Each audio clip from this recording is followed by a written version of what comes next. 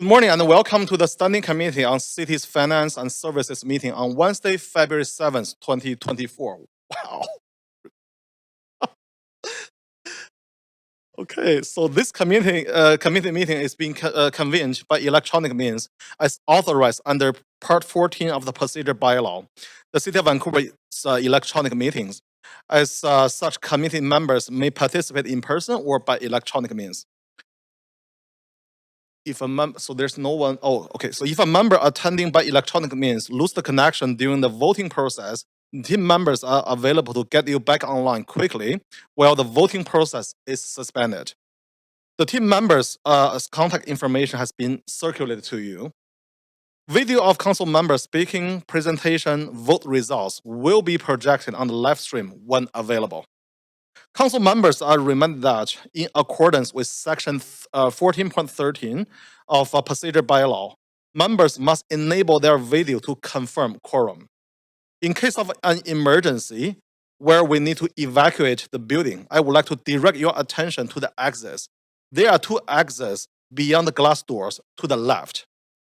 If these exits are obstructed, please direct your attention to the four exits in this chamber. Please use stairs, do not use elevator. I would also like to highlight there is a defibrillator located at the end of the hallway outside of the council chamber. We acknowledge that we are on the unceded lands of Musqueam, Squamish, and Tsleil-Waututh people. We thank them for having care of this land and look forward to working with them in partnership as we continue to build this great city together. I also want to take a moment to recognize the immense contribution for our City of Vancouver's team members who work very hard every day to make our city an incredible place to live, work, and play. Clerk, may we have the roll call, please? Yes. Mayor Sim, Councillor Carr, Councillor Kirby Young, Councillor Dominato, Councillor Bligh, Councillor Boyle, Councillor Fry, Councillor Montague, Councillor Clausen, Councillor Meisner, and Councillor Joe in the chair. You have a full house and quorum. Thanks, Clerk. Okay, the first item on the agenda is the proclamation, Lunar New Year. So as we can see, some of the council members wear the traditional Chinese qipao. So we're going to do the proclamation now. Okay, this Saturday marks the beginning of Lunar New Year's celebration, which are among the most significant annual celebration of Chinese, Vietnamese, Koreans, and other communities. The Year of Dragon will start on February 10th, 2024, and will be celebrated for 15 years. In Chinese culture, the dragon holds a very significant place as an extraordinary culture and unparalleled in talent and excellence. It symbolizes power, nobility, honor, luck, and success. As we welcome the Year of Dragon, we are very excited that the Vancouver Spring Festival Parade will celebrate its 50 years anniversary in Chinatown, and over 100,000 people are expected to attend. So I would like to acknowledge representatives from the following organizations who are with us today: the Chinese Benevolent Association of Vancouver, the Chinese Cultural Center of Greater Vancouver, Success, the Chinese Freemasons and Vancouver branch, Shuangyan Benevolent Association of Canada, Vancouver Chinatown Merchandise Association, and 2024 Vancouver Chinatown Spring Festival Celebration Committee. We deeply appreciate your contribution to Vancouver. I will now read the, let's go to the stage to read the proclamation by the mayor. Okay.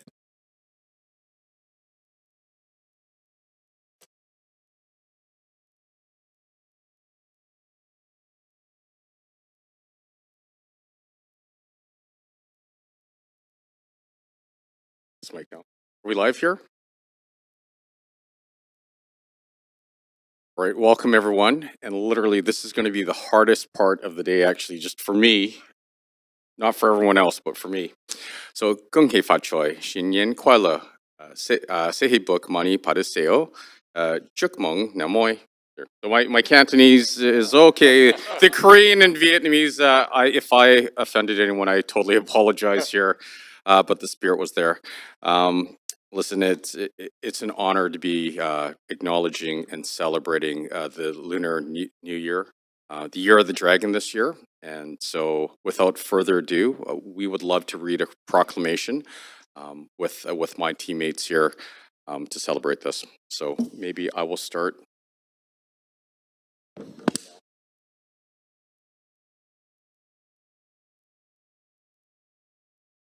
Whereas the City of Vancouver is home to a multitude of cultures and languages from around the world and values diversity as a source of strength. And whereas the City of Vancouver believes that celebrating diversity, be it gender, ability, ethnicity, religion, or sexual orientation, helps to create a vibrant community in which all individuals live in mutual respect and peace. And whereas the City of Vancouver is home to a large and diverse Asian Canadian community that has contributed significantly to the social and economic vitality of the city. And whereas Lunar New Year encompasses many traditions, including that of Chinese, Vietnamese, and Korean cultures, and is one of the most important celebrations of the year for many Vancouver residents. And whereas Lunar New Year celebrations have become an integral tradition in the city of Vancouver. It worked out, but I wish we had about another 16 things to say here because, and we could. But that being said, now therefore I, Ken Sim, Mayor of the City of Vancouver, on behalf of all of our teammates on council and everyone at the City of Vancouver, here do hereby proclaim the week of February the 10th through the 16th, 2024 as Lunar New Year week in the City of Vancouver.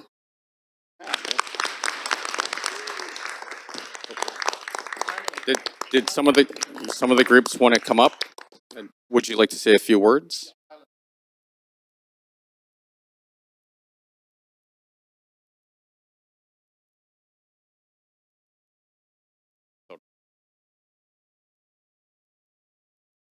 Just quickly start out, okay? Dear Mayor Kensin, all Vancouver City Councillor and the staff and everyone, good morning. On behalf of all the organizers represented here today, I believe everybody is very happy and prosperous Dragon of the Year. Thanks Vancouver City government for strong support for our parade. I would also like to invite everyone to join this Sunday morning 11 Chinatown parade and gala dinner in the evening. Happy Lunar New Year! 恭喜发财，新年快乐 ！Thanks. Thank you. Yeah, and so, whoops, are we still live here? That's a great point. It is the 50th anniversary of the Chinatown Lunar New Year Parade this year, and there are going to be over 100,000 people expected at that parade. So it's going to be a blast. Please come out. It will be a lot of fun, and it will support local businesses. It will support Chinatown, and the entire city is going to be there. So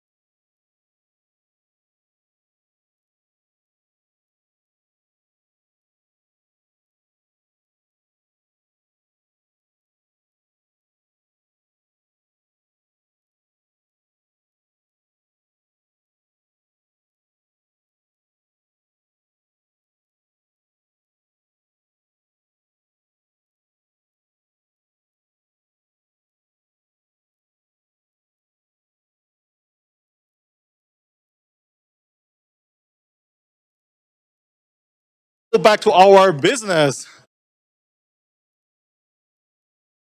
Hey.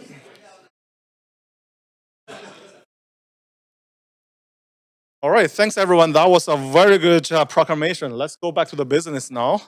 Okay, so this is our plan for the day.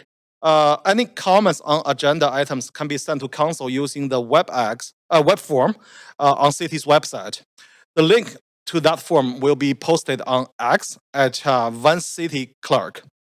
I also want to note that the City of Vancouver's long-standing commitment to equity, diversity, and inclusion, including almost respect for all genders. So I remind council that when addressing speakers and team members, we will avoid using gender honorifics. We will instead refer to the person by first and last name, role, or title. Today we have 2 presentations, 1 report, and 2 council members' motion. This is our plan for the day. We're going to break at noon for lunch and continue to deal with the agenda at 1 p.m. If needed, recess at 1 p.m. for a dinner break and reconvene at 6 p.m. to complete the agenda. The matter adopts on consent. There's no items on the consent agenda, so we're going to move directly to the presentation. Our first presentation is Vancouver Parks and Recreation Services Proposed Governance Transitioning Planning Update. Does any member wish to declare conflict of interest on this item? Seeing no one, we're going to move on. We have team members here to present these items. Council, you have, okay, please go ahead, Sandra. Thank you. Good morning, Mayor and Council. Thank you, Chair and Council. Thank you for this time on your agenda to update you on the work underway since December 13th's resolution to request legislative amendments from the Government of BC that would transition governance of parks and recreation services in Vancouver from the Park Board to City Council. As we understood from the resolution and discussion, this transition is intended to simplify governance for parks and recreation as core city services, ensure efficient service operations, reduce complexity in public service experiences, and reduce any duplication that has resulted after years of dual governance systems. These governance and operational changes are anticipated to result in service improvements, process simplification, and financial savings that can be reinvested in services or other council priorities. In the resolution, Council also committed to enhancing parks protections and continuing the city's commitment to meaningful public access to governance and governance processes related to parks and recreation. So what I will present to you this morning is the approach that staff is taking to implement Council's direction and to ready for the proposed governance transition should the amendments to the Charter be made. I'll provide a few comments on the overall approach, talk a little bit about the specific work streams, and then briefly outline our next steps. So the city has a long history of organizational development and evolution. As the city has grown, so have our services and the operations and the complexity of our operations. Recognizing the dynamic and changing environment in which the city operates, operational structures are regularly reviewed and revised for improved policy alignment and service delivery. As such, we actually have considerable expertise and experience in restructuring service departments and delivery. And while the contemplated transition of parks and recreation services presents some unique complexities relative to the Vancouver Charter and the current Park Board governance structure, the operational, human resources, and legal considerations are similar to other organizational transitions that we've made. For this transition plan, we've mapped out an overarching approach that sees an initial focus on addressing critical issues for the proposed governance transition while laying the foundation for early post-transition moves and then longer-term transformative opportunities. As staff, we're looking at this as an opportunity to look broadly at the interconnected and related work across the whole of the city's departments and services. This is not just about parks and recreation services. We believe that a unified governance model, if implemented, would enable us to look more holistically at city services and public experiences. And we see this as an opportunity for service improvements, process simplification, faster decision-making, reduction in duplication, and improved permanent parks designations. Recognizing that prolonged periods of uncertainty are difficult for staff and difficult for community, we are seeking timely changes to the Vancouver Charter. The spring legislature session is scheduled to run from February 20th to May 16th, and it's in this time period that we are hoping that these amendments will be made. There are a number of considerations in terms of the work underway. A significant one is the Park Board's direction to staff to not support planning for a transition. So as Council can imagine, this has significant impacts for us in terms of planning for any operational integration or transition. It also creates uncertainty and stress for Park Board staff, and I do want to recognize that. It's very difficult to have your work under review, under scrutiny, when you yourself cannot be a part of the conversation. And so as colleagues, we want to be very respectful and mindful of these impacts. We also recognize that the province is seeking some specific information in terms of how the city would approach specific aspects of this transition. They've mentioned facilities ownership, they've mentioned engagement with the First Nations, and they've talked about their interest in understanding the impacts on our employees. And so in this plan, we seek to answer those questions as well.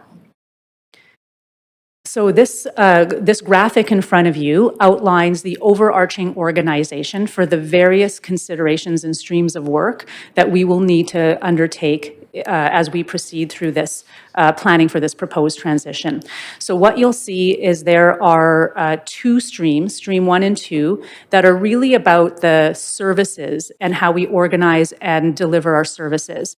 And then underpinning these two streams are cross-cutting considerations, how we engage with staff in the unions, how we engage with local First Nations and understand their interests in this transition, and how we ensure that we keep the public up to date, as this is a matter of high public interest.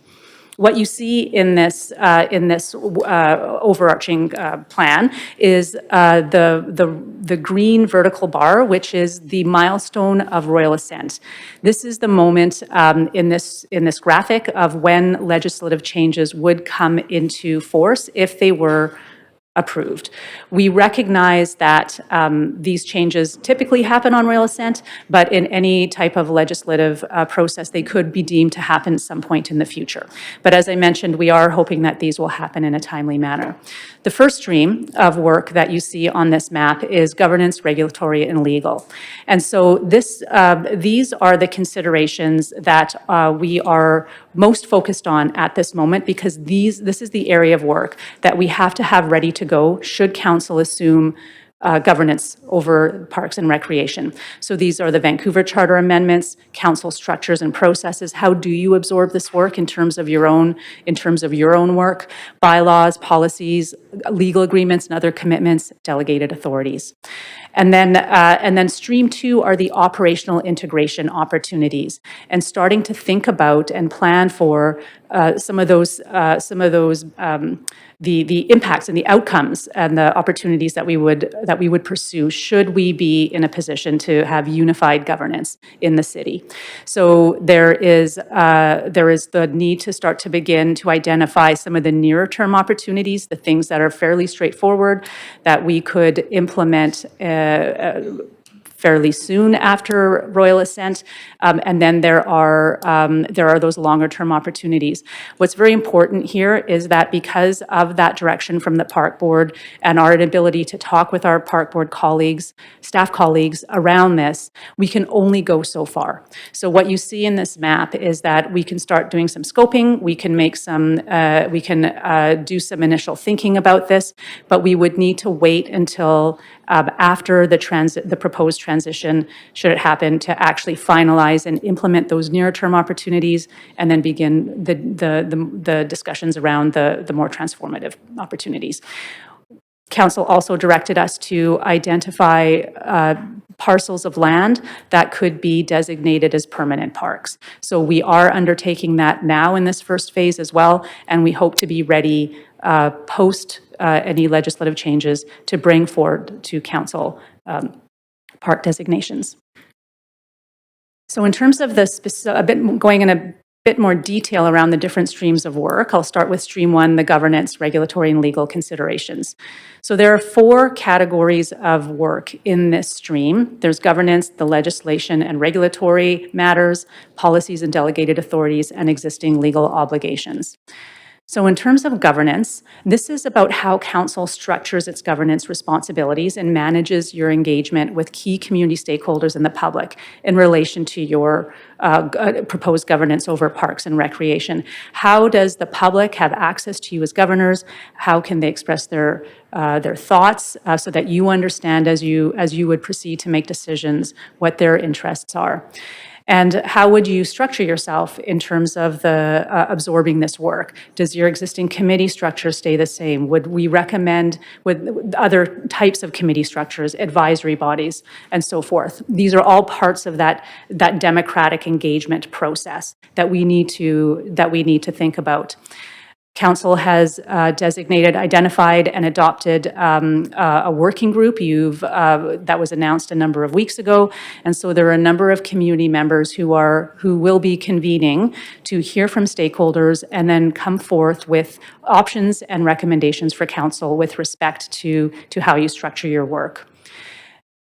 Importantly, as part of this stream of very focused mandate of the working group, there is some direction to hear from the First Nations around any thoughts that they have around this focused scope, and to modify whatever recommendations come forward to reflect those interests.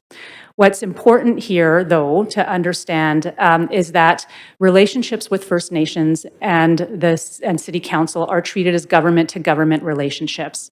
And so the broader questions around the local nation's interests in parks and recreation, and other interests they have in relation to this transition would be discussed at different tables that we already have, either the MSTV UNDRIP task force table, council to council table, or as in all levels of government, discussions amongst elected officials.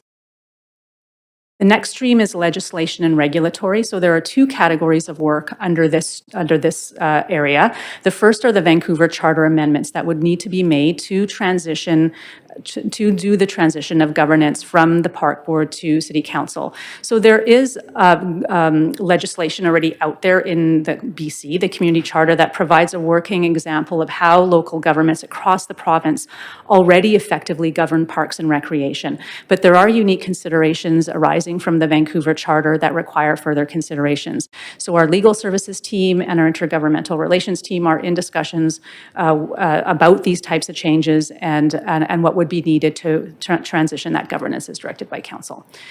The next area are bylaws. So the Park Board has 6 bylaws. As a first measure, we will likely recommend to the government that all the bylaws be continued by the province so that council has a bit more time to look at them, repeal them, and replace them.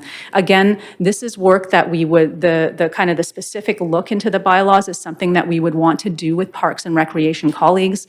And so that deeper look needs to wait until we can talk to them. There are a number of bylaws that are more governance or administrative related, and so those ones will be a little bit more straightforward because council would have would have its own governance structures, and we have, for example, policies that deal with freedom of information, which is covered by one of those bylaws. So those are a little bit more straightforward.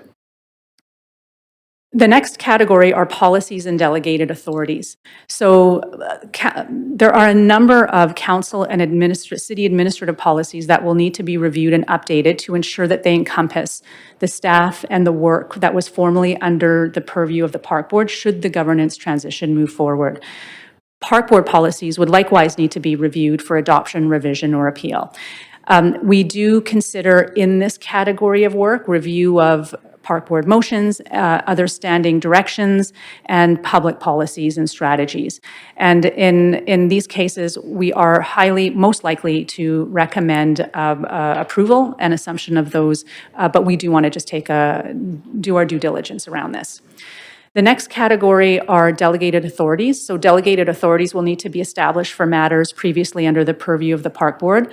It's important to note that on an operational level, the Park Board does currently address some issues on a more granular level than Council. So there may be some significant opportunity for faster decision-making and for some simplified process for community stakeholders because Council has delegated more of the decisions, for example, permits and things like that to city staff. The next area of work are legal obligations and other forms of agreement. So the Park Board is a party to a host of different types of legal agreements and different types of other types of agreements. So leases, service contracts, grant agreements, the joint operating agreements, of course, are very important. There's also memoranda of understanding, letters of agreement, and some of those may or may not have legal obligations in them. So for administrative simplicity and to provide assurances to all of the Park Board partners and those who are party to those various agreements, we're proposing that Council assume responsibility for all contractual obligations outlined in the agreements. This will likely be accomplished through an amendment to the Charter, but legal services colleagues are considering the most expeditious and straightforward approach. There are no implications for ownership of land or other assets such as facilities. Those are held by the city. The city is already the insurer for the Park Board, so there's no assumption of any additional risk management or insurance issues. And we are already the employer of the Park Board workers, so there appears to be no additional considerations relating to our employment contracts or collective agreements. The next stream of work are the considerations related to operational integration and the opportunities for us to think differently about our work. So as I mentioned earlier, we are not thinking about this as just a parks and recreation endeavor. We are looking across all city operations, or we plan to. We think that there's opportunity for significant service improvements, process simplification, faster decision-making, as I mentioned, deduplication, leveraging expertise across different departments, increased park designations, permanent park designations, and improved policy coherence. I do want to take a moment to note that these opportunities are evident on both sides of the current operational structure, both the city side and the Park Board side. And this is not a critique of existing people or previous people. These arise primarily because we've had decades of dual governance structures. Naturally, dual governance structures result in operational duplication, service complexity, inefficiencies, or additional costs. So our identification of opportunities is not a critique of staff, previous staff, existing staff, and their decisions. This is just a natural outcome of dual systems. As noted, our ability to plan is impacted by the direction to staff to not participate.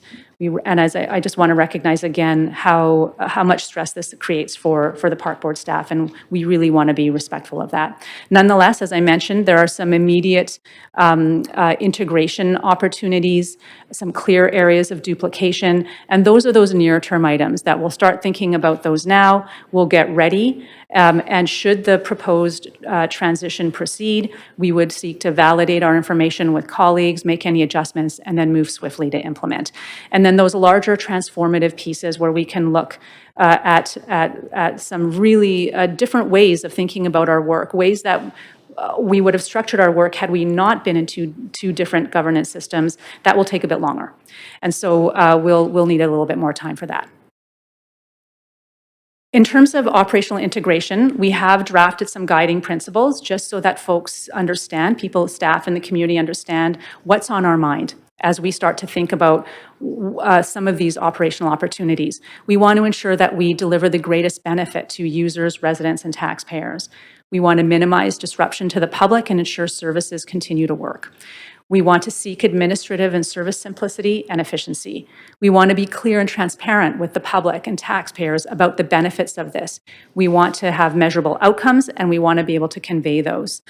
Time is of the essence, both because, as I mentioned, prolonged periods of uncertainty create unnecessary stress, and uncertainty is very helpful in those situations, but we also want to ensure informed decision-making.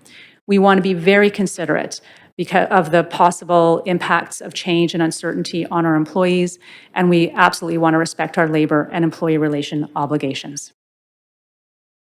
I'm going to take on this slide, which is the piece of work in the operational integration that contemplates park designations. I'm going to start with the chart. There is some, and just to really clarify what Council's resolution directed us to ask for of the province in terms of charter changes.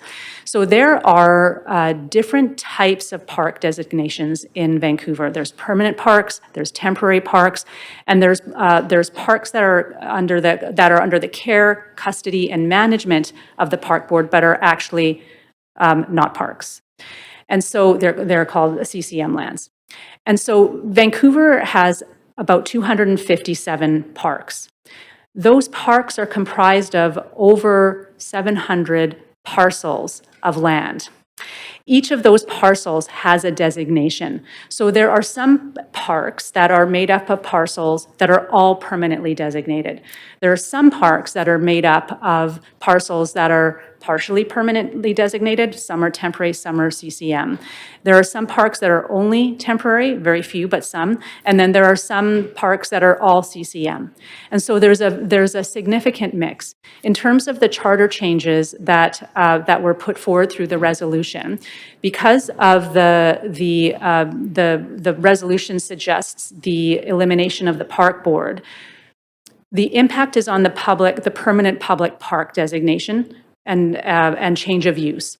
So currently in the charter, changing a permanent park designation to non-permanent or to some other designation requires 2/3 vote of the park board, 2/3 vote of city council. Without a park board, what council has done is suggested that the change of use would require a unanimous vote of council and provision for a public referendum. From a staff assessment, we believe this strengthens permanent park preservation. So, and then in terms of temporary parks and CCM lands, right now the charter allows for the 2/3 vote of council. Park board has no role in the designation of those lands now, and so those remain the same. As I mentioned, we have the direction from council to identify a number of parcels of land that we could bring forward to designate as permanent parks. And so that work is underway, and we will aim to have that decisions around that to council as soon as feasible, should the governance transition proceed. There are 3 cross-cutting streams of work that underline those 2 kind of service-focused and governance-focused streams. The first are our engagement with staff and unions. We have 2 unions that represent the included staff in the park board. That's QP 15 and QP 1004. There's also engagement with the local nations and how we keep the public up to date around the work that's underway. So for staff and unions, just to remind council, there's 2,600 employees in the park board. So that's about 116 exempt, and then the remainder are represented by one of the 2 unions. It translates to about 1,200 full-time equivalent positions. The city is the employer. On the city side, there are multiple work areas that would be engaged in this work. And so giving you a scale of the number of kind of staff that will be engaged, we still need to confirm that through our work on identifying the opportunities and how we want to phase the work on those. But in the near term, we see opportunities with engineering services, ACCS, REFM, Indigenous Relations, Communications. In terms of implementation and impacts on employees, with respect to any future operational integration and any specific positions, as we do with any restructuring in the city, as feasible, we will aim to manage those impacts through attrition, existing vacancies, or reassignment. Our goal here is to not lay off staff. Our goal is to manage through attrition and reassignment. Our unions, and keeping them updated and hearing from them regularly through this restructuring process is of the utmost importance. We, of course, plan to respect the commitments in our respective collective agreements, and we hope to and plan to engage regularly with the unions to ensure that they know what we're working on, what we're thinking about, and that we can address any concerns as they may arise. And then staff across the whole organization will be interested in this. And so we will communicate regularly with staff across the city and park board about this work and opportunities for question and feedback. And maybe I'll just clarify that in terms of the communicating with park board staff. This is just to ensure that they have access to the same information that city staff have. This would be a communicating and sharing information. It would not be seeking to have them redirect any of their efforts. We'll use face-to-face meetings, town halls, online, and we'll phase communication so that staff have updates as we have decisions and as we're able to share so that we can bring them along.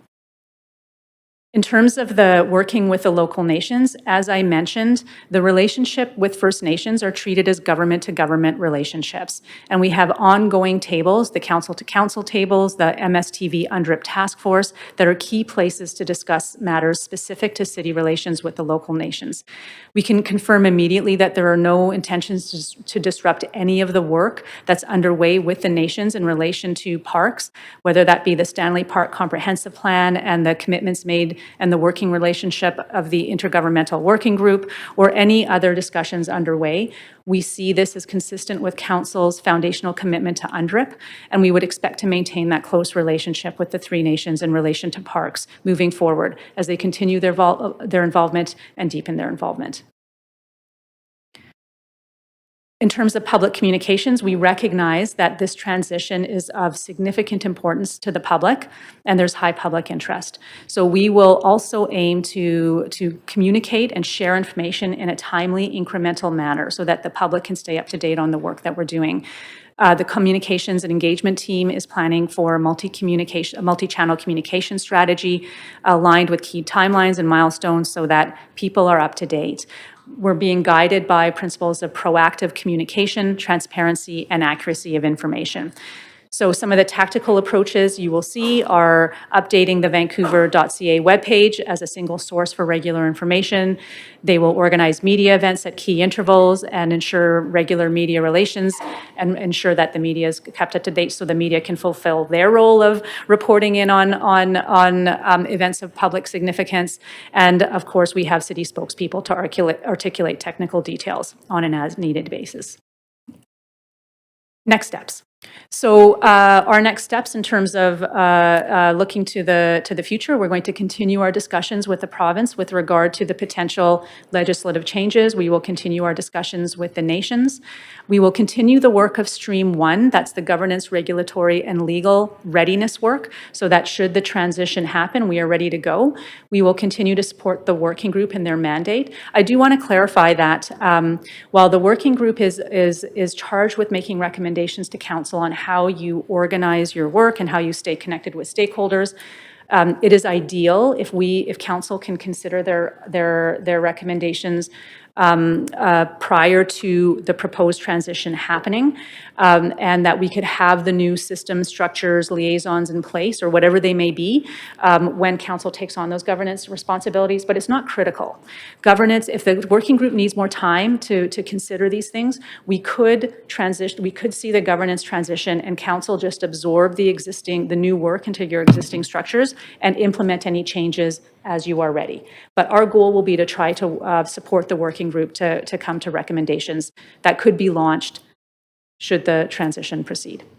And then, of course, we will maintain updates on the public website. And so that is it for my update. Thank you. Thank you, Sandra. Yeah, thanks for the presentation. A very serious item after the Lunar New Year proclamation. Okay, so Council, you have up to 5 minutes to ask questions of team members. Are there any questions? I see Councillor Boyle, please go ahead.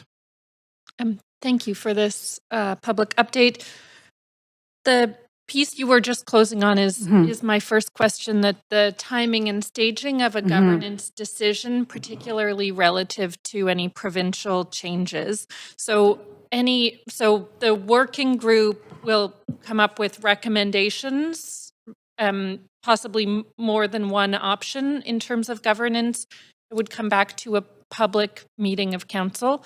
Yes. Decision? Okay. Yes, that's the intention. And right now we're hoping for coming to council in May, but so that we would be ready should there be legislative changes toward the end of May or June.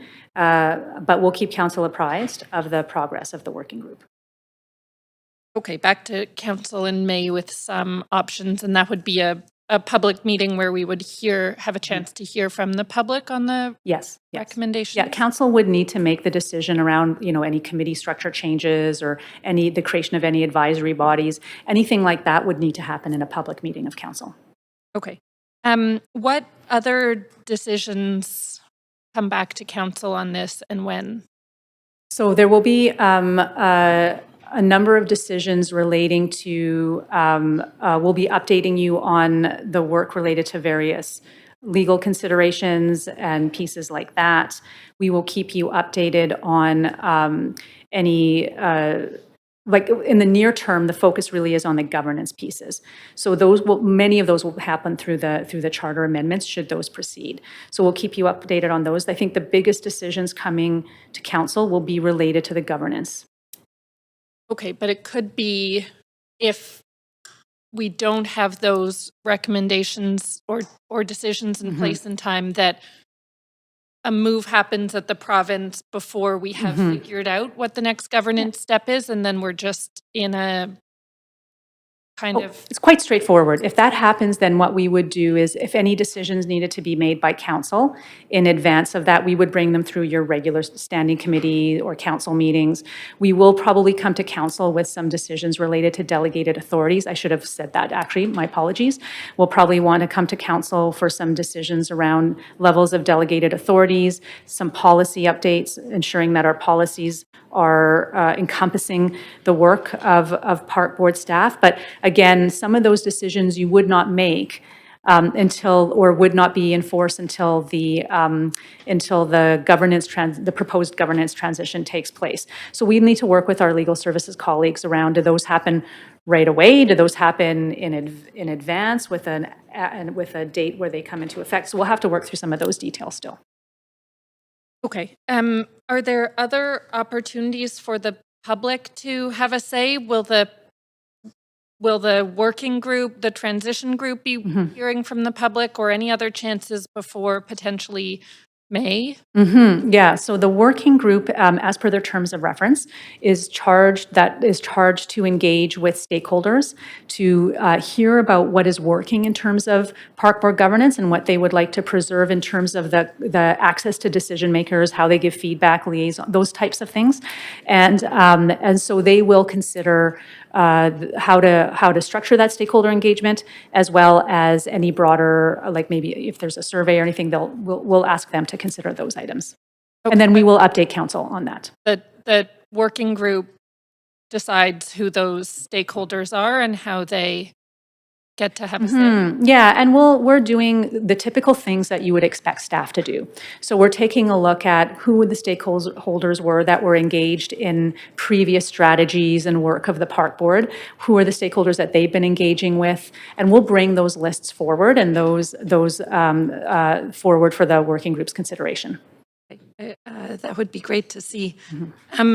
Are there yet, or when can we expect any tangible estimates of cost savings? Certainly has been spoken about in the public a lot, but not with any concrete numbers. Yeah, it is as I mentioned in the presentation, one of the limitations we have is really starting to plan for those operational opportunities is in depth and in detail is paused until we can talk to our park board colleagues.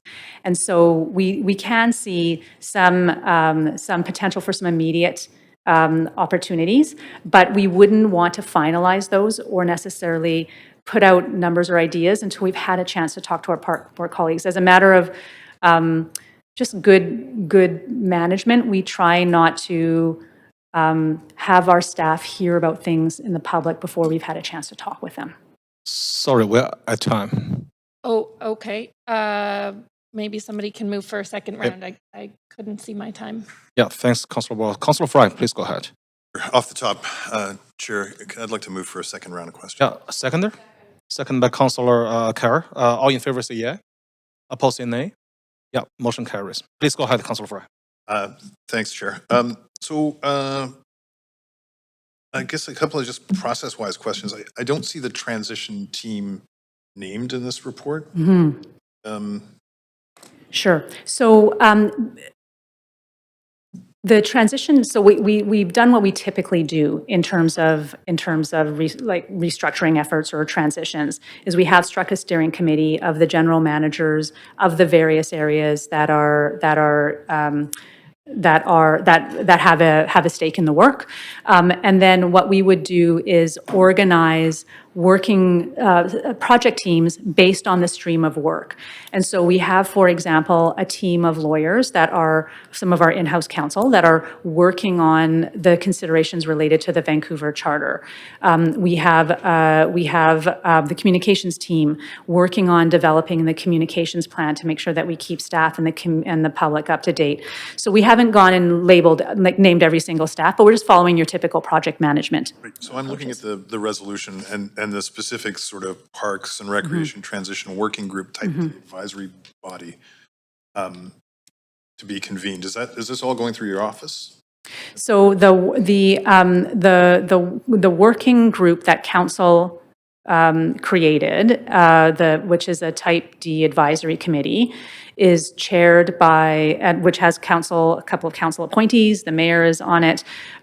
Paul, the city manager, myself, and Ben Pollard, our director of BPPS, serve as executive staff supports to that committee. And so that is being organized out of the city manager's office.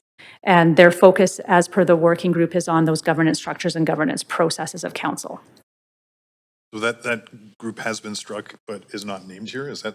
That was announced 2 weeks ago, and it's on the public website. So we could certainly send you that information. Okay. Yeah. And it does say that it has a time-limited mandate of 6 months. When does the clock start on that? Yeah, so it started, and with the appointment, and so what we hope is that, as I mentioned, that they will undertake the stakeholder engagement. They will hear from stakeholders what is working. They will come to council with some options for how the different types of structures and roles that you could implement to ensure that there continues to be meaningful and authentic public access to council as the proposed governors of Parks and Recreation.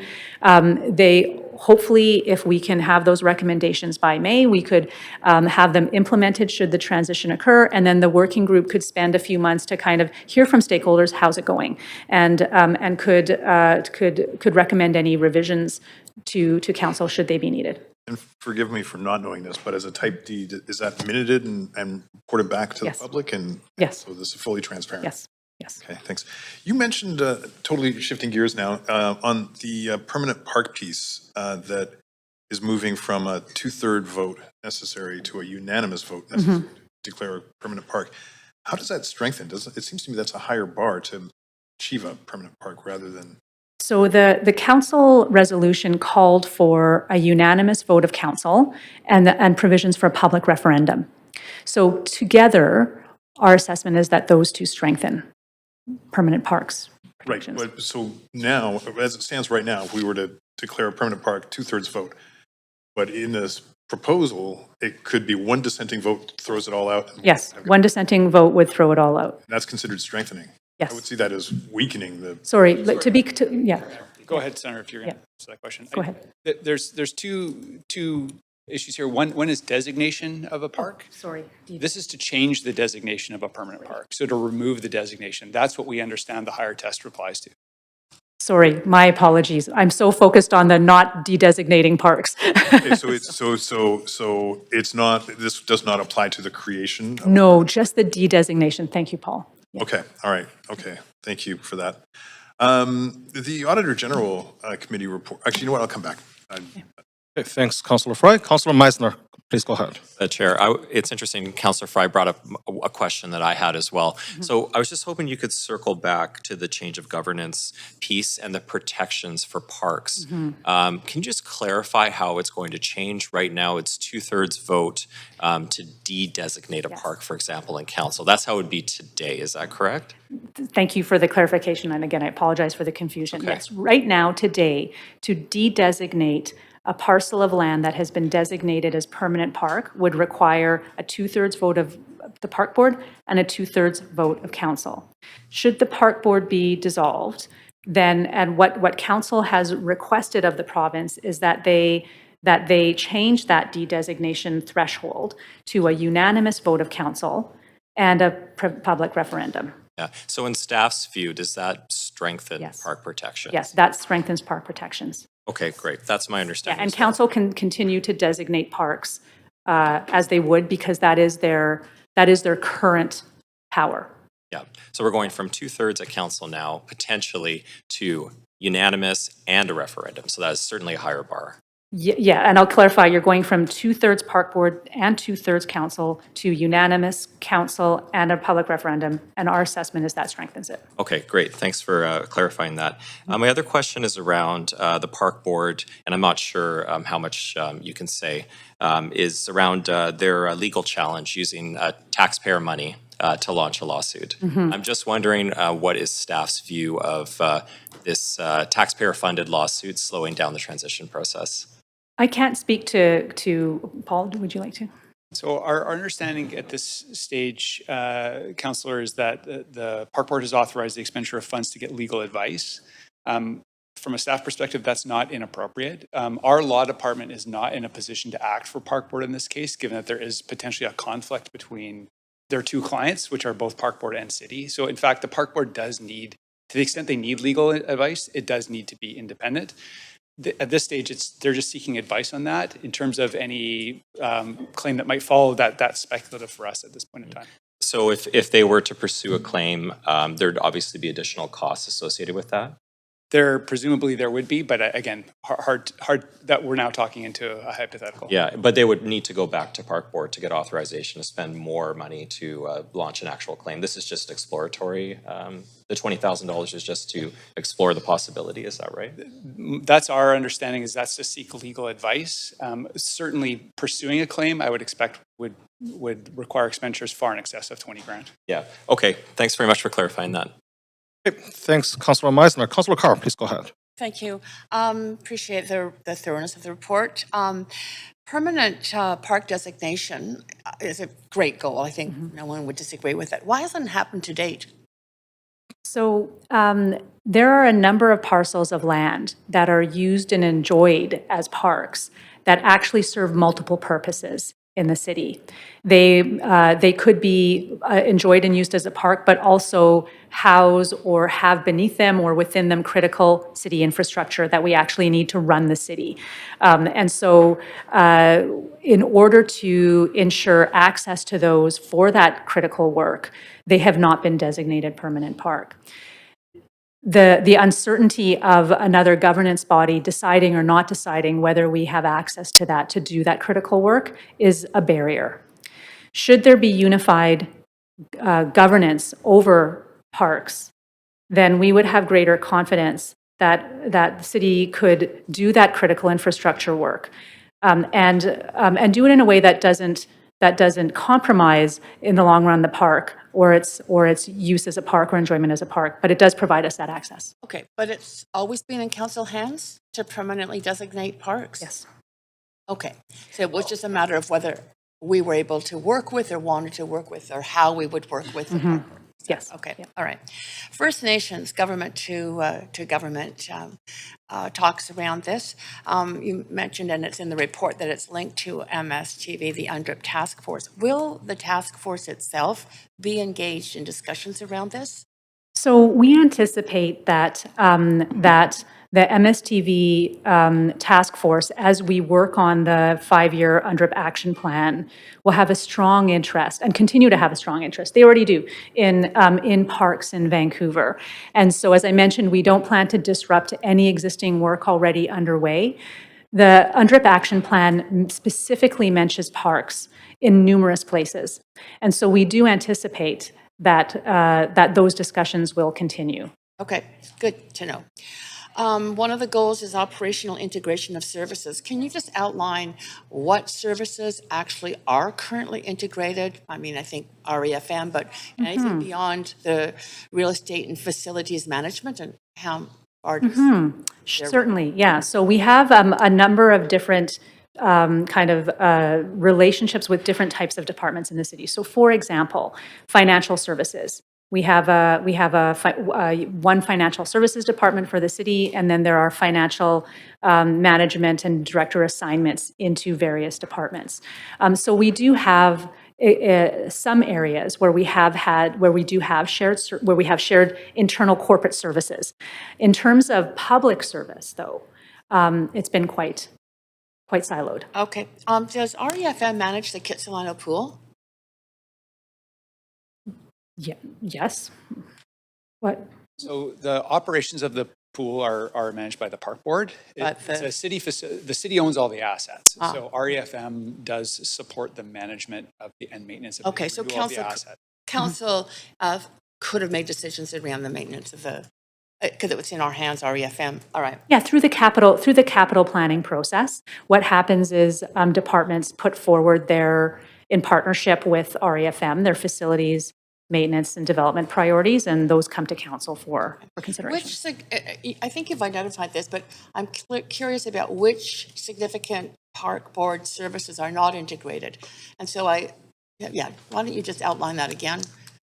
In other words, what needs, from your point of view or from somebody's point of view, needs to be integrated that isn't currently?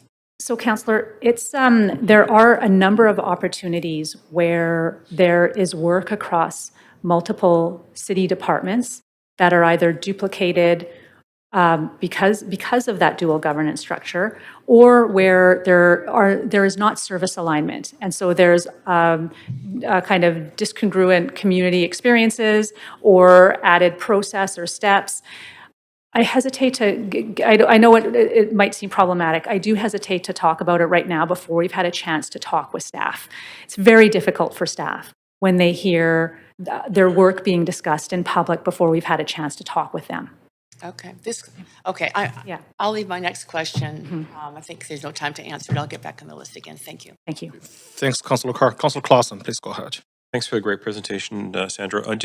You've repeated a number of times some of the anxiety and stress that this brings to park board staff. Mhm. I'm just wondering, given that is a genuine concern, with the board giving direction not to work and seeking legal action, is there a way that we can better support our staff team there, or provide some protection from them so they're not feeling sort of put upon in this situation?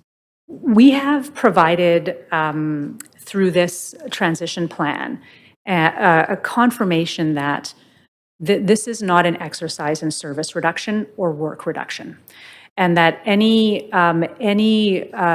changes that we might make in terms of organizational structure we would seek to do that as feasible through reassignments, through attrition, through vacancies. So that is an assurance that we have made, that it doesn't mean that there aren't changes and that people might not have a role change that they might not have foreseen for themselves, but we are really trying to keep to that commitment. So that's very important. I think in terms of the park board direction, our job as city staff is to respect that and to not create a situation where they feel that they are in conflict with their governors. So we're just trying to be very respectful of that. And then the other assurance is that we're not going to make any operational decisions until we can talk with their leadership or talk with them. Thank you. I'm sort of quoting from the deck that said, you talked about part of this process is to get at operational duplication, service complexity, inefficiencies, and higher costs. We've had a lot of reticence to talk about cost savings, apart from when the city manager talked about a particular example of a temporary park, access to it being drawn out and costing millions. Why are we not able to sort of broadly more talk about the actual amount of potential cost savings? Because when we look at service redesign or operational restructuring, we do want to make sure that we have the information that we need to make the best decisions possible. We can certainly make decisions based on what we know now, but when people's work is involved, we do try to engage them in those discussions. And as I mentioned earlier, it's very difficult for staff to hear their work being discussed in public when they have not had a chance to share what they know, and to have that input. So that's how come we're being a bit reserved here. Okay, very good. My sort of final area of questioning in regards to around communication, and so just a heads up to Maria, but my concern is that there is a fair bit of misinformation that has been spun out there right now, and wondering what efforts we can make to not only kind of address that in real time, but also maybe visually help the public have a better understanding of our goal here of a new era of parks and park improvements. Thank you for the question. So the communications team have stood up a public website where we will be posting regular information. So we have created a bit of a kind of a working paper that describes this transition plan, provides the level of detail that you have here, but might not be conveyed if someone's just looking at a PowerPoint. So that will be posted to the website. We will post FAQs. We will keep people updated. Maria, would you like to? Thanks, Councillor. Marie Ponticus, Chief Communications Officer. I would say just to augment what Sandra said, we've also been doing a fair bit in proactive media relations to correct some of the stories that have come out. This is a environment where there's a lot of misinformation floating around out there for a variety of reasons, but where we see an opportunity to intercede with facts. Permanent park designations is a great example where we've done a bit of that to get that message out there, and through kind of constant persistence updates out of this is a great example where we'll be putting out proactive communications about what was discussed here today, and kind of continuing to have that be, tell them once, tell them 7 times is always the way, and through that make sure that there's factual accuracy in what the public is getting about these proposed changes.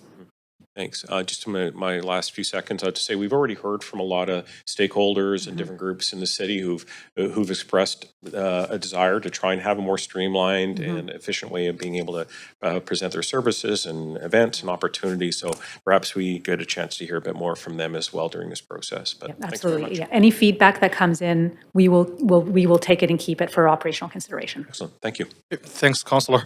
Councillor Kirby, please go ahead. Thanks, Chair. Good morning. Morning, Sandra. Thanks for the update. So a couple of my questions have been asked. I'm just going to reflect back what I heard just to make sure I'm getting it right and then try to delve into something new. So, and again, to the comments around hopefully some level setting this morning, and this is what I'm hearing. Tell me this is correct. So land and assets, no change, already owned by the city. Correct. Employees, all of our valued and important employees, no change, already city employees. Correct.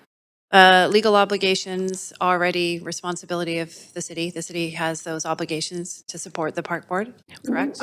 We are proposing that with the governance transition, that City Council assume all of the legal obligations in any contracts. Okay, and so that would include, for example, the joint operating agreement with 100%. all the community center associations and the valuable work that they do? Absolutely. Okay.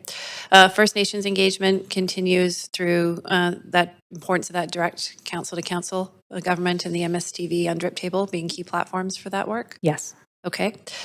And then public services opportunities, and again, respecting some of the work. I think we know intuitively what some of those are in the public facing. We hear a lot about festivals and events permitting. Do you not have to have two permits, for example, from 2 different groups? But great example. Hopefully simpler and faster for public services. I don't think we're speaking out of turn when we talk about festivals, because I think that's commonly known. And overlapping bylaws, potentially some stream. Okay. My question a bit is just going back to the scope of the working group is really around just kind of the notion of what they might consider and the kind of recommendations we come back. So I know the public has a keen interest in how's it going to work? How will council absorb this? So would they be considering a wide range of things from, do we have committees like we have resident advisory committees? Do we have a separate committee of council? Like, will they be turning their attention broadly to looking at options for how we maintain that community engagement and different ways that that can happen? That's exactly it. Yes, what you've described. Okay. And so probably, I'm guessing, looking at some other cities and some other models and learning from how they've done that. Yeah, exactly. That's typically what we would do, and what we will do here is do a scan of other cities that where the governance of parks and rec, which is pretty much every other city, is with the elected city council. Is how do they organize themselves? Right now we have 2 different standing committees here at City Hall. Would council like to consider, for example, a standing committee on parks and ecology, or would you like to have?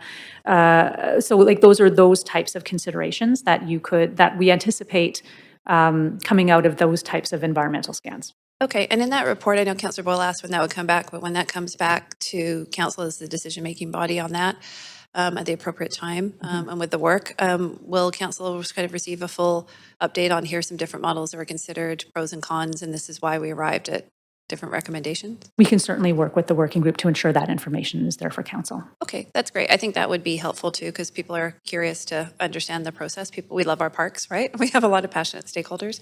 I think that's really clear. The questions were asked about permanent parks, so I appreciate the work. Thanks. Thank you. Okay, thank you, Councillor.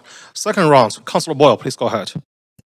Thanks. I just want to go back to the cost savings question, because I hear you say it's hard to talk about now before the details have been figured out. But of course, it was brought up right at the very beginning of this process. And so it's hard to avoid now, and people have anxiety because of it. When can we expect some numbers on that front? So we, as I mentioned, we are starting to think about what some of those near-term opportunities are, and hopefully for implementation as soon as feasible after should the proposed transition happen, we would be in a position to share that information once we've had a chance to discuss with staff and do that financial analysis. There are some fairly straightforward things, Councillor, like for example, there's some IT savings that are very straightforward that, not required to manage public meetings out of the Beach Avenue offices anymore. So that's, maybe $100,000 a year or so, for example.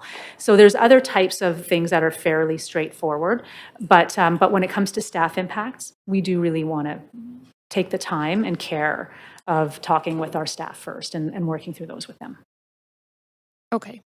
So sorry to push on Yeah, this, but maybe May? I mean... Yeah, possibly. It would be difficult for us to talk about these types of things before the transition actually happened. But we'll take that back. We understand that there is very strong interest in understanding where some of those near-term savings are. Some of the other initiatives that are kind of on our minds that we would like to get in the room with the park board colleagues and talk about might take, a year or two to plan and implement. But we'll try to come to council as soon as feasible with those types of financial considerations. Okay. Yeah. I think because millions in savings was mentioned right away, people are nervous about what that looks like without specifics. So yeah, and I think like considering as well the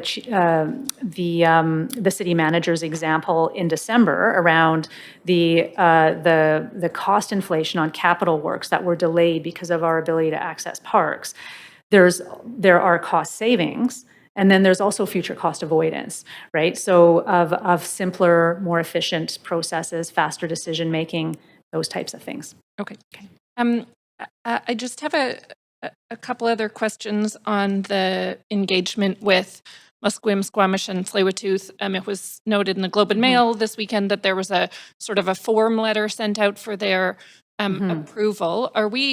Is your sense that that our own expectation of ourselves or the provincial expectation of us is sign off an agreement from each of the nations ahead of a provincial legislative change? I can't speak for the province, but what I can say is that we would like very much to have endorsement from the three nations in moving forward. This is an important consideration, and so that is what discussions are underway related to. Okay. It leads me back to the question of the timeline or staging of decisions. If potentially we might not make a governance decision until after the provincial change, but it seems to me that's a consideration for the nations in terms of support. So the governance decisions that the working group is really focused on are kind of tactical matters related to the day-to-day operations of council. What type of standing committees, what type of community advisory committees, what type of liaisons to community organizations, for example. The relations and discussions with the First Nations are, in relation to Vancouver, are at a more government to government, like kind of at that, less at the tactical operational day-to-day matter necessarily in terms of how council operates. That said, if the nations are very interested, we can always amend. Okay. Yeah. One of the things I have heard is conversation about if there was a Parks Advisory Committee or something, what nation representation on that committee looks like. And so that's the governance piece that to me connects between the two. Is that something that would be looked at as an option that would come back to us in May? Yes, I mean, just as at first glance, I would suggest that we generally would not put government representation on a community advisory committee with their special, like with their status as government. In the same way that we wouldn't put the province on a community advisory committee, right? There's a different relationship between the First Nations. There are tables where we discuss these types of intergovernmental relations with them. Time. Out of time, thanks. Okay, thanks, Councillor Boyle. Councillor Fry. Thanks, and I'm going to try and fire through some of these. There's been some mention of like misinformation and factual accuracy, and Councillor Carr was bringing up the issue of Kids Pool, and I think even the mayor in his sort of justification for this move had suggested that Kids Pool's maintenance was the fault of Park Board, why we need to get rid of Park Board. But in fact, what we're hearing now is that it's actually REFM is responsible for the maintenance of the pool. So when we talk about factual information, are we going to put a critical lens on the entire picture and reference like where council's been responsible for financial maintenance of a lot of these facilities in the first place? As we come forward with the analysis of where the opportunities are for integration or service efficiency or savings and things like that, we will be we will share, you know, where are the challenges and what are we seeking to address with whatever we're doing.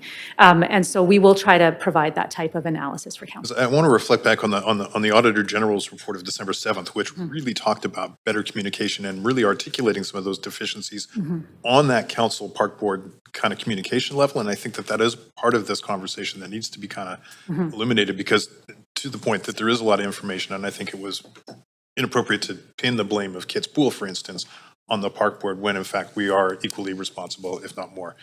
So I just wanted to name that and the importance of having that factual accuracy when we're having this kind of conversation and forward-facing community piece. The issue of duplication of permits, is that a governance issue or is that an operational issue? We actually have a project underway right now around permit duplication and ways to kind of work together to align. However, having a unified governance and one decision maker always simplifies things. And so we've seen that through numerous processes over recent years. But to be clear, we could streamline and make permitting more efficient without having to go after the governance side of It would take more work and time to do that. Okay. And it wouldn't be certain. Right. Councillor, if I can just add one point, as long as there is a distinction legally, there would always need to be a requirement to issue two permits. I think that's the fundamental problem, that the city cannot issue a permit on behalf of the Park Board.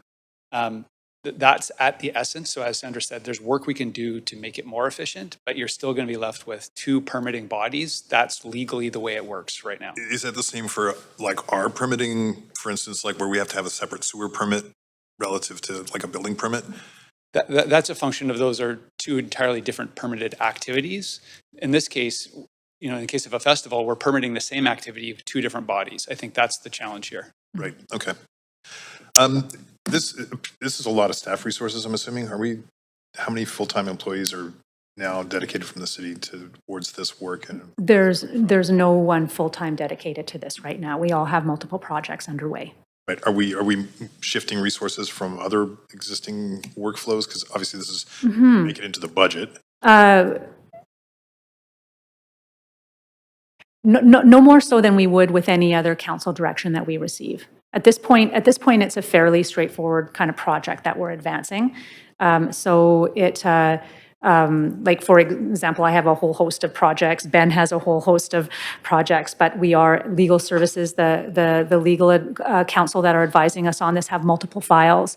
So we're really handling it no different than we have anytime council comes up with a new resolution. Given the timeliness of this and the fact that we would like to move through this, hopefully this spring session, so that we can provide that certainty to staff and community about what the future is going to look like, we are focused and we would prioritize this. But right now What happens after the 6-month time limit that put on this? So the 6-month time limit is on the working group and their consideration of coming forward with options for and recommendations for council related to how you structure your governance duties. Okay, I guess last little bit from me is and just, this is more just a point of clarification, because there's been suggestions about the park board's decision to pursue legal advice and stuff. And I just want to reflect that the autonomy of the majority of the board decision-making, as much as the autonomy of the majority of this board decision-making, is within their mandate. It certainly is nothing. Yeah, we're not critiquing that or anything. We just want to Sure, be respectful of their direction regarding their staff. I just wanted to just kind of circle back and get that, reiterated clarity. I think there was suggestions that it was inappropriate otherwise. Okay, I'm out of time. Thank you. Okay, thanks, Councillor Fry. Councillor Carr. Thank you. One of the statements in this report is that the park board has more granular governance compared to council. So what does granular governance actually mean?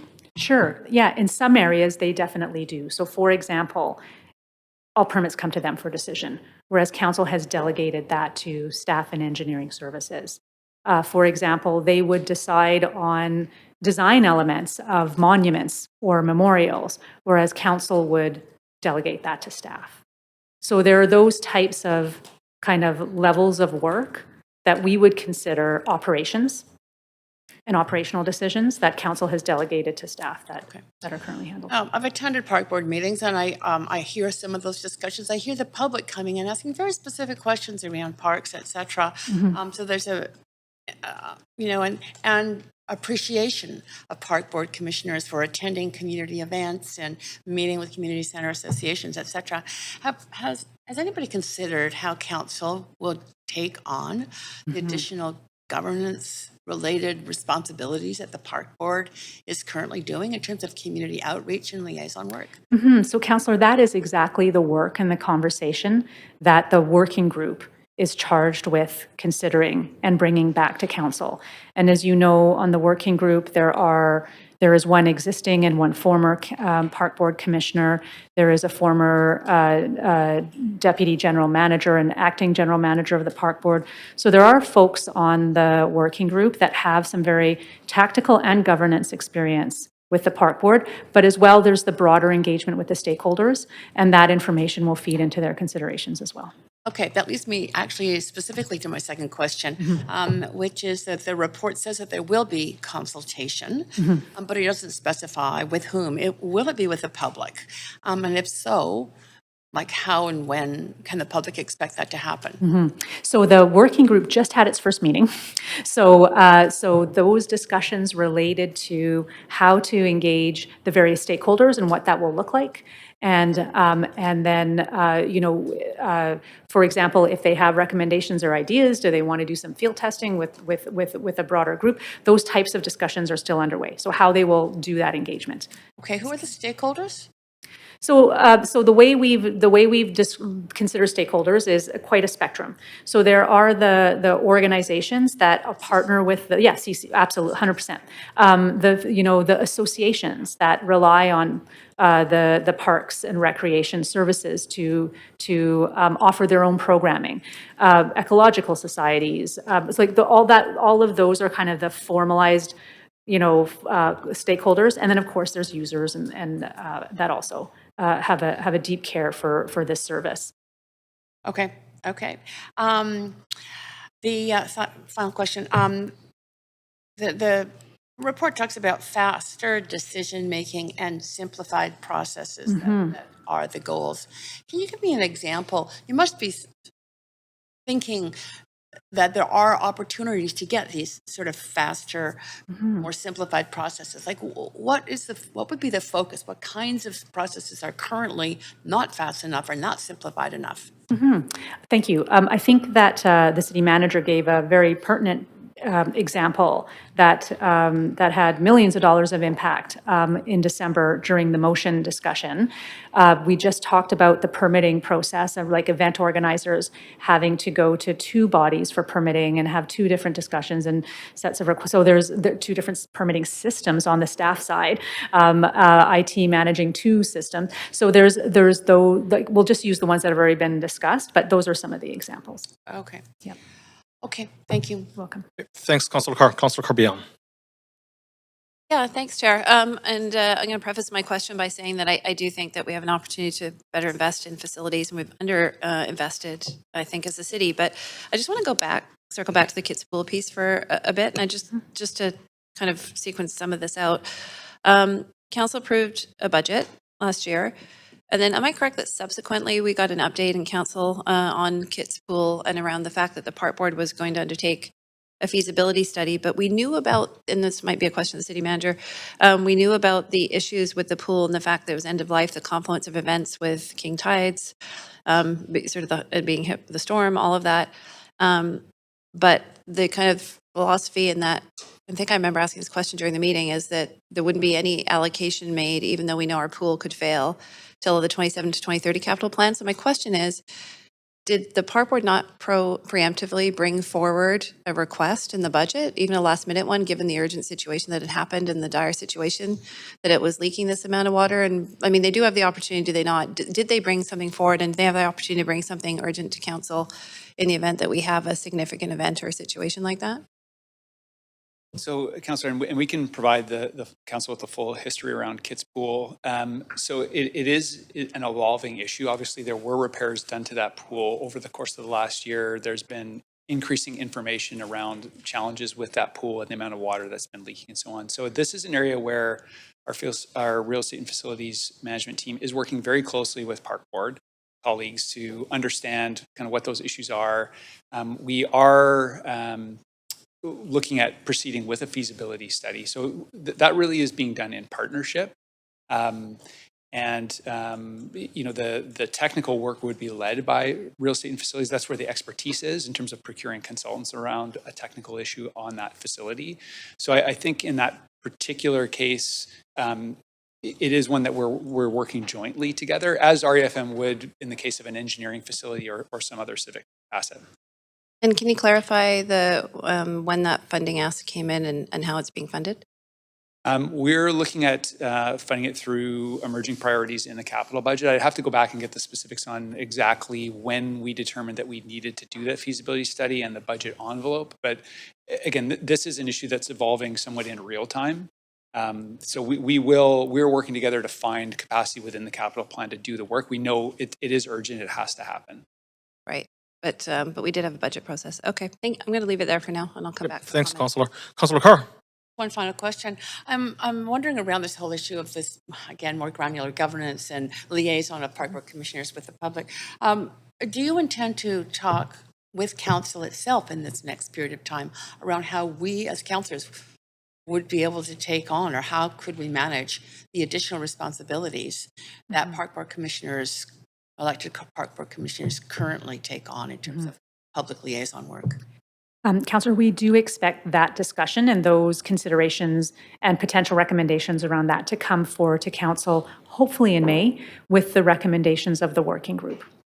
So we'll keep you updated on that timeline. The working group's going to figure out something and come back to us. Well, what we've asked them to do is to take a look at what other municipalities do, take a look at what's already happening here in Vancouver in relation to the park board, talk to stakeholders, consider all of those inputs, and come up with options for council consideration. Of course, council could always, create your own option, like, amalgam or whatever you might want to do.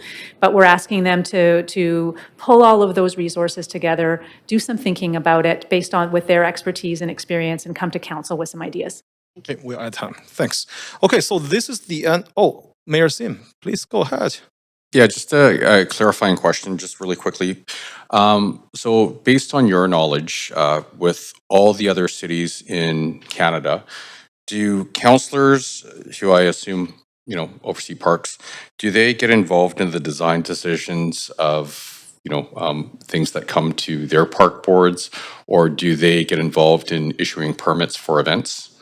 Because thinking of workload, I just want to Yeah, we have not done that level of analysis yet of other, like in terms of the operations of councils yet. But I would hunch the answer is no, but we'll get back to you. Great, thank you. Thanks. This is the end of our questions. Thanks, Sandra and the team, for the presentation and all the work behind. No decisions required for this item, as the presentation is only for information only. So that concludes the first presentation on the agenda. So before we go to the second presentation, let's do a just very quick 2 minutes recess. So we have we can switch the chair. Thanks.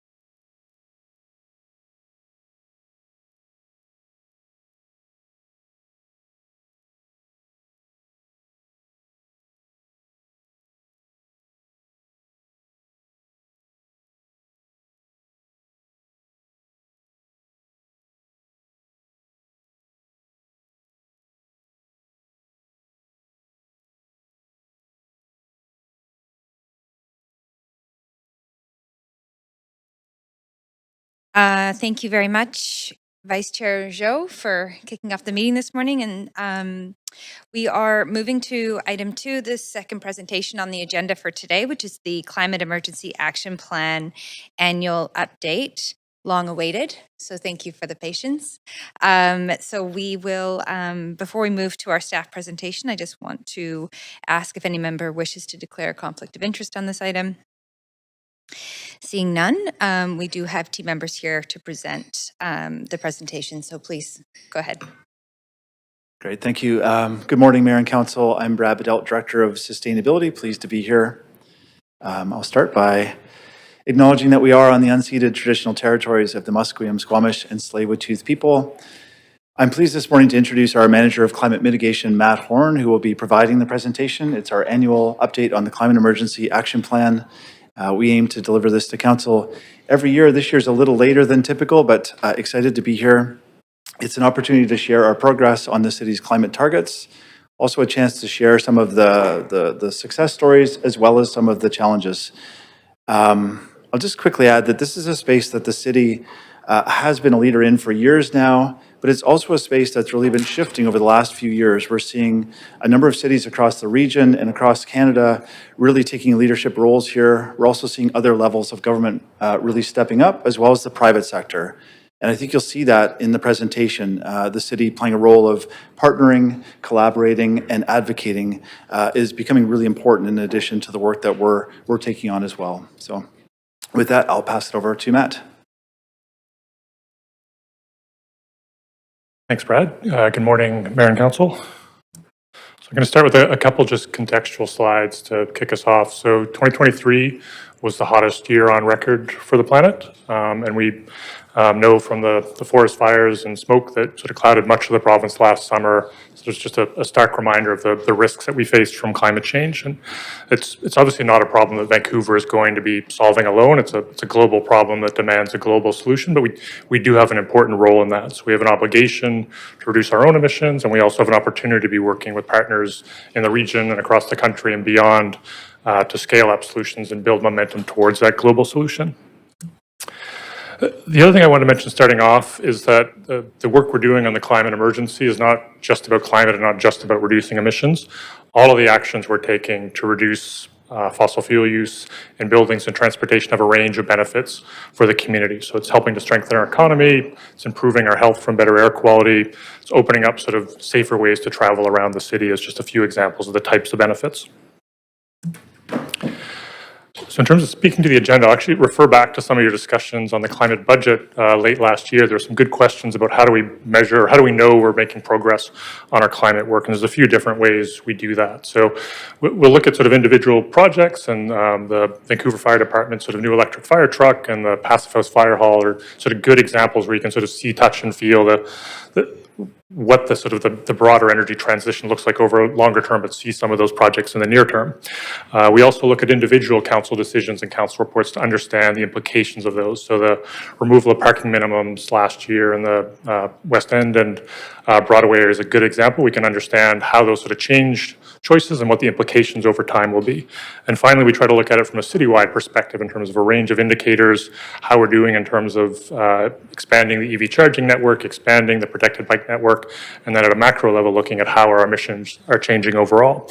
So this report will combine together sort of all three of those levels. We'll also take a bit of a look ahead to 2024 this year in terms of some of the decisions and milestones on the horizon, and then the work we're just getting started to refresh the climate plan for the second half of the decade.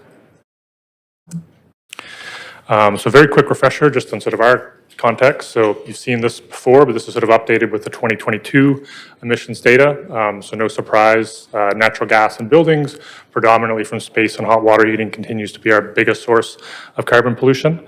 And then the second biggest source is the gas and diesel burned in vehicles from vehicles on our roads. We have the two small slices there.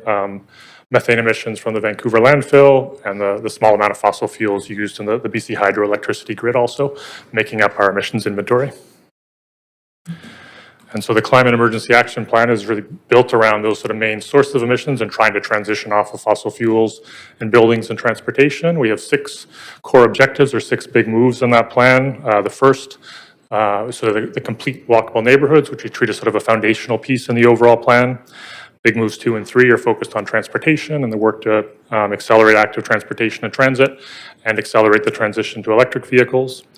Big moves 4 and 5 are focused on buildings, the work to transition off of fossil fuels for space and water heating, and then the work to transition to lower carbon materials and construction practices in new construction.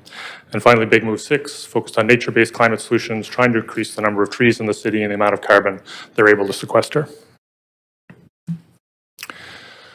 In terms of how we're doing, we'll start sort of looking at the historicals and actuals. So this chart you've seen before as well, it shows citywide carbon pollution from buildings and transportation from 2007 through 2022. So you can see the continued trend there, sort of a modest decline. We're at 12% down relative to 2007.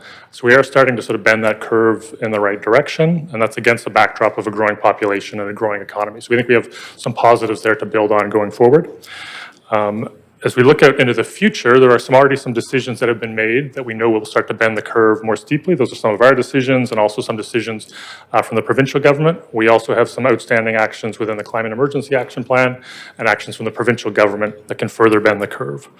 So this is some modeling work we've done that sort of shows where we think we could get by 2030. So that's again based on the decisions that have been made to date and also decisions on the horizon for council and for the provincial government. So that sort of best case scenario based on those current actions would put us at a 40% reduction by 2030. So again, I think really impressive progress that we think we can be on track for. It does still leave us a gap to our target. Our hope is that we can sort of follow through on those plans and give ourselves the momentum and foundation to close the gap in the second half of the decade.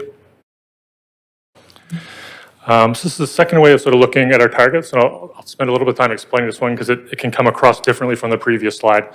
This slide is focused very much on our likelihood of achieving the different big move targets. So a green, where we have for big move 5, is we think it's likely we're going to be hitting that target based on current trajectory. Yellow is a medium likelihood of hitting the target, and a red is an unlikely that we're going to be hitting the target. And I think the thing to differentiate here, this is very much focused on our likelihood of hitting the target. It's not an indication of whether we're making progress or not. So across the board here, we do think we are making progress and starting to work towards those targets. In the case of big moves 1, 2, and 4, we don't think that progress is enough to give us sort of confidence of hitting that target. The second piece I would emphasize on this one is that word currently, and that is sort of based on the current actions we have in the plan and the decisions we've made to date. There are opportunities to change that and sort of to strengthen that set of actions going forward and shift some of those yellows to green and shift some of the reds to yellow. So I'm going to shift into a few of the successes from 2023, and there's just a broad range of work that's been happening. We're happy to take questions on any of that, but I'll highlight a few of the ones we thought were particularly notable. So the first was around Council's decision on missing middle housing, or the enabling of multiplexes, and we're already seeing applications now come in for those, and we'll start to see them under construction later this year. So it's a new type of housing that allows sort of more families and people to live in Vancouver where they might not have otherwise been able to, which is good for a variety of reasons. From a climate perspective, those homes will often be sort of closer to amenities and jobs than they might have otherwise been without that option. And those buildings will be very efficient. They'll be built with zero emission space and water heating, so ticking off a number of climate boxes. The second was the decision to further eliminate parking minimums. So we've now removed parking minimums with the exception of accessibility and visitor parking in the West End and also the Broadway plan area. So again, from a building development perspective, that opens up some additional flexibility. We hope it'll make some additional sites viable, particularly for non-market and rental buildings. We think it has the opportunity to bring down the costs of the construction and the cost of rent in those buildings. From a climate perspective, less parking means less concrete, less steel, which are very carbon intensive materials. We're also hopeful of seeing those buildings coming with better sustainable transportation amenities, so better bike parking, better access to car share that helps with that transition to active transportation and transit. The third is the completion of the active mobility plan. So this is one of the actions in the Climate Emergency Action Plan, and we've now mapped out the improvements we think we need to be making across the city to make walking, rolling, cycling safer and more viable for people throughout the city, regardless of where they're starting and where they're trying to go. So we'll be continuing to sort of implement that plan, and again, to enable us to achieve those big move to active mobility targets. And the last one is some work on retrofits, 2 pilot programs we've launched for rental and not-for-profit housing projects. We're hoping for about 20 projects under each of these pilots. The expectation is that work will help those buildings transition off of fossil fuels for space and water heating, and also really importantly, add cooling to those buildings. As we get going on those projects, we've had a good amount of initial interest. We're going to be learning about some of the challenges of making those retrofits in those buildings and allow us to scale up that work over time.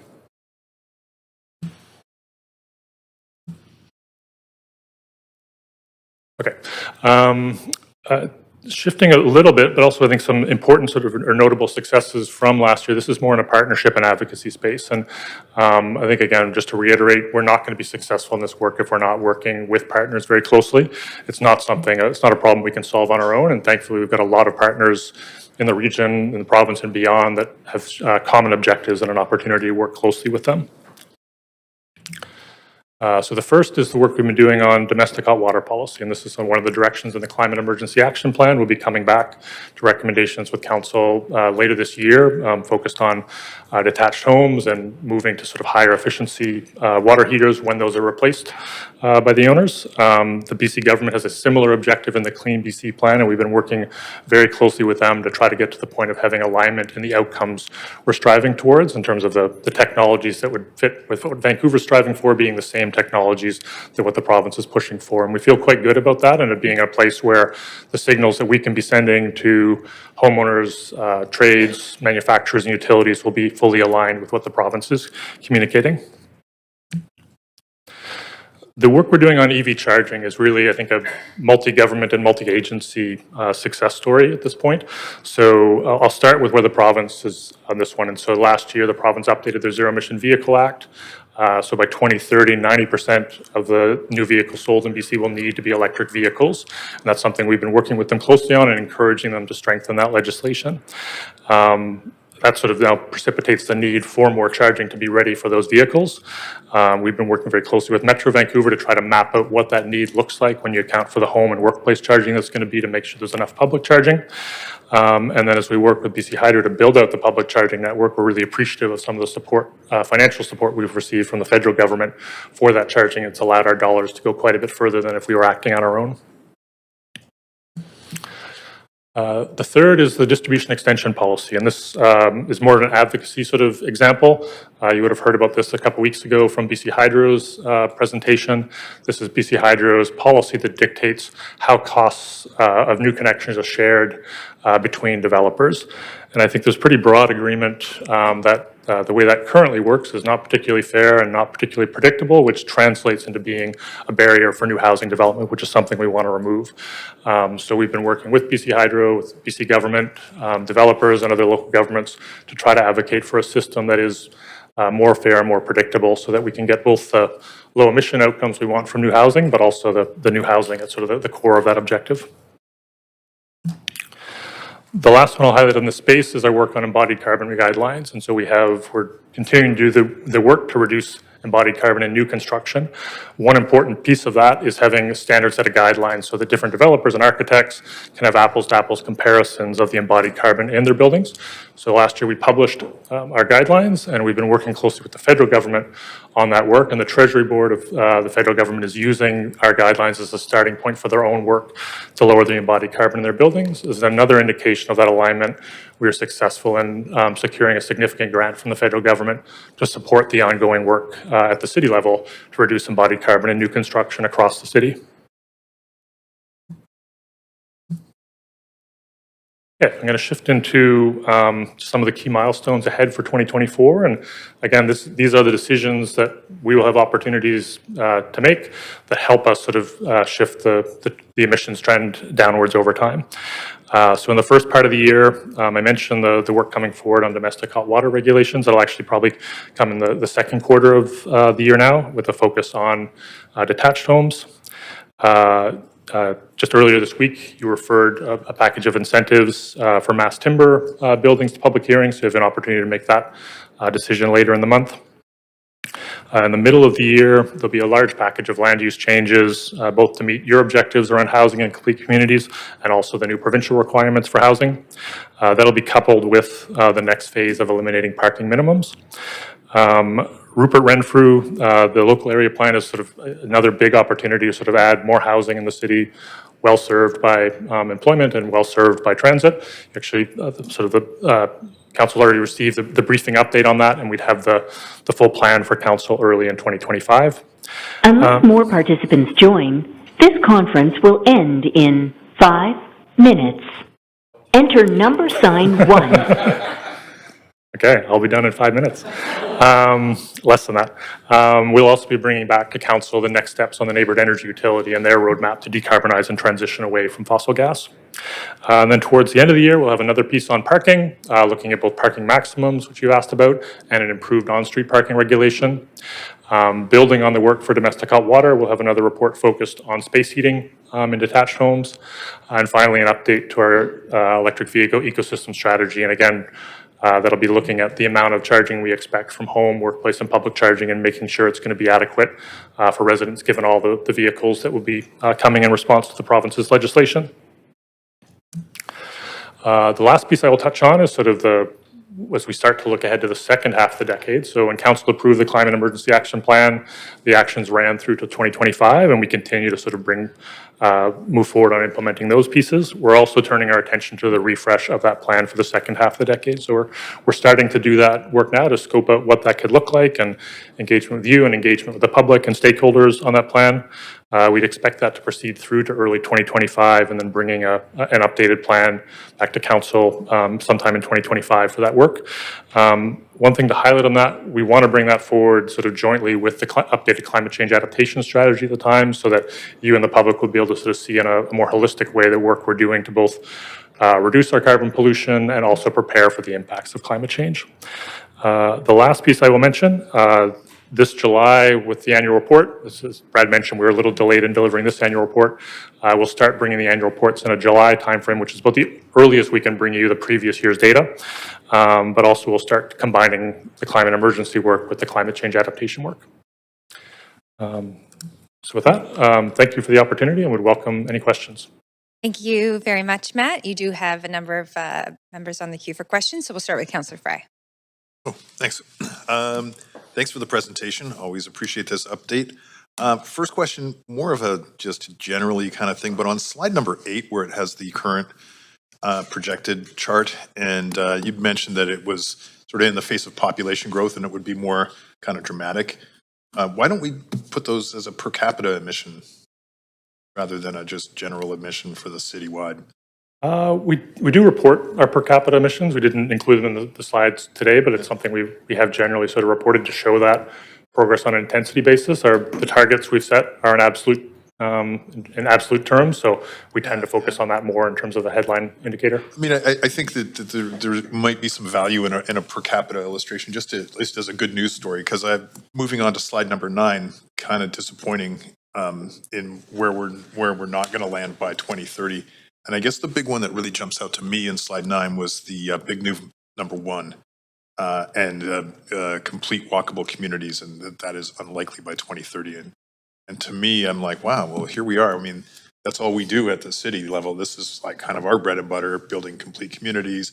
We have these massive housing kind of legislations coming forward that's going to promise a lot more density. And the idea that we're not going to be kind of achieving complete communities with those new density, I'm wondering if you could kind of maybe tease that out a little bit more, why we're not going to achieve complete communities by 2030, given all the construction and all the moves we're making. And I see Neil Hershoey is kind of moving to the mic. I'll start one thing just really quickly before Neil jumps in. With those indicators and sort of the dashboard showing the reds, yellows, and greens, one thing we would like to do to evolve that is to have a bit more of a quantitative projection as opposed to a qualitative one, to give you a sense more of the progress and not just the likelihood of hitting the target. So I think that'll lead to a more nuanced conversation around that, but I'll turn it over to Neil on the specifics. Neil Hershoey, Director of Community Planning, and we agree. I think the city is doing all the right things. The reality is that the pace of change of how much you can actually build, there's just a physical limitation for how quickly we can transform our neighborhoods. We have a lot of the city that's still very much detached housing focused, and they're just going to take us some time to transform those neighborhoods. And so maybe there's like an alignment issue with the exact wording of the goal. And I agree with Matt that maybe we can evolve the wording of the goal to really emphasize how much progress we are making, because we are making progress on this front. We're not doing anything wrong, I'll say. I'd say, council has made all the right decisions on this front. It's just how quickly can we change? Do we see, further to that, do we see opportunities with the new provincial legislation that's coming down the pipe this spring that could possibly leapfrog some of those ambitions? Again, I think without getting into too much detail, I think the provincial legislation will strengthen that. Again, industry can only build new housing so quickly, and providing more opportunity for more housing isn't necessarily the stopgap or the bottleneck for the pace of construction at this point in time. And so it's certainly going to direct housing and opportunities into the right places, and we fully support that.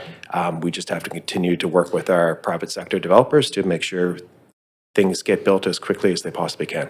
And do we explicitly have inclusionary targets when we're building out communities to ensure that they're so? Is that making sense? Yeah, absolutely. We co-locate housing and services and retail very, very intentionally to make sure that whenever we build, we are building towards the goal of a complete neighborhood. And so that every action we take is moving us closer to this goal. And do we apply that on like large sites? Is that specifically like where the opportunities lie? Like as opposed to say a single family lot where they're adding like a laneway house? So the maybe not quite that small scale, because you can do that anywhere in the city, but where we generally allow higher densities, we preference those areas that already have access to shops and transit and open space, and so that you can start to build. Sometimes it's the body heat around some of these existing amenities that we can do our most good at the most quickly, and so we are building off existing assets and letting people to take advantage of those assets right away. Thanks, Neil. I don't know if I have more time. I don't think I do. No, I'm. Okay, thank you, Councillor Fry. Councillor Dominato. Thanks, Chair. Thanks for the update. A couple of questions. Can you just expand on the rental and nonprofit housing retrofit pilot and what our role is in that? Like, what's our contribution in supporting that? Yep. Turn that over to Sean Pander. This was on the non-market, not the rental, is that correct? On the side, it was rental and non-market housing retrofits. Yeah, so on the non-market, we've partnered with the BC Nonprofit Housing Association. We've made a contribution commitment of $2 million.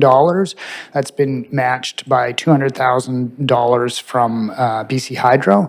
That program provides, there's quite a few tools and incentives offered by the province, but what we found was they weren't attractive enough and they weren't robust enough to support those groups to pursue heat pump adoption. So we are working closely with BC Hydro and the province on this pilot to sort of show, okay, if we offer slightly more incentive, if we offer more advanced sort of engineering support for retrofit studies and retrofit planning, what we're finding in that program is we're hoping to retrofit with the funds that we've committed between 15 and 20 buildings. Hopefully by the end of next year, the retrofits will be done.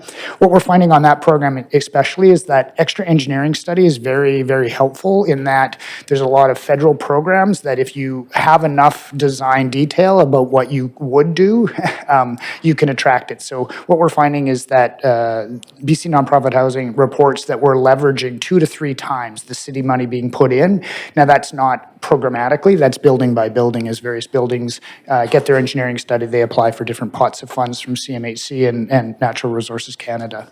Okay, and just one follow-up to that is, given that you anticipate having that work done, complete by the end of next year, potentially, is there some kind of roll-up report that's going to be developed and shared with the province as part of, because the city's put in this contribution of $2 million, And similar to the conversation yesterday, as if we're being this incubator municipality for these things, how is that being shared to the province and then leveraged to say this is something that should be looked at as a provincial scope? Yeah, Funding we do have a steering committee, and so they do sit on the steering committee. They were very interested because they recognize that the supports for nonprofits, both BC Hydro and the province recognize those supports need adjustment given the uptake, and that's, so the lessons learned are reported out. Well, we do a minor update every quarter, and of course, once it's done, there'll be a steering committee meeting where here are the big insights, here are the big recommendations for changes. Okay, I appreciate that. Just because I have limited time, I want to just ask, going back to the slide around sort of where we are in terms of targets. I'm curious if staff could comment on, you highlighted active mobility and public transit as being in the red and not, can you comment on that? And I guess here's my thinking is public transit, we don't have a lot of control over that in terms of delivery, that's partnership through TransLink. And so how are we adjusting our targets and metrics to account for the fact, and what are the biggest barriers to being able to deliver on those from a city perspective? Yeah, and I'll maybe comment quickly on sort of how we see the targets evolving in general, and it's come up a bit in terms of we have some of them we have more or less control of, and we would like to evolve to the place where we can keep an eye on both overall what we're trying to achieve in terms of total emissions reductions, but also give an indication of what's within our control and how good a job we're doing of following through on that. So that's something we want to evolve to get to. We're not quite there yet, but I'll turn the specifics over to Paul Storer. Okay, thanks. Great, thanks for the question. Paul Storer, Director of Transportation. So on the transit side of things, there are a number of things we can do. We work with TransLink quite closely to improve bus speed and reliability, as well as working with them in the province to advocate for more investments in rapid transit and things like that.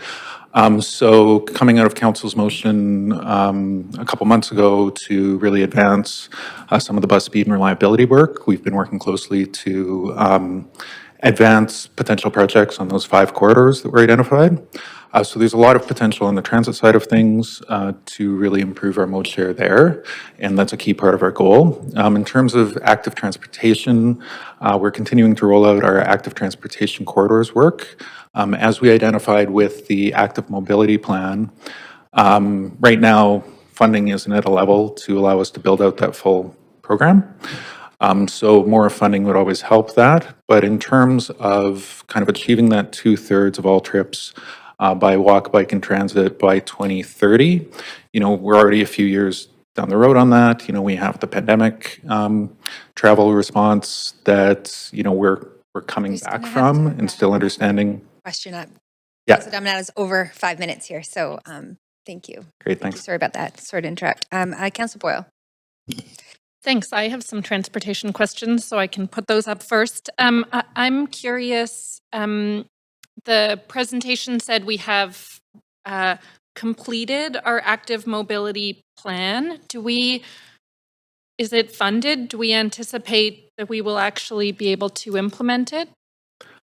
So the active mobility plan identified all of the corridors that we'd want to invest in to enable the sort of mode share growth that we want to see in walking and cycling.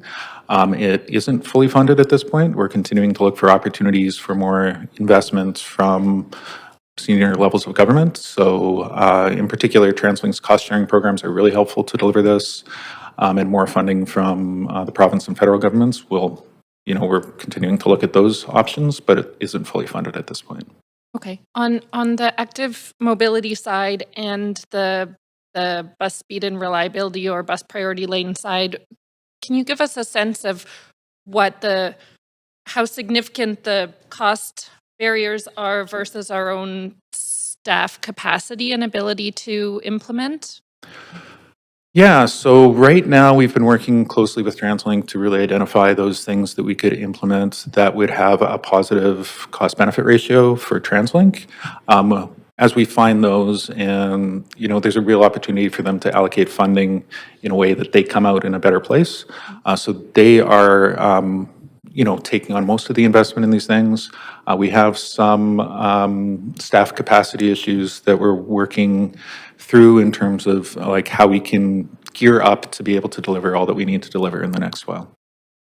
Okay, and will that, I know this came up in the budget discussion before and the climate budget portion of it, but if council were to invest in more staff capacity on that front, would that allow us to access more of that TransLink funding to implement these programs?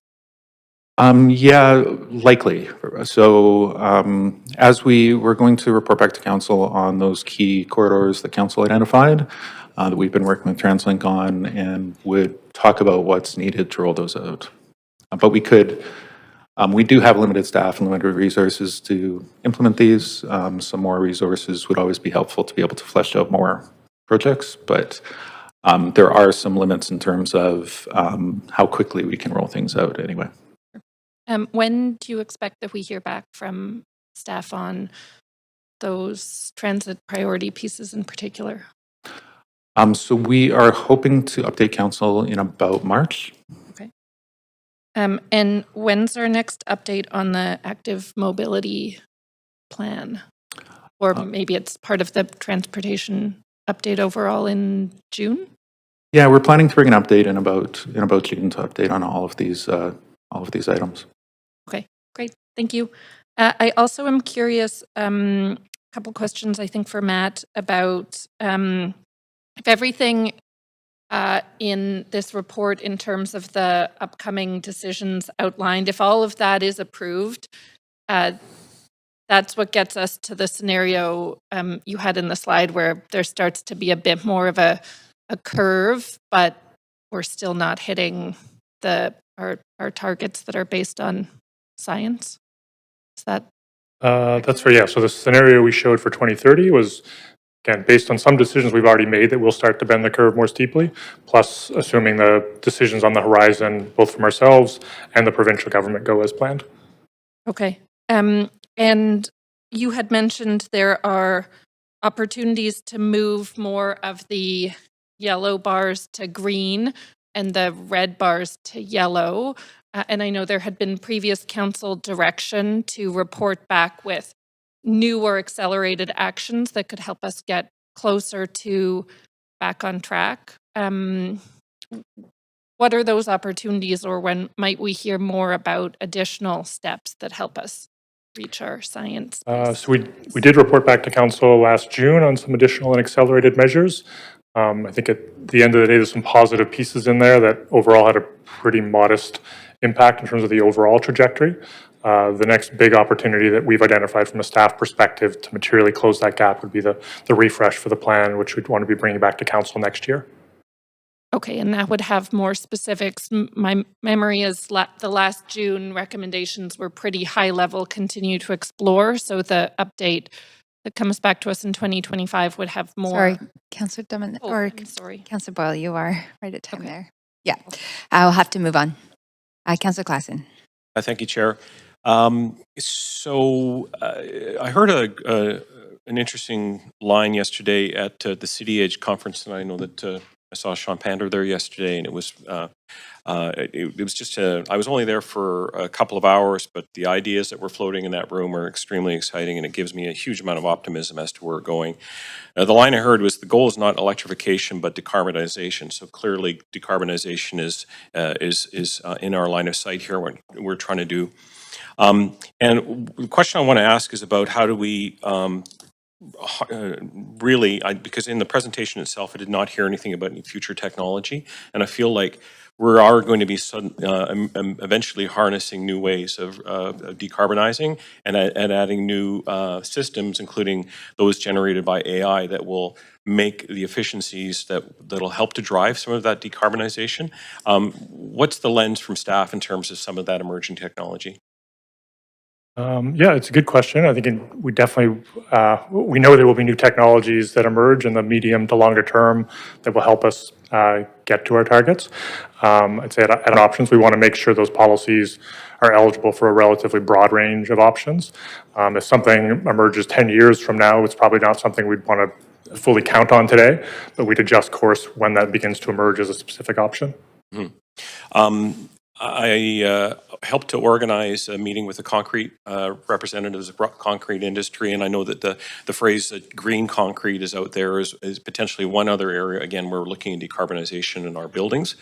The broad adoption of mass timber, some of the incredible work that's happening around hydrogen. I did not realize until yesterday that we could actually blend 20% hydrogen, if it's available, in our current natural gas stock to without any sort of systemic change, and still achieve sort of lower emissions in terms of with that as well.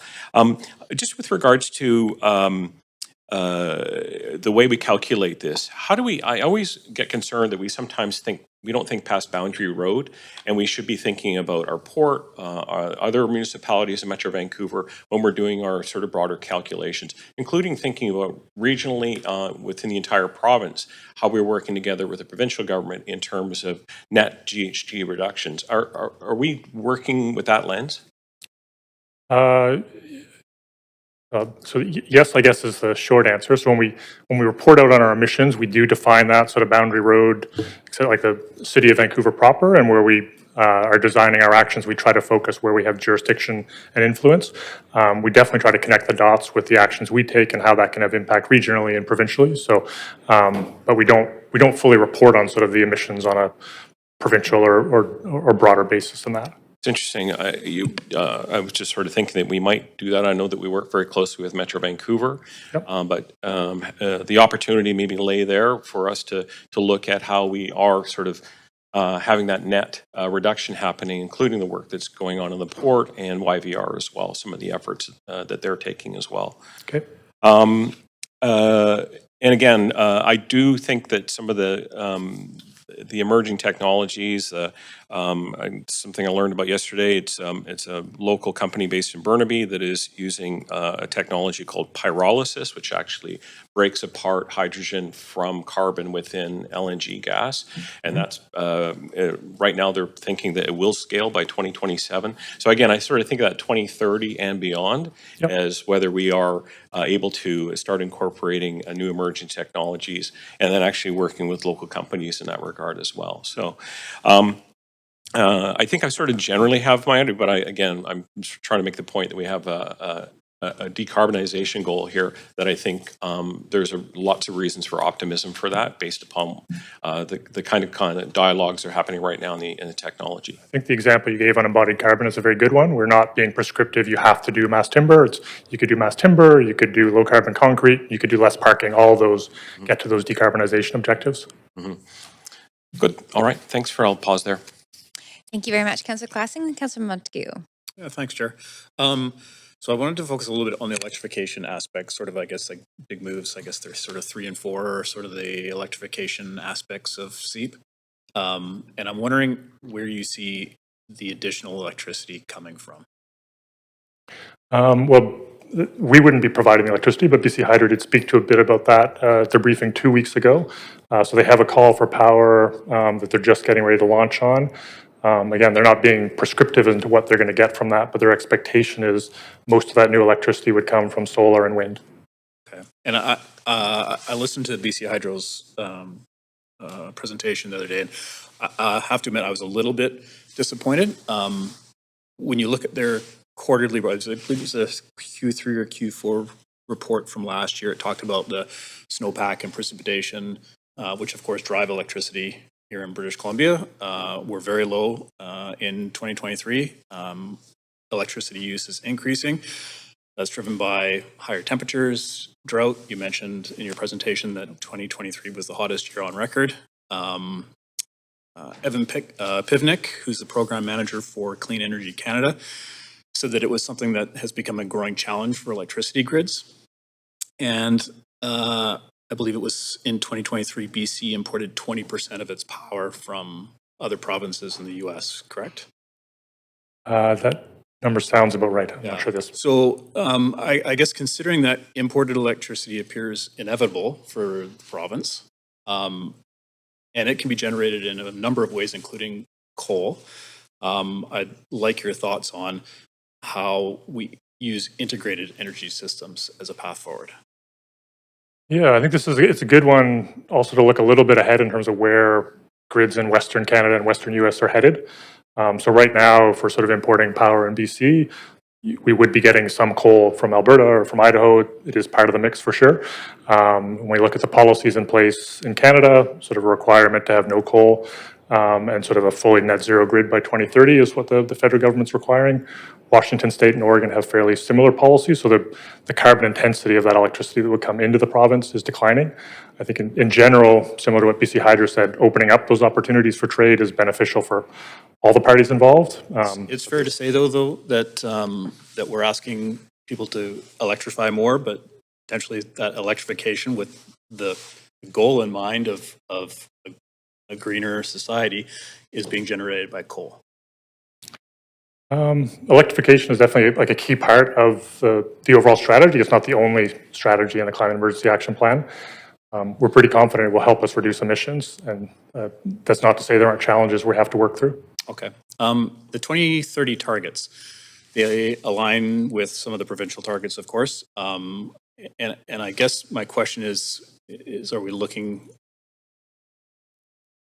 So in an article I read back in September, the chief economist, as well as a senior advisor to the Business Council of British Columbia, they went on record talking about how proceeding with some of these 2030 targets will bring what they call a real GDP growth to a crawl and push the economy into a long period of recession-like conditions, which basically means that people will be confronted with decreased real incomes and our ability to deliver fewer services with dwindling revenues.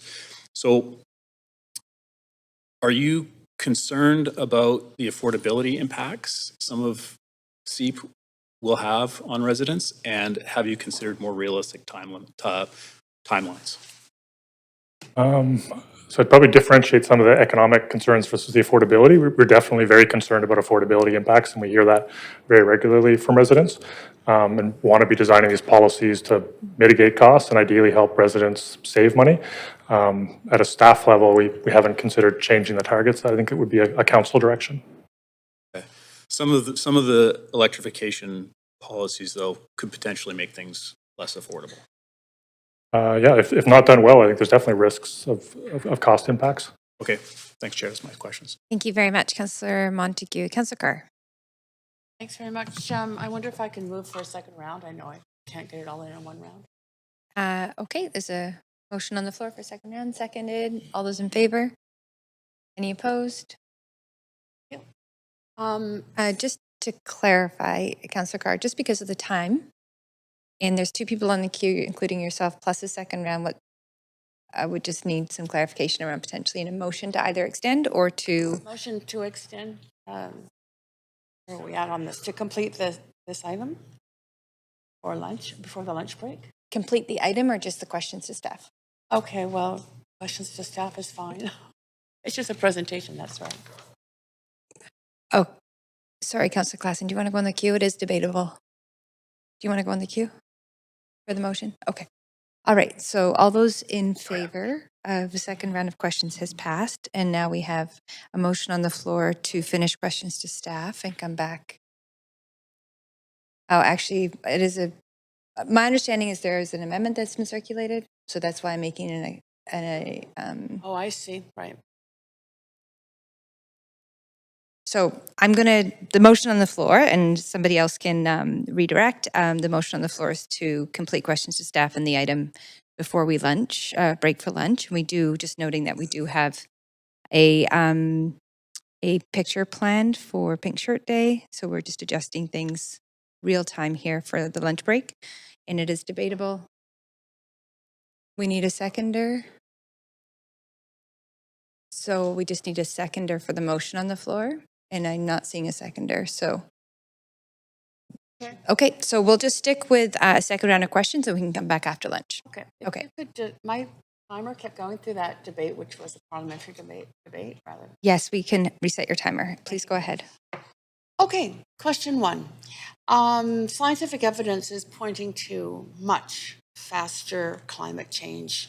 The latest UN report is saying we're looking at a 3-degree world by the end of this century, when our kids, well, at least our grandkids, are certainly going to be alive. So why not maintain the goals that science demands? We had a 50% reduction in our CAP goal by 2030. Why are we reducing to 40%? I mean, even if we don't reach it, at least it's stating we understand the need to get to a deep reduction fast. Yeah, so maybe there's been a misunderstanding. We're not proposing and have not changed the goal of the 50% reduction. We're trying to be transparent in terms of where we think we're headed based on the actions in place to date, which is not on track for that target currently. Okay, all right, thank you. I appreciate that transparency because it's good to be realistic. What are the biggest opportunities or the easiest GHG reductions that we can achieve within our own control as a city? I think we probably want to get back to you on that with a little bit of thought across the team. Okay. There's a second part to that, which is, and what are the assumptions? If we could have the control, right? What are the assumptions around the cost? In other words, what would it take if we focused on certain things where we had the control and could produce the biggest impact? Also, what would the resources be needed to achieve those? That's, I guess, a two-part question. At a high level, though, we would be looking really at existing buildings being the big opportunity. I think there's some more nuance to that we can provide as a follow-up. Great. Okay.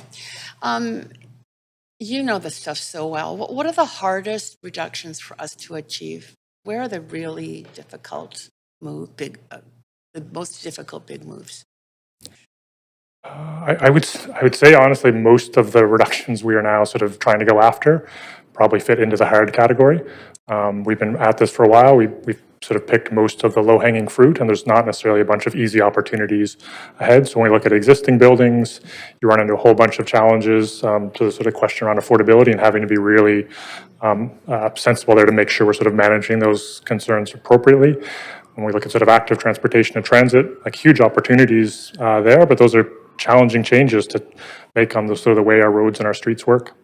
Right, and working with TransLink, other authorities. Okay. Buildings are a big opportunity. You've already mentioned that, and I think we already know that. What work are we doing with other agencies that are also focused on reducing GHGs from buildings? I'm thinking of Metrovan Zero Emissions Innovation Center and Metrovan itself. Yeah, I'll let Sean take that one.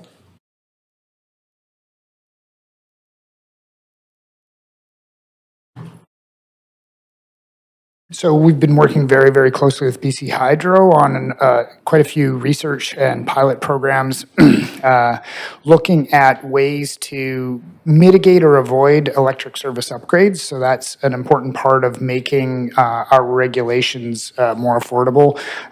We are working quite closely with Zeke, BC Hydro, and the province, both on the purpose-built rental, the RARA program, as well as the non-market housing program. RARA, maybe you want. RARA is the Residential Apartment Retrofit Accelerator Initiative.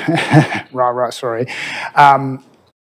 We have just received $3 million from the federal government to implement our large commercial existing building regulations and our embodied carbon regulations. So Canada's Natural Resources Canada is taking very active interest in these regs that they are aiming to have something similar rolled out nationally, and they want to see us succeed in bringing ours forward.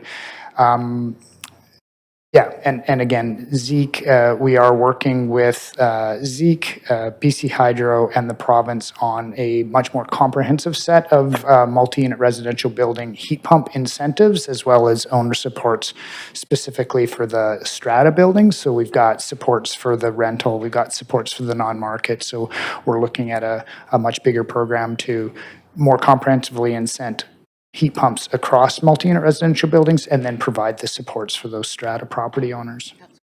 I'll ask this question. I'll get on a line again to have you answer, but there are some agencies like the BC Youth Climate Corps that has been working with cities to educate people about those about those opportunities. Okay, Councillor Carr, that's past your time. Yeah. Okay, Councillor Kirby Young.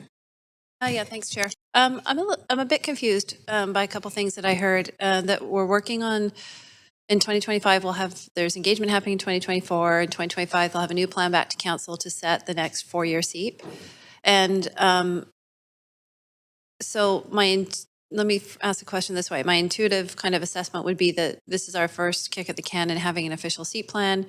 We've learned a lot. We can see what we can impact. The question was asked earlier around why aren't we further along in complete neighborhoods, et cetera. You know, we know what's going on with transit in terms of funding politically, but we also know what we can quantify, measure, and control, and where we can have success, like buildings and things like eliminating parking minimums. So, but then I also heard, well, we would keep the targets the same, which were based on probably some aspirational pieces and including stuff not under our ability to directly control and set policies to see those reductions. So, and then I heard that to change targets would require direction from council. So can you stitch those things together for me? Because they seem to be a bit conflictual, that we would learn through this, and then theoretically that would inform future strategies, which my understanding is we do all the time with policies and adapting based on what's working, what isn't. So can I get some clarity around that? Yeah, I can try. It's a good question. So I think the characterization was a fair one. So as we go into that work to refresh the Climate Emergency Action Plan, if we came out of that with a staff perspective that we thought we should change the targets, I think we'd have the latitude to come back with recommendations in that space. To date, it's not something, we haven't brought forward those recommendations and aren't recommending anything as part of this report, but that's a possibility through that process that we could recommend changes. I think any changes in the targets would need to be approved by council in the way we've set up the plan. Okay, so staff could sort of do that work. So, and I really appreciated in the presentation, following up on that, how you sort of articulated some of the city successes and then some of the kind of provincial kind of key advocacy pieces, whether it was the hydro delivery being a dependency or some of the others, some of the other dependencies. So can we kind of expect a similar delineation in the work and the framing of the new SEEP that's coming forward to really focus on, here's what we at the city can kind of put our shoulders to the wheel and actually deliver and get done in terms of outcomes, and here is where we can't go it alone, and there's other levels of jurisdiction, and we need to either be partners or we need to be strong advocacy proponents. But are we going to expect that same level of validity and clarity in the next SEEP proposal? That's what we are aiming for at a staff level, to really sort of, here's the actions that we can take that we control. Here are sort of the actions that are out of our control, and whether we pursue them from a partnership or an advocacy perspective, we'd like to have a fairly clear delineation on that so that we can have a full picture of the changes we'd like to see unfold. Okay, and is there cross-pollination happening? Like if I zero in on something like transit and working with our transportation team and colleagues around things like tying into the mayor's 10-year council investment plan, things like the bus changes that we want to see, like, do we have the ability to, again, articulate some of those key dependencies for Vancouver that would be really helpful to help us move our goals forward? Like we had a motion, for example, on bus priority improvements on some of the main corridors, like 49th, Kingsway, Granville, East Hastings. I bring that up as one example, but do we have the ability to really stitch out some of those other areas where we can move the needle if we get help and be specific about them? That is our objective, and I think across the board, not just for transit, but when we look at sort of the range of things where there's key BC Hydro or provincial levers that we need pulled as well. So we'd like to have a better articulation of those dependencies and opportunities. Okay, that would be great, because it strikes me it's sort of similar to the housing targets. And I guess the question is, are we going for, like, where is the balance between aspirational and achievable? Because we want to strive, but we actually want to deliver some real results. So is that a philosophy that we're taking into this planning? Yeah, like we want to focus on what we can achieve and working with those partners on what they can achieve. At present, staff we wouldn't want to sort of lose some of the higher level targets. We think those are important framing in terms of what we're trying to achieve. I think there's a recognition we're not able to achieve it entirely on our own. Okay, awesome. Thank you. Thank you. And I think we are about 20 seconds off of noon, in which case we need to pause, and we'll come back at 1 o'clock to continue questions. Thank you.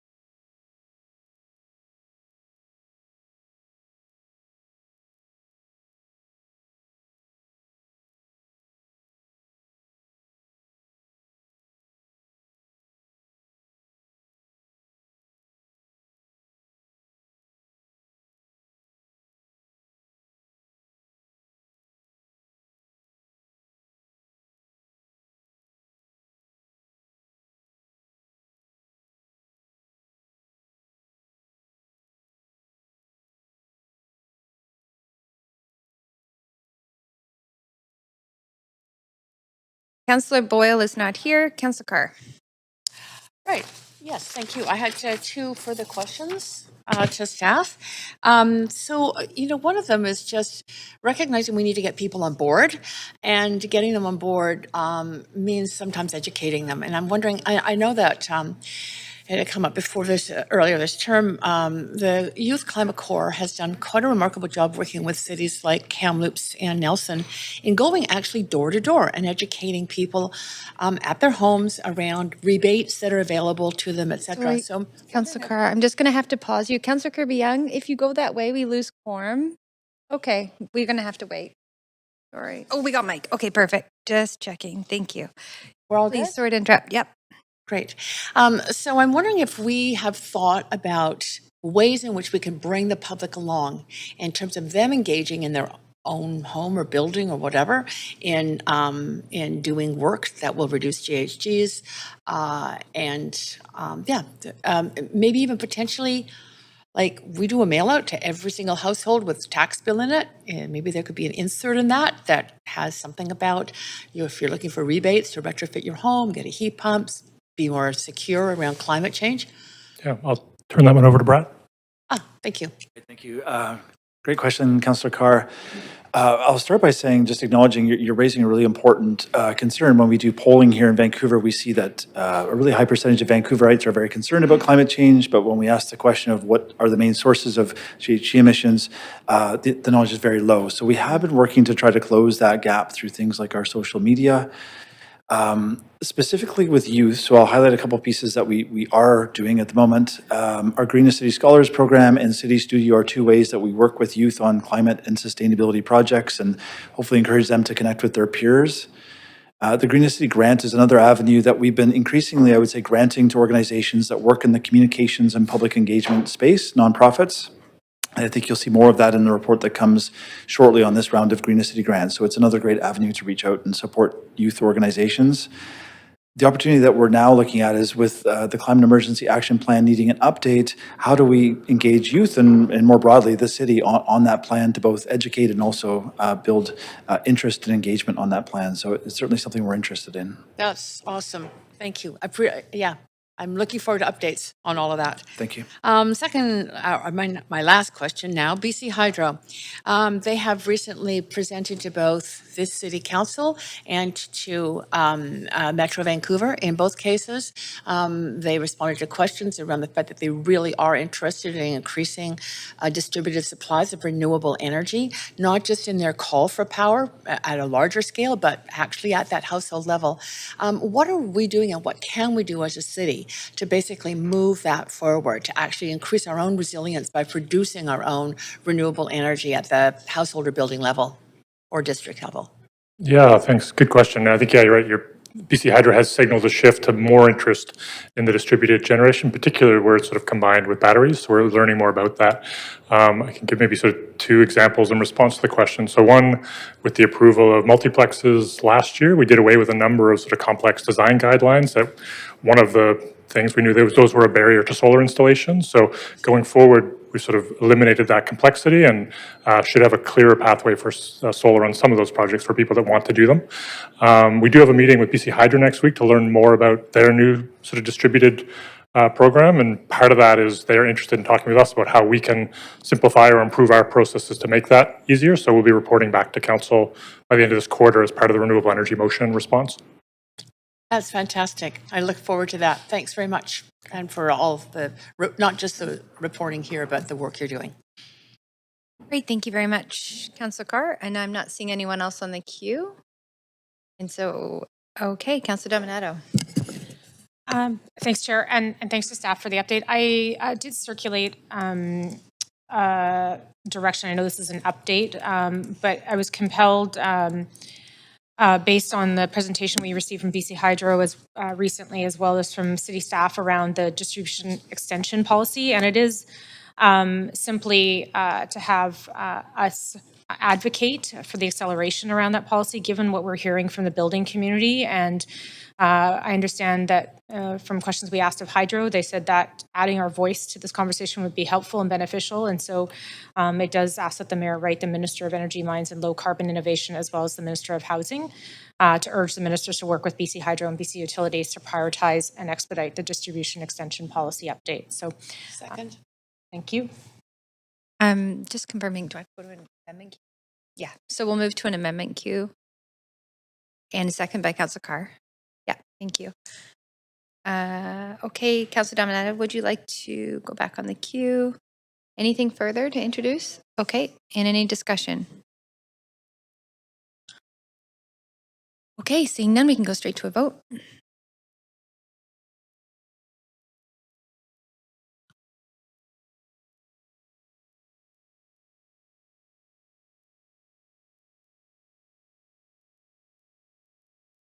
Councillor Fry? And that motion passes with unanimous support. And we are now back in the main queue. And seeing no others on the queue, I don't believe, do we need a final vote, clerks? No. So thank you very much to staff for the presentation, and thank you, council.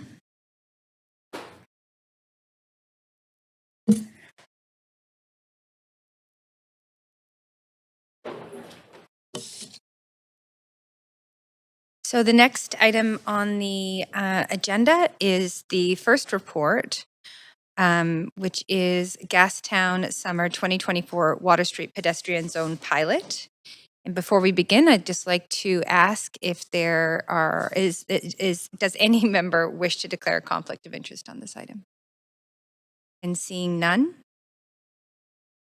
we will move to the presentation. We do have team members here to present, and I see Lon Leclerc. Please go ahead. Good afternoon, Chair and Council. This report is in response to direction from Council to hold a summer-long, to support pedestrianization in Gastown. The type of event that we're proposing is actually an extended one. It's 2 months long. It's the type of event that is common in a number of other cities. In particular, people might think of a place like Montreal, where they started with an event of this nature, and now it is extended to 10 streets where they do it. An extended closure of this type allows for a type of activation that you can't do on a weekend closure or a day closure like a car-free day. With a proposal of this scale, of course, there's people with a variety of opinions on this. In fact, about how this will work. And I would just say that because we've never done an event of this nature before, we actually don't know. And so we don't know how it will turn out until we try it. The pilot itself will help us, inform us in a number of upcoming items, including the Gastown Public Spaces Plan that's under development right now, any potential future closures, but also we're going to be trialing special initiatives with businesses that could also be rolled out citywide. With that, I'll turn it over to Rachel, who will be giving the presentation.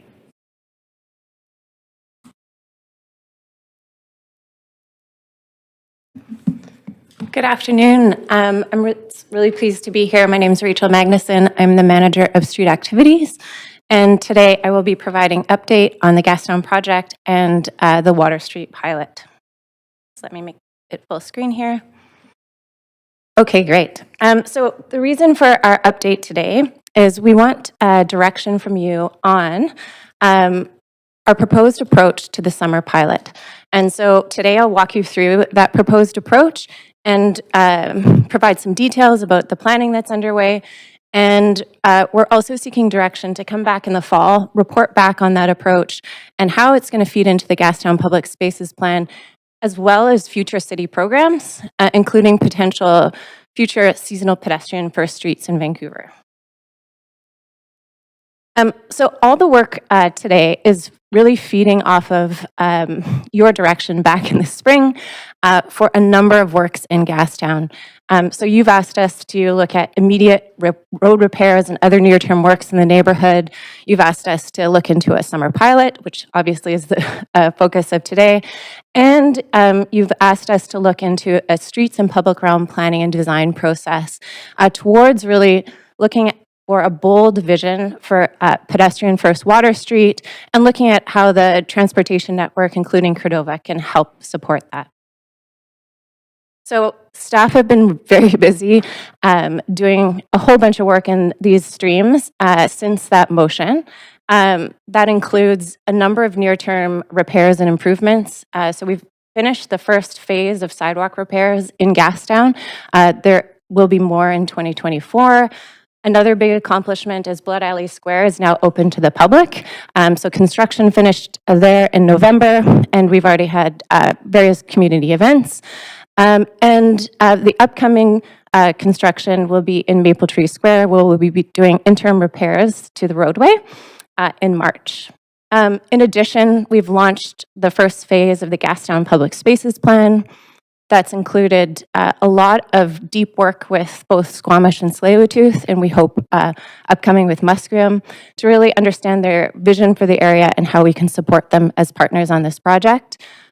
It's also involved lots of community conversations and consultation, advancing public space and transportation work, and of course, bringing on a consultant to help us with that kind of external expertise in placemaking.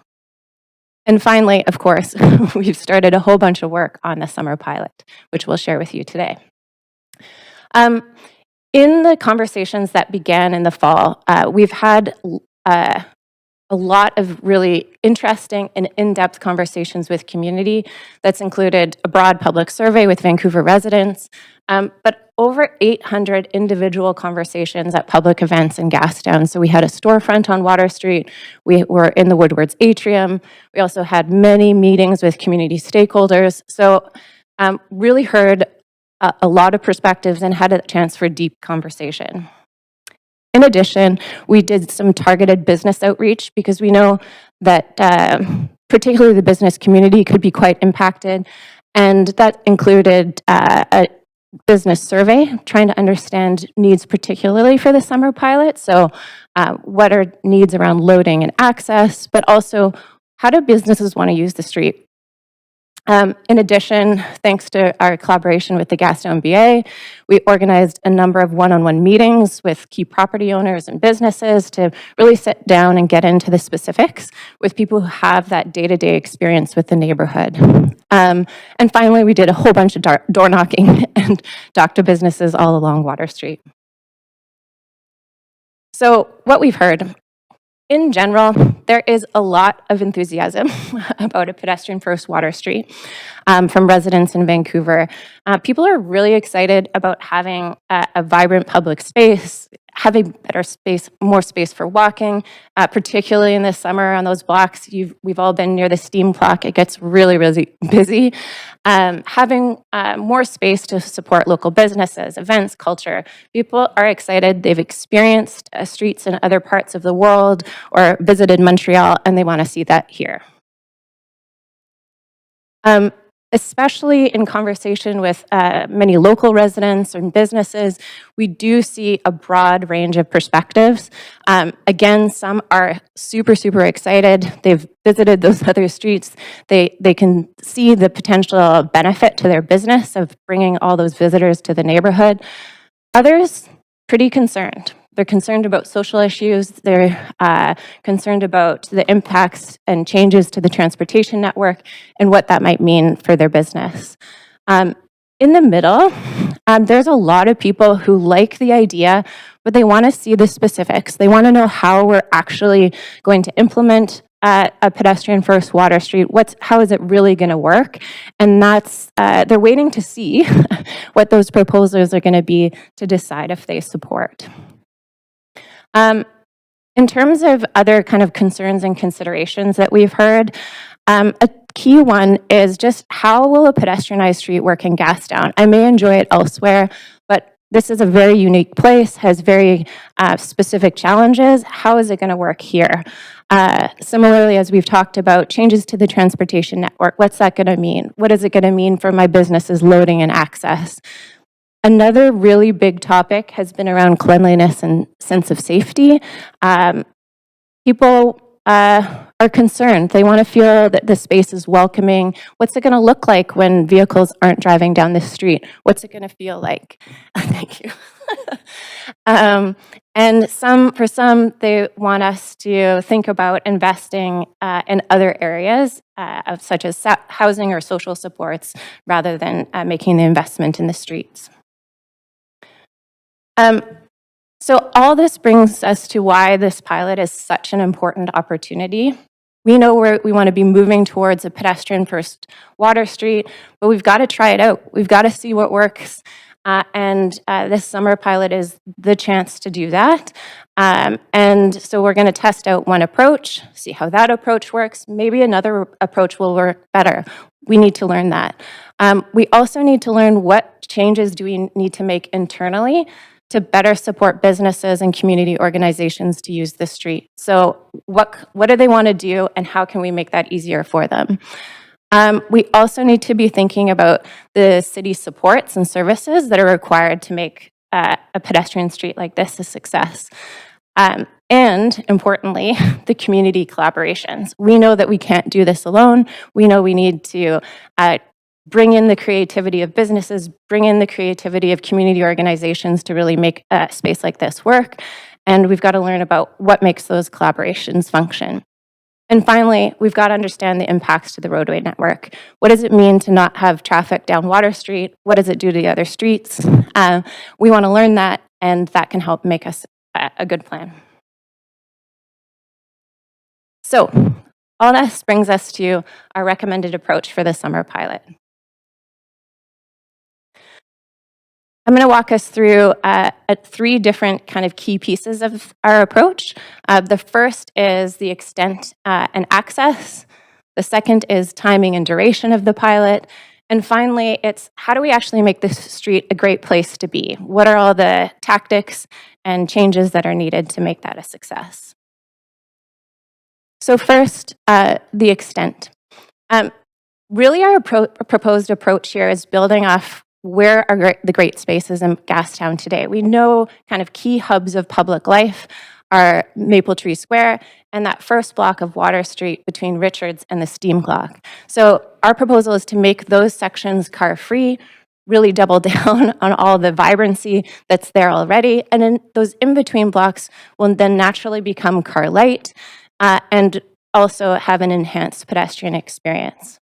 The advantage also of this approach is that it enables us to respond to some of the feedback that we've heard from businesses and others about the importance of having access into the neighborhood. So access to the Easy Parkade, access to residential buildings, but also access for tour buses who bring tourists to the neighborhood and to stores along Water Street.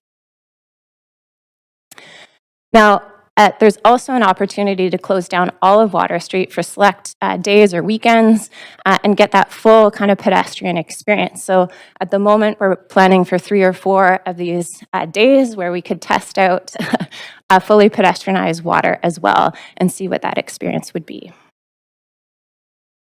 In terms of the traffic management to support this approach, we're making a number of investments and changes to make sure that we're supporting good neighborhood access. So that includes, at Main, we're making some signal changes and laning changes to divert people who are driving along Powell off of Water, but still allow that local access. So if you're coming along Main, you can turn right into the neighborhood, and we can make sure that you can get where you need to go. The second piece in terms of enabling access is to two-way Alexander, make sure that people can get to their buildings and to those businesses along there.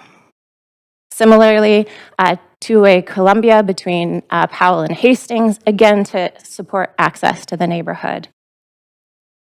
And then finally, we're converting Canby to one-way between Water and Cordova.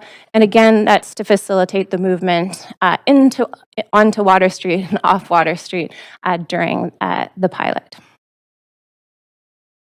At this time, we're proposing to, at Cordova, remain one-way. We looked into it, but the investment here to make it two-way for the pilot is it's too much.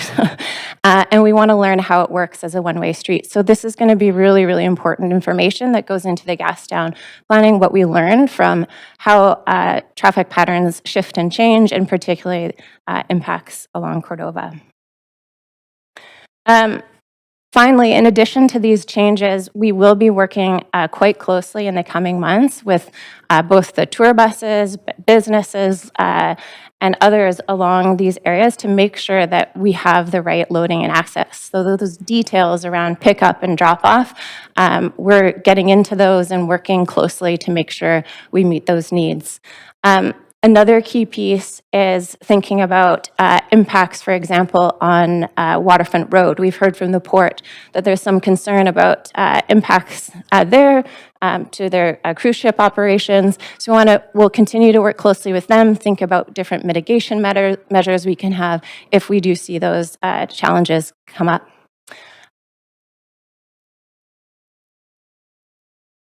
Next, timing. So as I mentioned, the key piece here that we need to think about is timing with construction that's going to be happening starting in March in Maple Tree Square. So as I mentioned, the construction here is focused on what you see there on the screen, which is some pavers that are in pretty rough shape. And we're coming in with an interim repair to make that, to repair this roadway. And during that time, so we think this is going to take place from March till about mid-June, the square will need to be closed to motor vehicles. So this is why we're proposing a coordinated traffic management plan, both for the construction period and then moving into the pilot. This, of course, is a challenge. We've heard quite clearly from the BIA and others that they're concerned about the combined length of the construction and the pilot and what that might mean. And this is why we looked at a whole bunch of different alternatives for the pilot and what might work. So we looked at what if we tried to somehow pair the construction and the pilot together.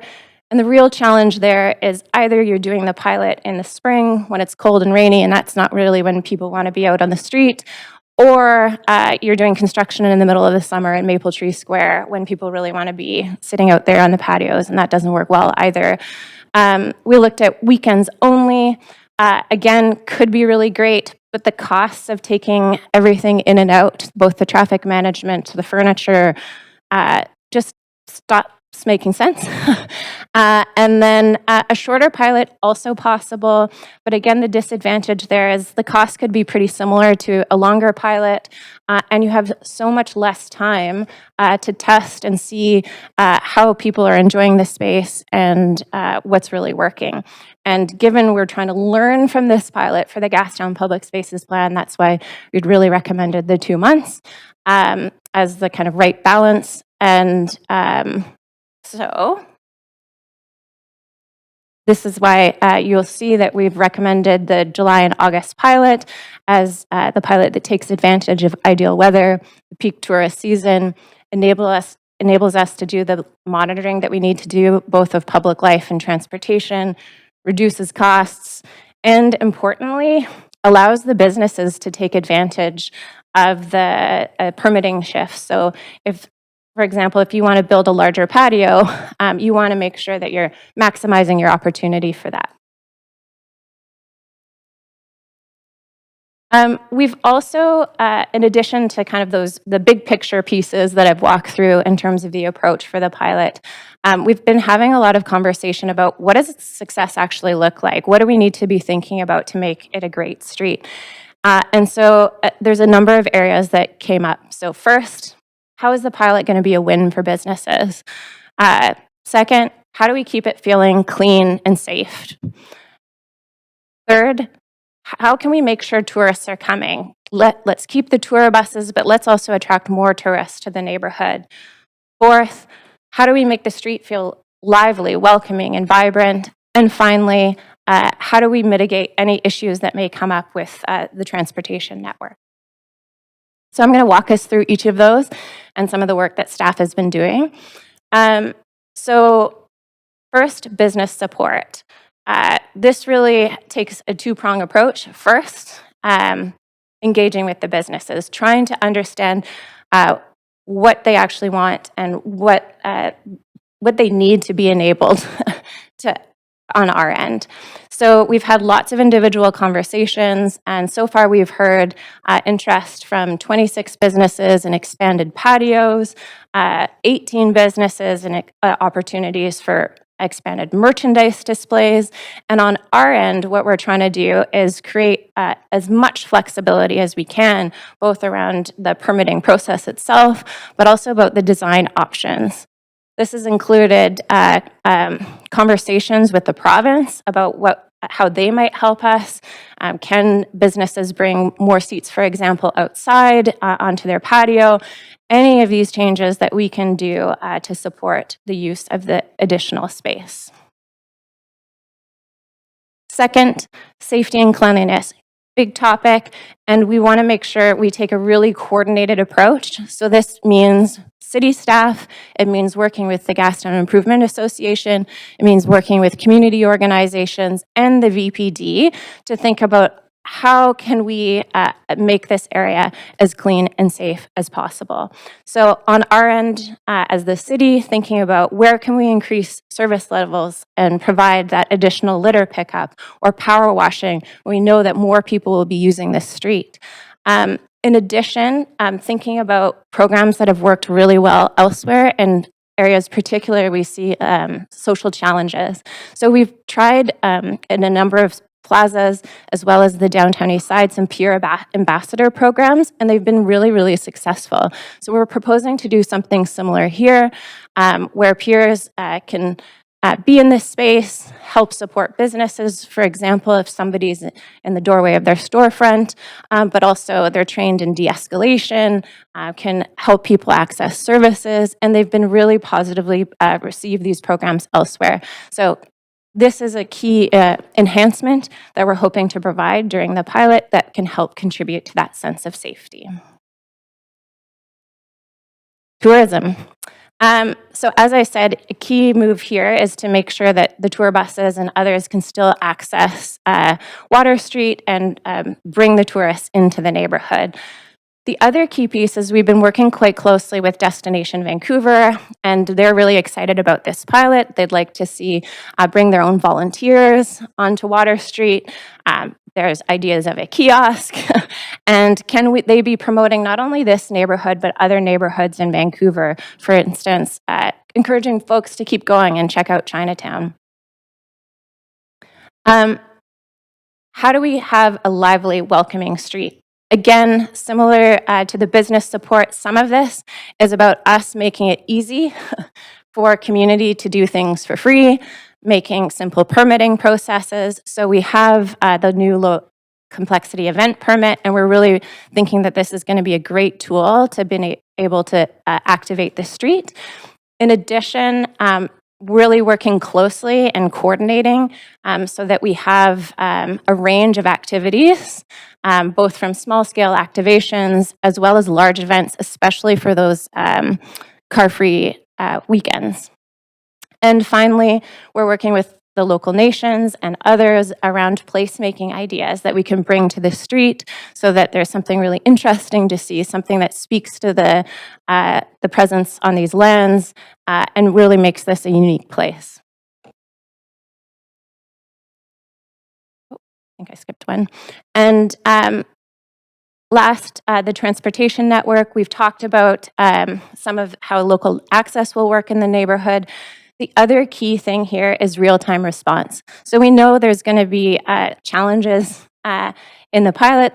Somebody's loading won't work, for example. And we're going to be able to work with that local business. What can we do to support you? And really bring that kind of creative problem-solving mindset to this work.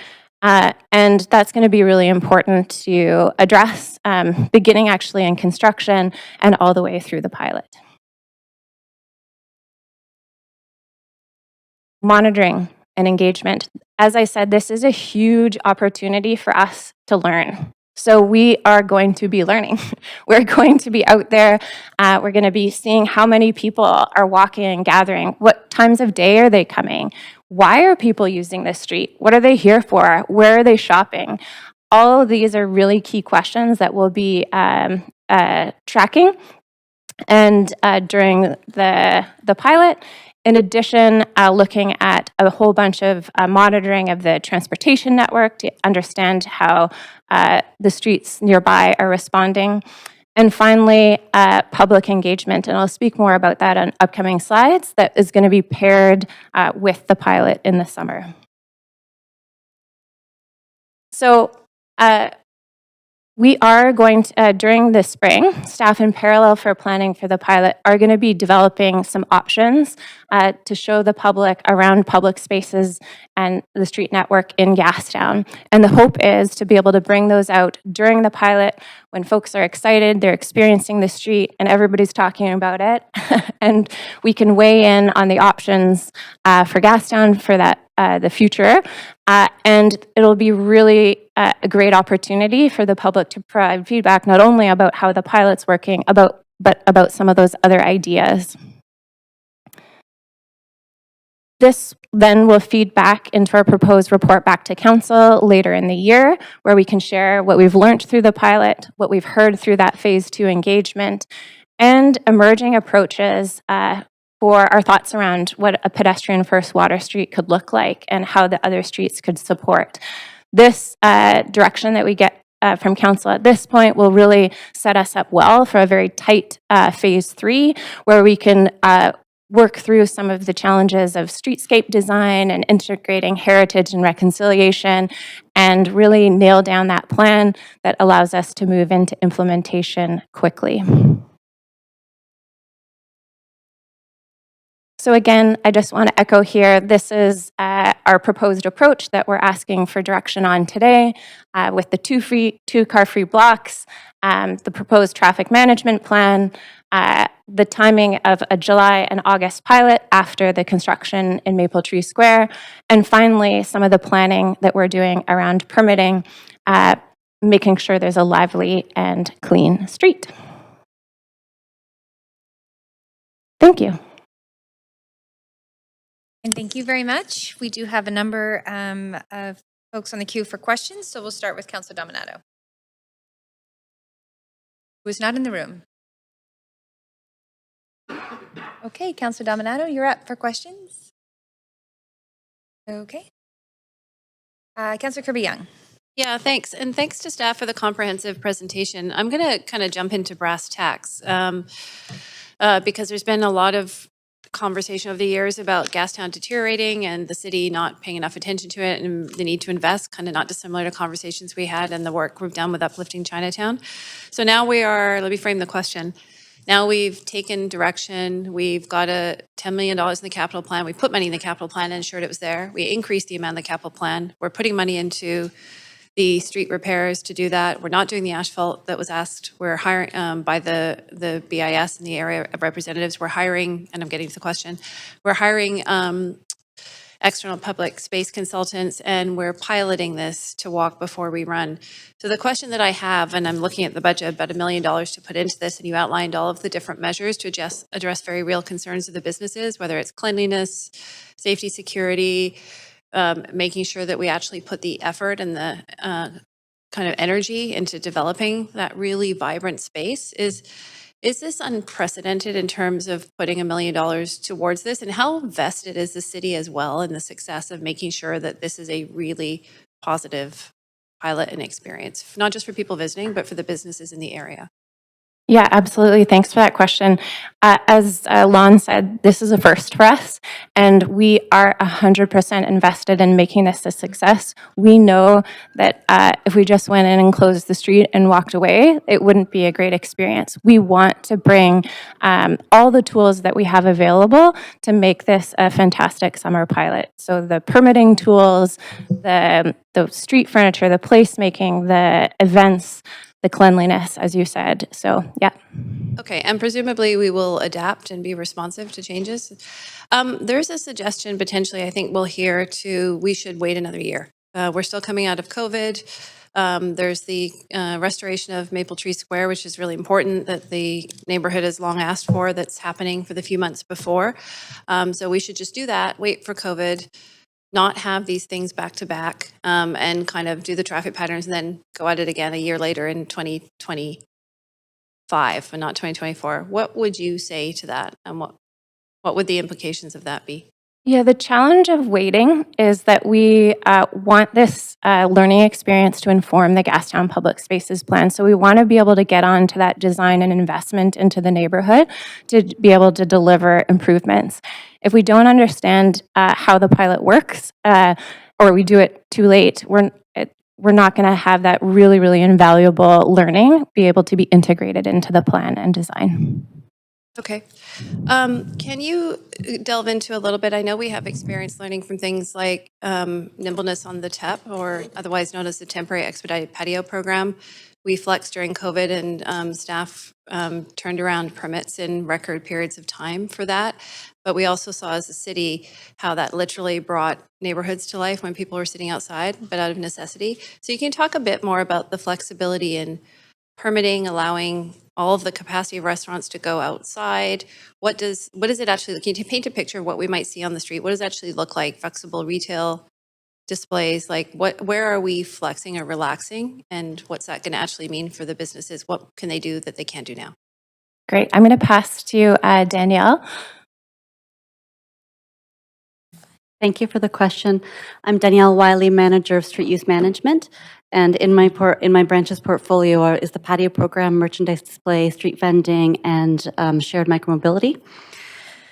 So for businesses that are interested in having a patio for the pilot, we're offering quite a few opportunities outside of our regular program. So we are also approaching this pilot as a way to test and learn that can ideally inform our patio program and other street use programs to benefit businesses citywide in the future.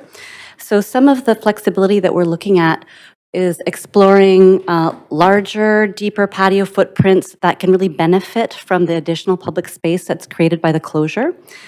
We're also looking to allow for a transfer of up to 100% of a restaurant's seats to their patio. And so that means that the business will have flexibility. On a beautiful summer day, they can have 100% of their seats outside. On a rainy day, they can pull them in, or they can split those seats according to their staffing needs. Okay, can I move for a second round, Chair? Pardon me? I move for a second round of questions. Yes, thank you very much. All those in favor? Any opposed? Thanks. I'll come back on for the rest of that. Thank you. Sure. Thank you, Councillor Kirby Young. Councillor Meisner. Yeah, thanks, Chair. Thanks for the comprehensive update. Really excited to see this move forward. I feel really optimistic about the success of the pilot. But one question or concern that keeps coming up from the business community in particular is the risk of encampments on Water Street. I'm just wondering what our strategy will be there. Yeah, great question. So we have quite a lot of experience and have a number of protocols in place. And there's a number of different tools that we're thinking about. So first is making sure that we have that basic approach that's going to keep the street lively, keep eyes on the street, and a lot of that is the kind of day-to-day that will probably discourage those encampments. And then if we are seeing encampments crop up, we have the process to bring in and encourage those to come down. Okay, so the strategy is similar to our decampment or encampment enforcement around the city? Exactly. Okay. Yeah. With an eye to keeping the street lively and eyes on the street. Yeah. Okay, that's great. You talked about, or you mentioned it briefly, Cordova, the cost of making that two-way in the future being quite expensive. Roughly, what would that cost be? I don't have the full cost but maybe I'll let Paul speak to that one. I'm just looking for a number, roughly. Approximate 10 million? Wow. Okay. Yeah. Good to know. Thank you. Maybe talk a little bit more about furniture. So I've seen different implementations of street furniture around the city. Some of them are folding tables and chairs. Some of them are like picnic tables a little bit heavier. What will that look like on Water Street? What can people expect? Yeah, great question. So we've been doing a lot of work on this. So a couple challenges is because of the brick pavers, we're not going to be able to bolt anything in. So we're looking at kind of heavy but really good-looking furniture that is that can go out so that it's kind of permanently out there, as well as movable furniture that we'll be working with both the BIA but also individual businesses to take in and out or lock up at night. Okay.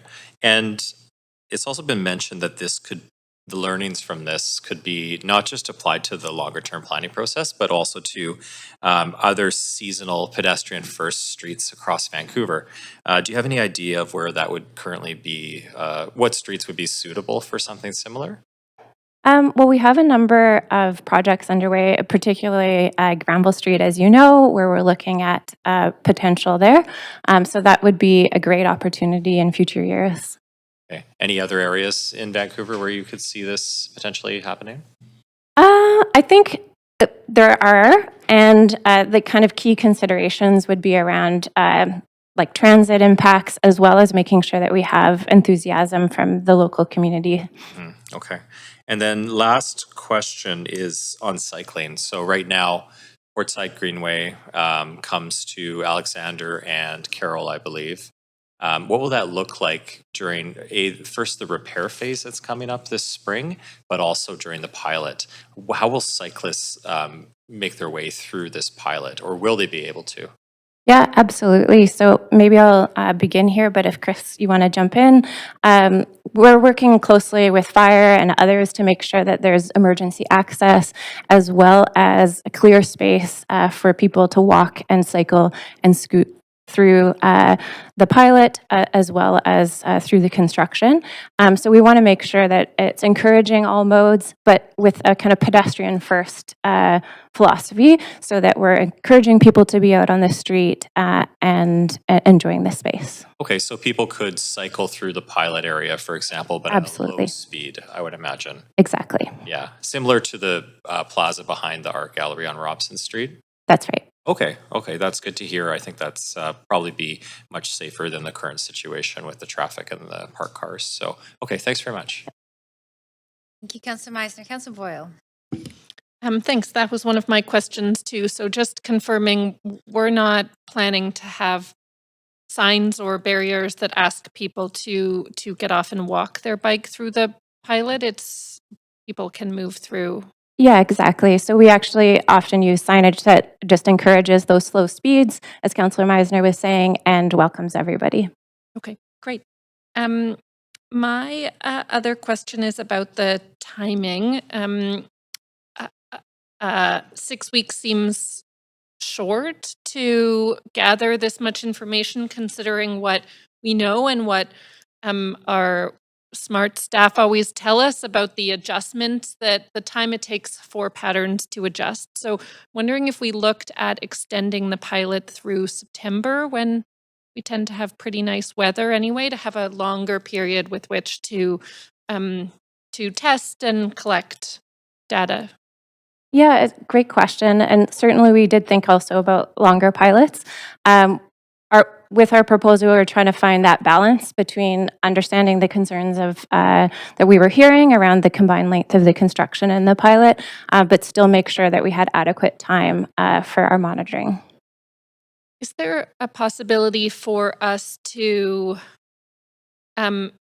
consider extending into September if it's going well in the summer months? Like what's the balance of having that option available or needing to have a clear end date before we begin?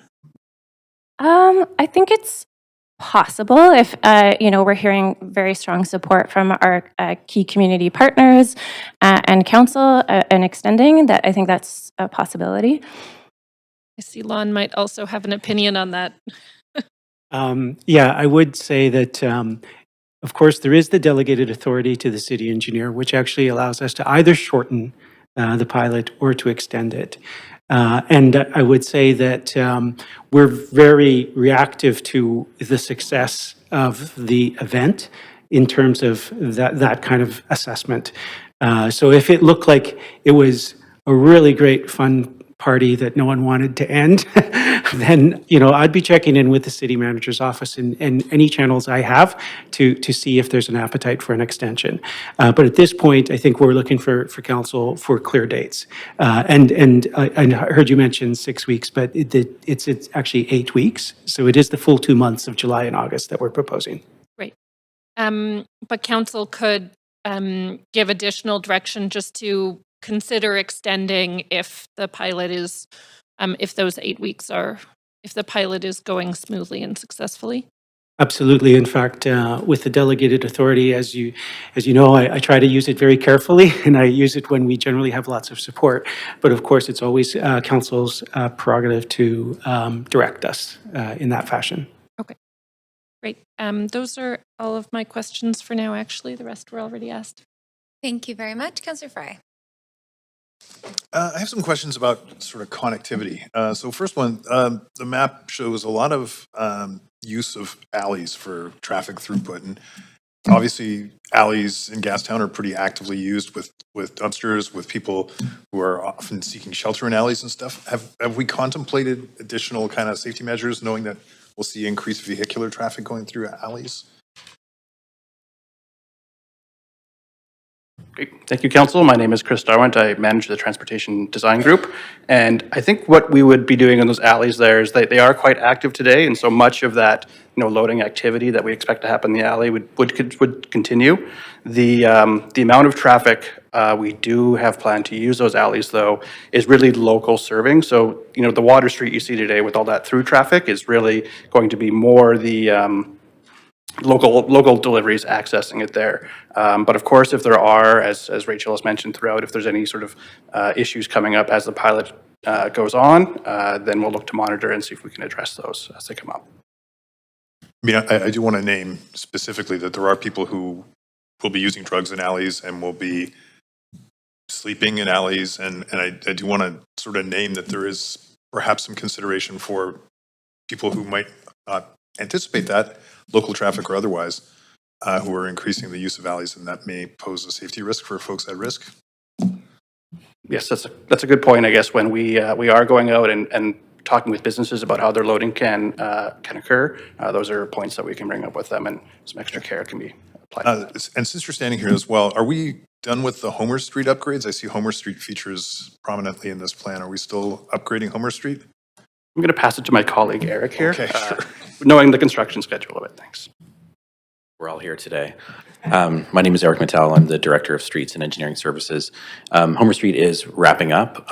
We're expecting that project to conclude sort of in May, June of this year. A number of the sort of elements of the project are reaching conclusion. We are waiting for BC Hydro to complete some of their work before we can kind of do that last push, but we intend to wrap up there shortly. So for all intents and purposes, we expect Homer Street to be open with the new signal control? Correct, yeah, for the pilot period, yes, absolutely. Perfect. Okay, last question, and this is around, well, actually, no, there's two questions in here, and it's around pedestrian, because it's pedestrian first pilot, and you named social challenges in the neighborhood, and recognizing that for pedestrians, there's not a lot of great entry points to Gastown, with the exception of maybe coming from Harbor Center from the west along Water Street. Has there been sort of thought around how pedestrians might access Gastown? And you're thinking particularly like visitors and tourists into the neighborhood? I mean, you mentioned social challenges, and I just, I need to name it. I mean, I live in the neighborhood, and I'm also 6'2" and a big guy. Other people don't feel as comfortable necessarily walking on Carroll Street or Abbott Street or coming from Main Street, and I just... Absolutely. So I think this is where some of the peer programs that I was speaking to are going to be really valuable. What we've heard from other spaces and that have used these programs is that it just enhances that sense of community safety for everyone. So there is somebody to go to, there's a smiling face, and more people on the street who make you feel comfortable and can help in situations that might make some people feel uncomfortable. Yeah, no, and that is perfect. You mentioned these people, these peers and stuff will be trained in de-escalation. Who's running that and what does that look like? Is that through engineering or is that? Yeah, so we'd be working with different community organizations, such as Mission Possible and others who do this type of work, who run these programs, and that we also work with them elsewhere in the downtown east side and other parts of the city, and so hoping to build on those successes. Yeah, fantastic. No, I know Mission Possible specifically do really great work in that sort of pure connectivity and Mhm. the streets clean and yeah, okay, great. Thank you. I appreciate that. Yep. I'm good. Thanks, Chair. Great, thanks very much. Councillor Carr. Yeah, thank you. Well, Councillor Fry and I are thinking along the same lines. It was one of my questions was exactly on street cleanliness and continuing to engage with really quite phenomenal local nonprofits like Mission Possible and United We Can.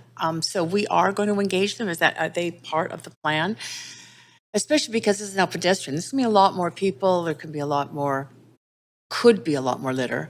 Yeah, so our hope is there's a number of community organizations like Mission Possible that we'll be reaching out to, seeing who's available to help with this kind of collaboration and scope that work together.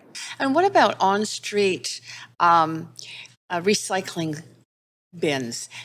I've heard so many people complain generally that they don't have the option to be able to sort things appropriately for reducing garbage and creating recycled outcomes. So will those be incorporated into the street cleanliness design work? Yeah, that's a good question I can take back to the team. And I know we've already been engaging organizations like the Binners Project, and I'm curious about what role they might play in helping kind of keep the neighborhood clean. Okay, that's great. Also interested in the involvement of First Nations. I mean, Maple Tree Square is a really important place for them. So I'm not seeing a lot in the report around how we're planning on engaging them in terms of that look on the street and the activation on the street. Yeah, I can speak to that. So we've actually been in quite a lot of meetings with them, really building those direct relationships with staff in particular, and it's going phenomenally well, the partnership building. A lot of that has been around the longer term vision, but they're also really excited about the pilot. And we're just meeting, we have some upcoming meetings this month with them to talk about what placemaking or storytelling opportunities there might be through the pilot. And we're really hoping that we'll be able to land something together. Okay, that sounds great. Thank you. Those are my questions. Great, thanks very much. I just advanced myself. I have a couple of extra questions and then we'll go to second round. So I just wanted to ask about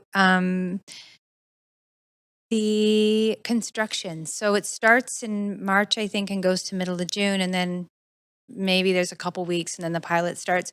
Is it the intention to keep it closed? It probably wouldn't make a whole lot of sense to open it up for 2 weeks. Yeah, that's right. And it's quite costly, actually, to open it up and put it back in again. So we're hoping that the construction moves straight into the pilot.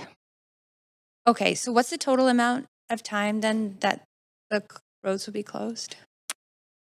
I think so from March till the end of August. So quick math. 5 months? Yeah. Okay. Okay, so it has been, and of course, we are going to have speakers speak, but we don't have questions to staff after, and we can't ask questions of the. So I just want to reflect some things that I think we've all been hearing.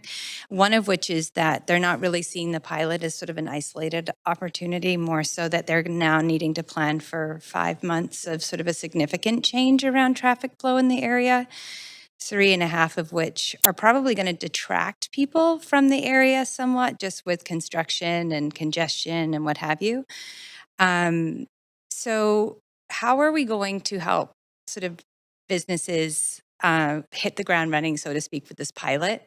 And part of that might be in our proactive communications or what have you, to really let people know that this is not just more construction and closures, but there's something magical happening in Gastown? Yeah, absolutely. Communication is going to be a big part of this, as well as our ongoing collaboration with the BIA. We have staff meeting with them on Friday to talk about how do we communicate that the businesses are open, Gastown is open during the construction, making sure that everybody is aware that there is still that local access into the neighborhood. In addition, then, obviously, once the pilot is launched, we want to make sure that we have a lot of really positive press around the pilot and are encouraging people to check it out and come visit. Okay, so just building on that then, I assume this conversation's come up leading up to this point. There's been a tremendous amount of engagement. So you've said a couple things like it's really important that we have the support of the local businesses in the outset to make sure that this is a net positive and a win. And I think the shared appetite here is this is something quite remarkable that we get to do.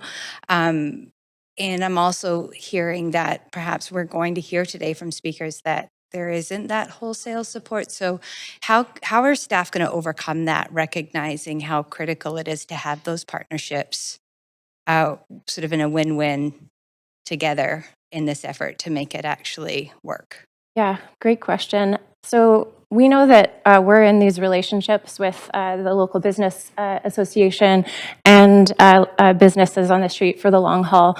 And so that relationship is really important to our staff and will continue to work. And we understand that until you've had the experience of a pilot, seen the successes, or the challenges, you need to live it to be able to test it out. And so we want to be able to be good partners through that experience, be able to be responsive when challenges do come up, and really try and have that kind of creative problem solving together to make it as good as it can be. Okay, and I see Lon, and I just have one more question. Yeah, if I could just offer too, and I don't know if you caught it in the presentation, but we already have explicit interest from, I think it's 25 restaurants and 15 merchandisers that are looking to take advantage of that space. So that's a pretty good indication right now of support for taking advantage. Yeah. Okay, that's good to hear. My last question, and that's actually a good lead into that one as well, Lon, is around permitting. So we talk about flexibility, we talk about relaxations. What about speed? Recognizing that if this community, this business community is sort of doing a favor, a solid for the rest of the city, so to speak, by being first, can they get permits first? You know, recognizing how important it is, they do get to hit the ground running? Thank you for the question. We have been meeting one-on-one with businesses within the pilot area to scope what opportunity could be available to them to participate. And we're working with them to scope what their patio footprint or their merchandise display could look like. And we'll be working with them and guiding them through an application process and ensuring that they will absolutely have their permit at the beginning of the pilot. Okay, that's my time. Thanks. Councillor Kirby. Yeah, thanks, Chair. I just want to go back to this notion of timing again, but with a bit of a different question around implications. And I'm looking at page 12 of the report on the public spaces plan schedule and how this is intended to factor into the learning. So it shows that we would get a draft plan if this pilot happens in summer 2024. We get a phase 3 draft plan in 25 and start phased implementation of the bigger public space investment. To really kind of build Gastown for the future. If this was delayed a year, what does that look like, recognizing that council will approve a capital plan before we break in the summer of 2026? And the ability to inform more money, because we know we have $10 million in this capital plan. It's going to require millions more to build out these public spaces so that they're really fantastic. Does that potentially have an implication of us missing the window for the next 2026 to 2030 capital plan? Yeah, it's we're really hoping that what the Gastown Public Spaces Plan is a very focused design and implementation plan.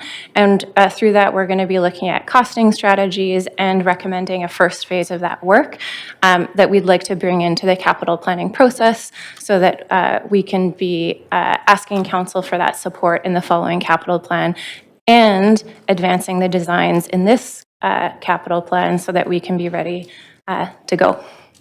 Okay, so we could, there is an implication there in terms of missing a window because we've That's got right. a lot of infrastructure needs in the city, right? Yes, and it's quite complex with the underground infrastructure as well.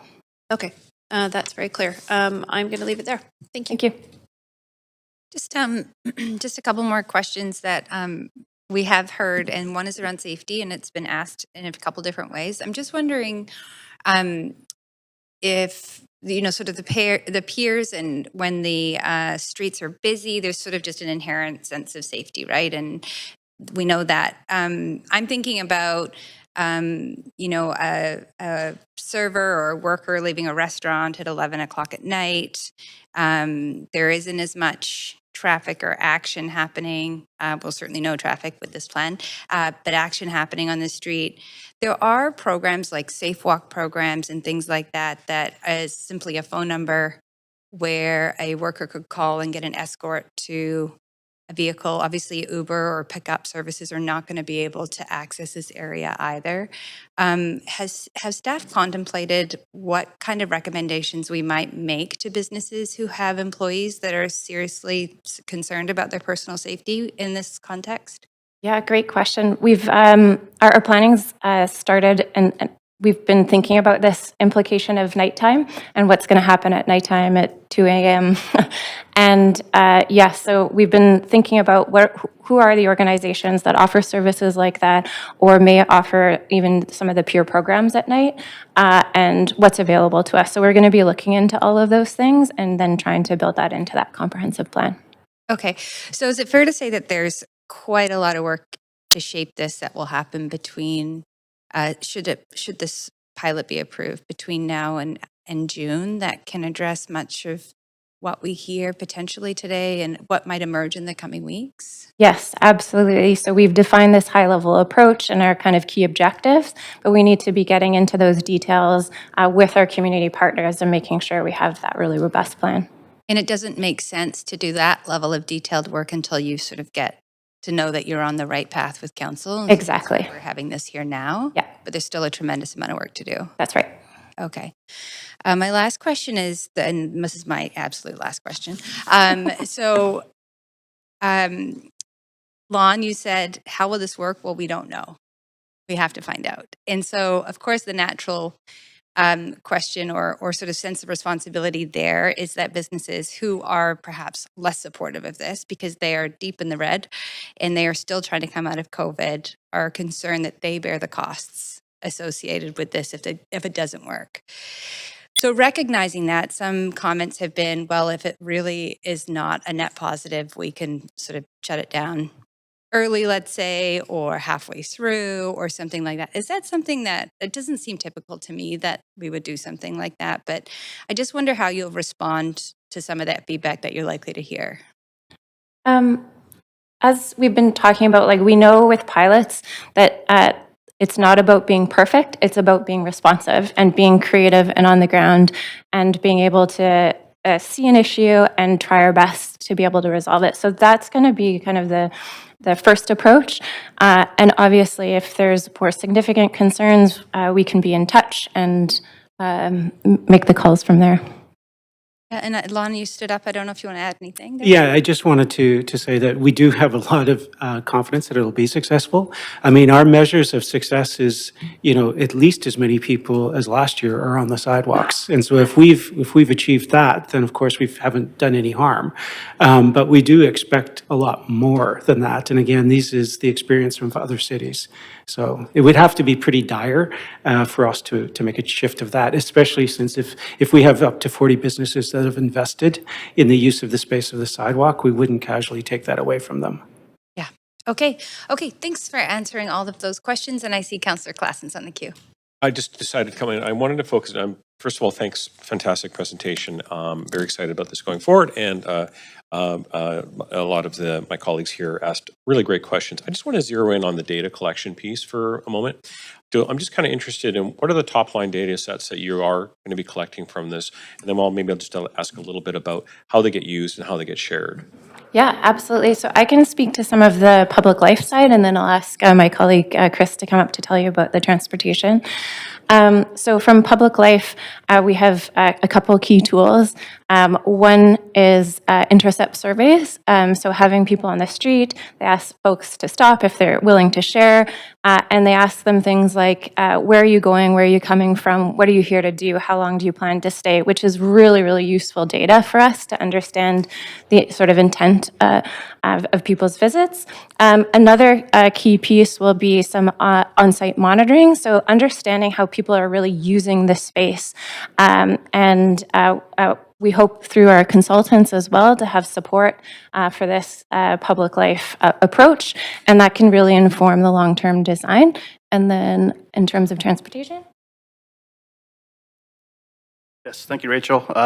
In terms of transportation, it's a lot more dry, I suppose, a little more straightforward. But our plan is to collect data not only before construction starts, but also during construction and during the pilot itself.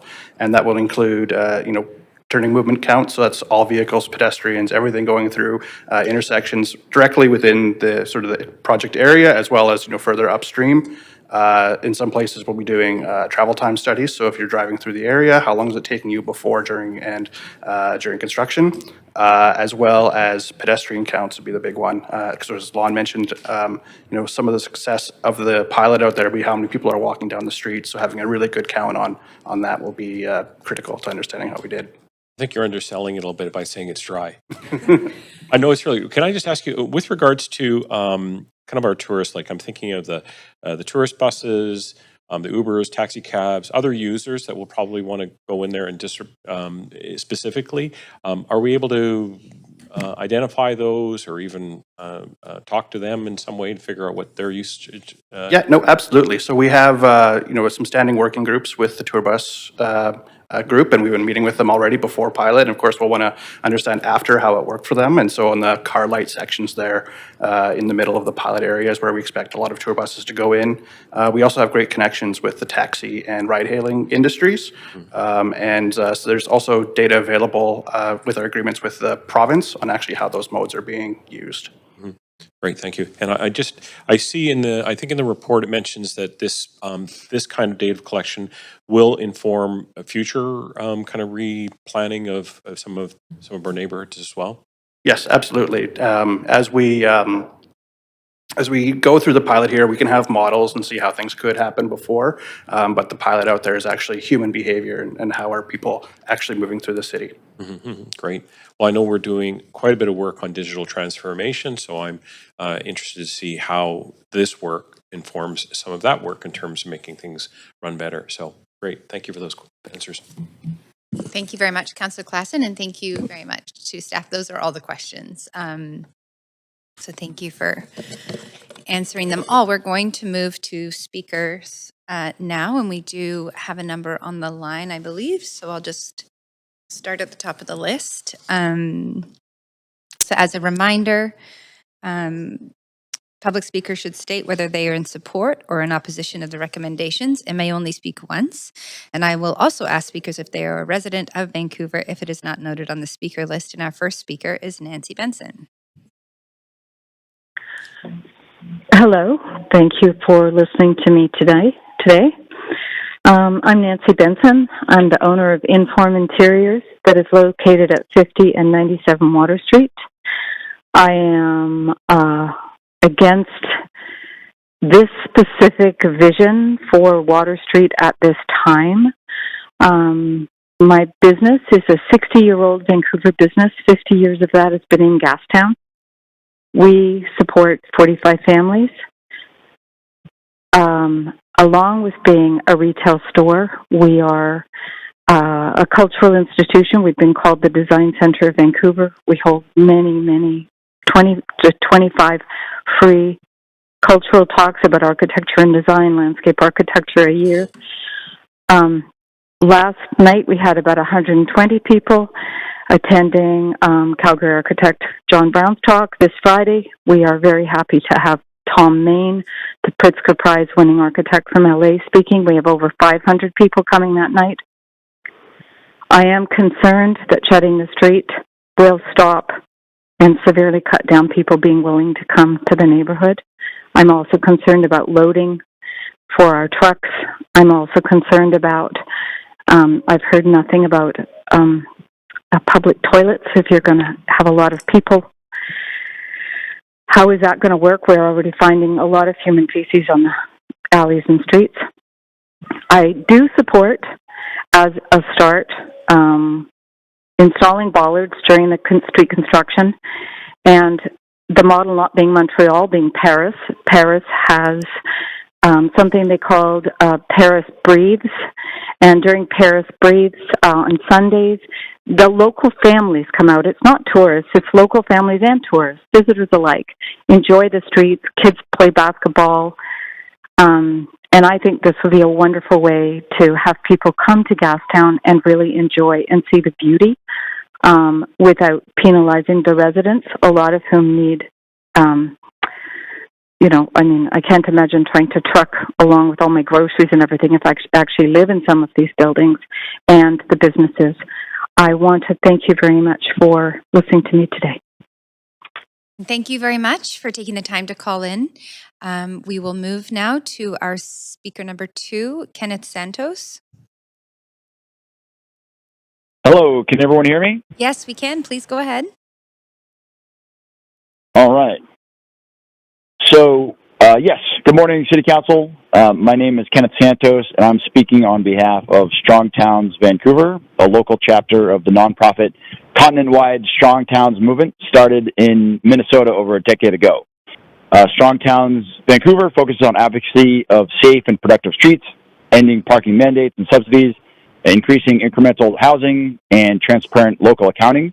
I'm here today to support the yes notion for the Gastown pedestrian pilot project this summer. 14 years ago, the Mayor and Transportation Department of New York City implemented a very similar pilot project in Times Square. This famously busy intersection was transformed overnight and became a wild success, especially since the city also provided temporary chairs and benches. 15 years ago, it was simply unthinkable to ban cars in Times Square, yet today it is unthinkable to allow cars back into Times Square.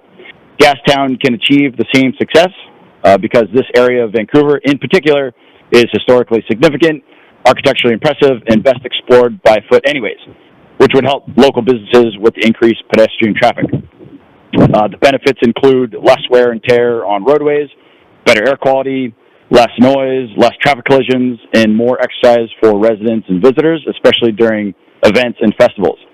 As of what happened in Times Square, this pilot will likely encounter pushback from taxi drivers, delivery truck drivers, and others.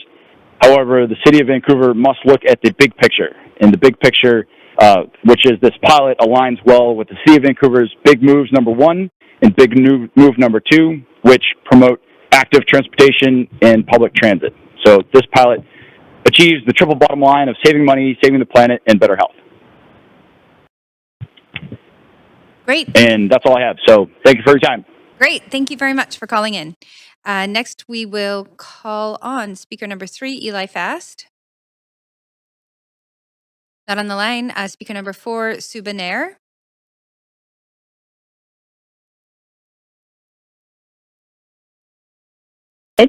We've had a presence in Gastown since 1986. We own 7 properties and 2 retail stores in the neighborhood, so our investment is quite great.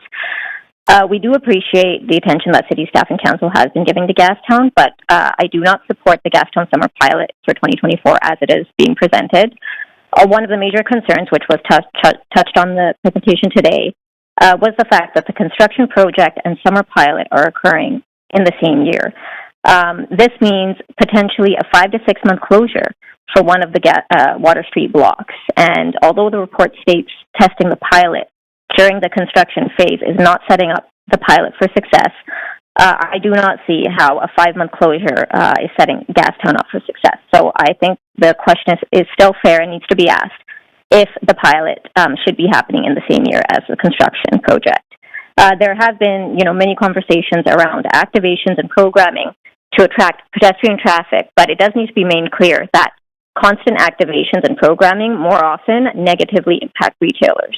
For instance, during a single day event closure in the past, we personally have seen a 30 to 40% drop in our sales, so we're quite concerned of what our numbers will look like, and some of our ground floor tenants have expressed similar concerns. City staff has initiated conversations with retailers to set up, stalls or kiosks to help store exposure and sales, but this initiative also adds to the burden of store owners to hire staff to program to merchandise, which in the long run may end up costing more. In the engagement sessions that we attended, we did hear that city staff is hopeful that this will be profitable, without a clear answer to what they're actually trying to solve. And while we can appreciate that, you haven't done this before and you don't know, we are the ones who are in pandemic recovery, both as landlord and as retailer. We rely on these peak summer months to make up for those losses, and we are concerned that these traffic patterns that are being suggested will be a deterrent for visitors and, quite frankly, confusing for me to understand even looking at the map. For instance, rerouting traffic, including tour operators and locals through Hastings, is not a pleasing route for anybody. And one of our major tour operators, who is one of our tenants, has even expressed the concern of skipping Gastown altogether to avoid driving through Hastings, and this should not really be an acceptable outcome to anybody. We have tenants who are worried about accessibility for themselves and their clients, so there are a lot of considerations when it comes to looking at these traffic patterns that are being suggested. The direction from council was to work in partnership with the stakeholders, and considering this report leaves us with the same concerns we initially had back in October, the conclusion that I draw is that conducting a pilot this summer based off of this plan will not be a benefit to Gastown. I'll end it at that. Thank you for your time. And thank you very much. That was perfectly timed. We'll move to speaker number 5, Brian Davey. Good afternoon, Mayor and Council. I'm Brian Davey. I'm the co-chair of the Gastown Residents Association. The GRA is an inclusive and diverse volunteer-run society dedicated to promoting the health, safety, and well-being of the residents of Gastown, Railtown, and Crosstown. The GRA is also a founding member of the Save Our Streets Coalition. During Phase 1 of the Gastown Public Spaces Plan, city staff members were in our neighborhood on multiple occasions and generally did an excellent job of engaging with the public. I will say that support for the plan within our membership is mixed, but what I want to specifically talk about is the one thing that we are united on, and that is our concern about crime. We're concerned about the ongoing violence, theft, arson, vandalism, toxic drug waste, and open drug use, which is never specifically addressed in this report. The report does say that, and as has just been reported, the pilot aims to test how to keep the area clean and feeling safe during the pilot. The residents of Gastown don't just want to feel safe. We actually want to be safe, not just during the pilot, but every day throughout the year. The report also talks about developing enhanced sanitation and stewardship plan. The overall approach to safety and cleanliness will require an ongoing collaboration between city staff, the GBIS, community organizations, and the VPD. But what are we waiting for? Why are these enhanced sanitation and safety plans only being implemented for this pilot when the thousands of Gastown residents deal with these issues every day? The recent hiring of additional police officers was certainly a step in the right direction, but much more needs to be done, and this report does not accurately reflect the sense of urgency Gastown residents have about ongoing crime and social disorder. In closing, please be assured that the GRA, along with the SOS Coalition and its supporters, stand ready to collaborate in any meaningful action towards public safety. I thank you for your time and attention. And thank you very much for calling in today and sharing your perspective. We'll move to speaker number 6, Wally Wargalet. Oh, in person. Yes. Great. Thanks, Wally. Good afternoon. Thank you for letting us speak. I'm Wally Wargalet. I'm the Executive Director of the Gastown Business Improvement Society. I'm very privileged to represent over 600 very diverse business members, property owners. First, I have all these comments I wanted to get to, but of course you absorb everything you hear, so I'm going to kind of try and get between both of those. I want to start with the fact that our neighborhood really is very grateful for the $10 million that was put into the capital plan. We worked very hard with Councillor Sarah Kirby-Young at the last council session. And I will also remind everyone in this room that $10 million was set aside in capital plans in decades past that never found its way into this neighborhood. So you have to forgive us if we're a little skeptical about what's going to happen with that money in the future. We're concerned about the fiscal responsibility of taking $10 million and taking 45% of that, investing in the infrastructure, which is why this conversation started. We started because we were concerned about the decay of our neighborhood. It wasn't being cared for. And to say that we're going to now spend 55% on a study and a pilot doesn't make good fiscal sense. Really very concerned about that. The other point I want to make is I appreciate the relationship that we have built with city staff. We've been in a ton of meetings. I would say, if I look at the time that myself and Elise, we are a team of 2 people, spend probably 200 hours of our time in meetings, thousands of hours of their time. But I don't think they're giving you a real accurate picture of our conversations, and it concerns me. And I've shared that with them. I'm disappointed that this 14-page report and the things they said to you today, while some of it is very accurate, it doesn't paint the real clear picture. And I want to have an opportunity to do that. So in closing, we do not support this as it's written today because we are concerned about the issues I just mentioned and the fact that we still don't have a clear, what are we trying to solve for with this pilot? We don't have clear metrics of how we're going to measure success. More people on the streets is awesome. In our conversations with San Diego and Gaslamp, our conversations in Montreal and Montreal, yes, they have seen more people on their streets, but that does not equate to dollars in the tills for our businesses.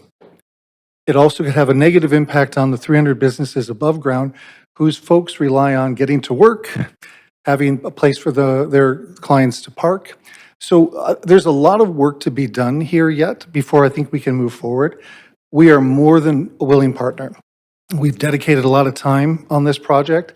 I respect these folks from city staff. They're extremely intelligent folks. We've also done our homework, and my time is up, so thank you. That was perfectly timed, so thank you very much, Wally. Our final speaker, registered speaker, is Suraj Gupta. Hi there. Can you hear me? We can. Please go ahead. Okay, great. My name is Suraj, and I'm the owner of 2 retail souvenir stores, Hudson House Trading Company, located at 321 Water Street, and Suraj Fashions and Gifts, located at 339 Water Street. In addition, I own 2 properties, one located at 123 Cambie, which is the northwest corner of Water Street and Cambie. It's where the steam clock is, as well as 341 Water Street, which is also known as the Green Shields Building. My parents are first-generation immigrants from India who came to Canada in the early 1970s and have spent their entire lives doing business in Gastown. I was born and raised in Vancouver, and from an early age, I have seen Gastown through its ups and downs. The proposal to pedestrianize the 300 block of Water Street directly impacts our retail business as well as our commercial tenants. We do not support this proposal and are extremely disappointed that our concerns were ignored and not addressed in the council report dated January 17, 2024. In our meeting with city staff in the fall of 2023, as well as our subsequent meeting with Sarah, we did express that the city has not done enough due diligence and has come up with a pilot project that is inherently flawed. You cannot paint all of Gastown with the same brush. Gastown is not a place where people shop and eat. People live here, work here, go to school here, and you must recognize and appreciate the diversity of the area before coming up with a plan that only caters to the retail and restaurant landscape. The 2 months that you're proposing are the 2 busiest tourist months of the year, encapsulating 60 to 70% of our yearly income. The majority of our business is generated by tour buses and cars coming through the area. Many of the tour companies that I've spoken to have said they will remove Gastown from their itinerary completely since the proposed traffic patterns are not conducive to their operations. Not everyone takes public transit or bikes into the area. Many tourists that do come into Gastown bring their cars. And in a time when we are still recovering from COVID, Why are you proposing something that is going to hurt our business even more? Generally speaking, during car-free days such as the Tour de Gastown and the Jazz Festival in the past, our sales have dropped almost 50% during those events. The customer's focus changes from the shopping experience inside our stores to just hanging out outside and enjoying the festivities. And yes, you have given us the opportunity to put patios outside, but that costs money and requires staffing and presents further shoplifting issues. And in a time when theft has already increased by 15%, it just adds to the struggles we face doing business in Gastown. Basically, what the city is proposing is a 2-month carnival in Gastown. You might as well call it project. You might as well call this project Carnival de Gastown. And if you think you're helping us local businesses, you're not. In fact, it's going to hurt us even more. From our office tenants who will have to deal with more people loading in the area, to our customers and suppliers who will have a more challenging time accessing the area, as well as our employees who are already tired of all the shoplifting and security issues in the area. This might be the final straw that forces us to close our businesses after being part of the community. I'm done. Okay. 50 years, yeah. Sorry to rush you there at the end. We're just over time. Thank you very much for calling in and sharing your perspective. So as per the bylaw or the procedure, I'll go through and call on any speakers who were not present. So speaker number 3, Eli Fast. No. Not on the line? Okay, great. Thank you very much. So that is the end of our speakers list. Thank you to everyone for calling in and coming into council to speak. Would someone like to move the report? I heard Councillor Kirby Young. Second is Councillor Meisner. Council, any discussion? And I'm actually going to take us to the main queue for that. So I see Councillor Kirby Young there, Sim, and Councillor Boyle. Just back on the queue, if you will, please, folks. Okay, perfect. Go ahead. Councillor Kirby Young.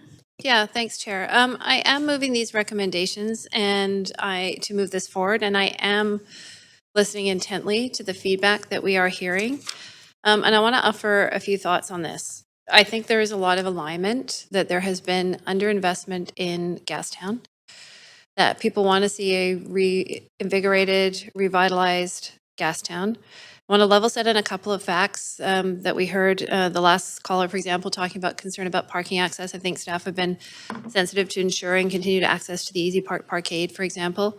This neighborhood is intuitively different than, say, a Chinatown or Commercial Drive, where you have kind of continuous on-street parking in front of stores. You don't have that now. My personal experience with Gastown is that a lot of people travel through it. We want people to, but don't stay in it. And that's what we want, is some stickiness here. I love public spaces.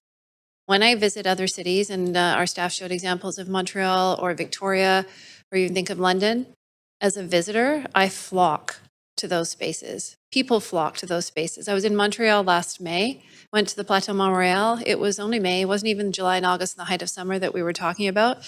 And people were spilling everywhere. It was Carr light, as we're talking about here. And it flowed seamlessly with local residents being able to cross. Everybody had adjusted to the pattern. Cars would slowly go through if they needed to enter a building.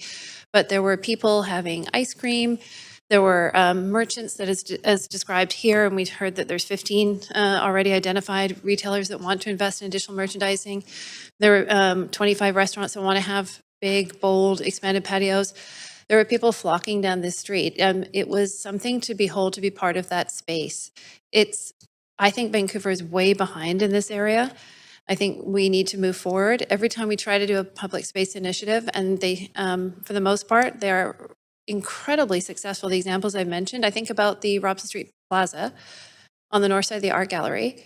And when on the last council, that one got canceled.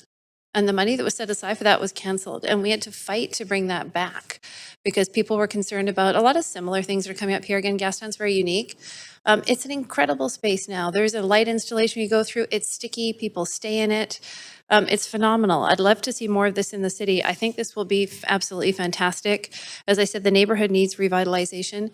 I get we all have skin in the game in this one. I get that nobody has skin in the game more than the local businesses who are vested and have been for years and have been battered by COVID and other things. And this is working to bring it forward. We need to try and to learn, as we heard about. I don't want to push that can down the road of actually bringing positive vibrancy back to the neighborhood.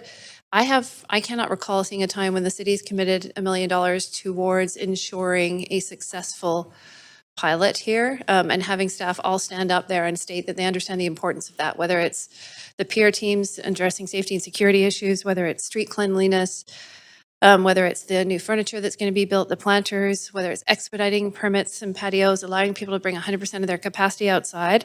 I do think that there's a solid plan in place, and that we will be responsive. We have so many opportunities that we're going to miss. Tourism is rebounding, and I am convinced, yes, allocation has been made for the tour buses to continue to come here, but I think visitors are going to love to come here. We have FIFA coming ahead in 2026. Wouldn't it be amazing if we have the opportunity to learn from this, and we have a couple years under our belt to take advantage of that? This becomes a hotspot when, you know, the eyes of the world are on our city. Invictus Games, and people want to come here. And the one thing that people are saying, where should I go? You've got to go to Gastown. That's what we're trying to achieve here. I think in terms of defining what success looks like, it's more people, it's stickiness, it's spending in the businesses, it's all of those good things. We are a growing and a densifying city. We need to be a vibrant and successful one. And that includes, I think, developing of public space. And I do think that this can be an example if we do it well. The onus is on us to really put the investment and the effort in to do it well. But I think that this could be a great example that could extend out to other areas, whether it's Davie Street, expansion of Robson Street. We've talked about the planning program that's underway for Granville Street. It would be really disappointing, I think, to delay this a year, and I'm not convinced that the conversation would be much different, to be honest. If we delayed this to next year, I think a lot of the same issues that exist today will be concerns that people will have tomorrow, and we would have to be as proactive and genuine and thoughtful about addressing those next year as we would this year. The other thing that concerns me, quite honestly, in moving it forward is, and I want to clarify, the $4.5 million that's going into the tangible restoration work, it's not $5.5 million that's just spent on planning and study. This is for long-term public space planning, and that's a long-term investment in the neighborhood, and we will miss the opportunity to put capital into the next plan to continue investing significantly in this neighborhood. So I wholeheartedly support it, and I think we all have to be committed to the success of it. Thank you. Thank you, Councillor Kirby Young. Councillor Boyle. Thanks, and I also really appreciate this work and know it's a long time coming. I have a few things to say, but first want to move an amendment that I circulated. I'll move us to an amendment queue. If you wouldn't mind just putting yourself on the queue. And please go ahead. And a seconder, Councillor Carr. Thanks. So appreciated staff saying, noting that there's some discretion around the length of the pilot based on how it's going, and that it's council's prerogative as well to give that direction. It seems to me, as we hear often, that it can take a bit of time for traffic patterns to adjust, for people's patterns of movement to adjust. And so I'm hopeful that if things are going well in the summer months, we can give direction to staff to look at extending into September. We know that September can be, or at least in my opinion, one of our most beautiful months here in Vancouver. Great weather, a great opportunity for people to still be able to get outside and socialize and support these local businesses. And so hoping council will support this. I attempted, knowing there are sensitivities around the time, to make the language a consideration, so that we're not predetermining the length of this, but creating that possibility that if it's going well, we can keep it going well a little bit longer. Thank you, Councillor Boyle. Councillor Meisner. Yeah, thanks, Chair. I feel conflicted about this, but I think the right decision is, unfortunately, although I am a big supporter of this project and plan and of Gastown and of pedestrianizing this space, I think we've heard some trepidation today from the retailers and the business community in the neighborhood, despite city staff's immense work of consultation. So I feel a bit uncomfortable with possibly floating a third month of this pilot program. I really feel that the 2-month pilot is just the right amount of time. And if it is a big success, which I am optimistic that it will be, then we can do it in 2025 potentially. Another thing to keep in mind, I think, is that traffic patterns change in September. People are going back to school, roads get busier. So there's a couple of reasons why, although I wholeheartedly support this pilot, the two-month pilot, I just don't want to introduce that uncertainty of a third month for businesses that understand, still have some questions about how this is going to go, and that's what the 2-month pilot is there to determine. So unfortunately, I know Councillor Boyle and I are both passionate about this, but I can't support the amendment. Thank you, Councillor Meisner. Councillor Carr. Yeah, thanks, Chair. I seconded this amendment because I think that this gives an option to staff and to council to see if this is going well. Why not extend it? It is absolutely up to staff to make that decision. I think that some of the fears and concerns may be unwarranted. They may not be, in which case the pilot will end at the time that it's currently in the report.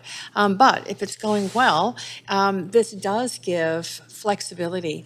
And I think, like probably many of you have traveled a lot in cities in Europe where car-free streets, people-focused streets are exceedingly common and hugely successful from an experience of the people and businesses' points of view.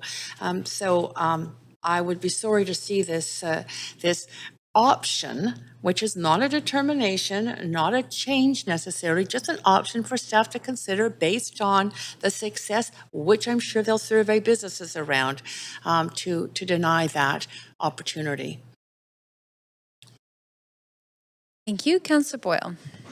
Thanks. Just want to add, I think one of the takeaways from, as an example, the U Street pilot is that we really need to dive in and make the investments and give the time to see if something works. And I think that's important. I know staff understand that, and I've been glad to hear a lot of good conversation here about furniture and the types of changes that will enliven this, so it doesn't feel like a kind of paper-thin temporary measure. If we want to set it up for success, there are decisions that we make that set it up for success, and in my opinion, one of those is creating the time that we can allow people to adjust and to see the benefits after that sort of what can be a creaky early adjustment period. So I think if our goal is success, and I certainly hear that that's a pretty shared goal, that time is one piece of allowing those changes to take root and for those benefits to be shared and grow.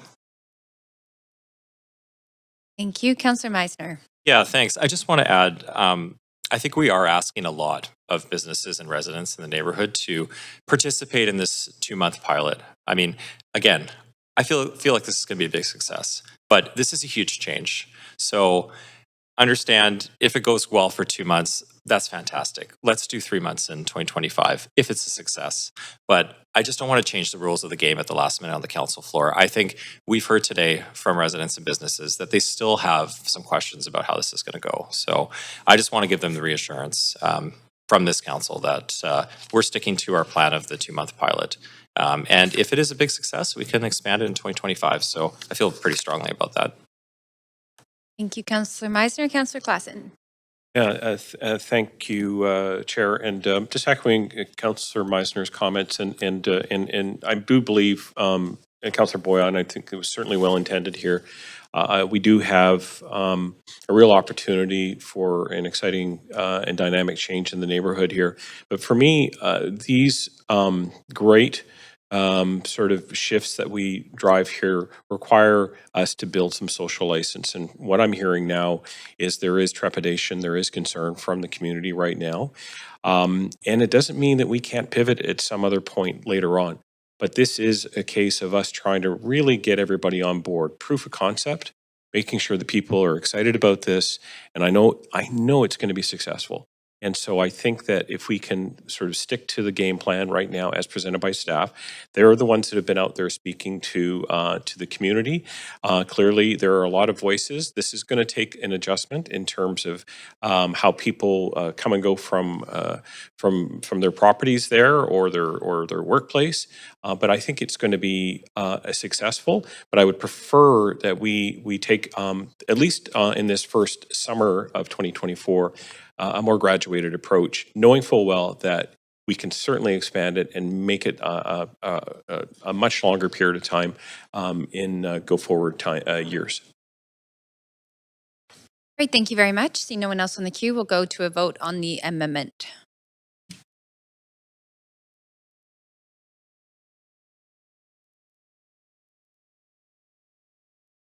We're voting on the amendment. And that motion fails with Councillors Kirby Young, Dominato, Montague, Klassen, Meisner, Mersim, and myself in opposition. Councillor Boyle, you have the floor. I will, I'll just say I am glad that we're doing this. I think it's a good and exciting step. I appreciate that there's nervousness. I have read many studies about the positive economic impact of similar infrastructure, similar pedestrianization or active transportation infrastructure having good results in other places, and totally understandable that businesses post-pandemic are feeling pretty nervous. And I think, as has been discussed, one of the important pieces is going to be that we invest in making it a success, both this summer and over the long term, that the $10 million in the capital plan, it won't be enough to live into the best version of this in the years to come. And so that will be up to council decisions to make sure that we're following through on our commitment to this neighborhood and to making this a safe, welcoming, vibrant public space for all people in the years to come. I am excited about being part of that. I'm certainly excited about spending even more time in Gastown this coming summer and pushing to make sure that we expand this on an ambitious timeline and in ways that have benefits for folks in the neighborhood and beyond. Thank you very much. Councillor Klassen. Thank you, Chair. So first of all, I'd like to start by thanking you, Wally, and all of your members and the people of that community. They've stuck it out. It's been tough. Hundreds of property owners and business owners and employees that are down there that have kept the faith about a neighborhood that you said, and I wrote this down, has not been cared for a long time. And we can do a great big forensic audit and figure out historically why things fell down, and we let the streets deteriorate, but clearly it was not a priority of previous councils. I can say right now, this is a priority of this council. That $10 million, it's not going to get flushed away. It's going to be put, and you're going to see it on the street. You're going to see it there. And we're going to work closely on this. I remembered going to see Jeanette Sadiq Khan, a former commissioner of transportation for New York City, who transformed, with the blessing of Mayor Bloomberg, Times Square. Times Square, an iconic car-oriented street, which is now one of the great pedestrian-oriented streets of the world right now.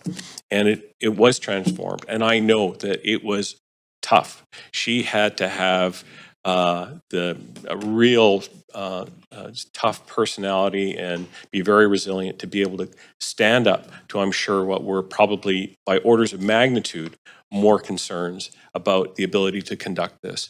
But I'm sure that people today would never turn back on what they've done at Times Square. And I feel like, and when Jeanette came to speak at the Playhouse here, I sat front row and I listened to her words. I was rapt. I was impressed by her focus and determination to make this change, and it's made that city better. And I know that it's brought out people and new businesses and new experiences in that neighborhood. And I foresee that happening here. So we will do this 2-month pilot, I hope. We'll take away that data, that information, and we're going to make this very successful and exciting. And I hope and I think that your members are going to be coming back to us after and going, you know what, that was pretty good, and let's keep going. Thanks. Thank you. Councillor Meisner. Yeah, thanks, Chair.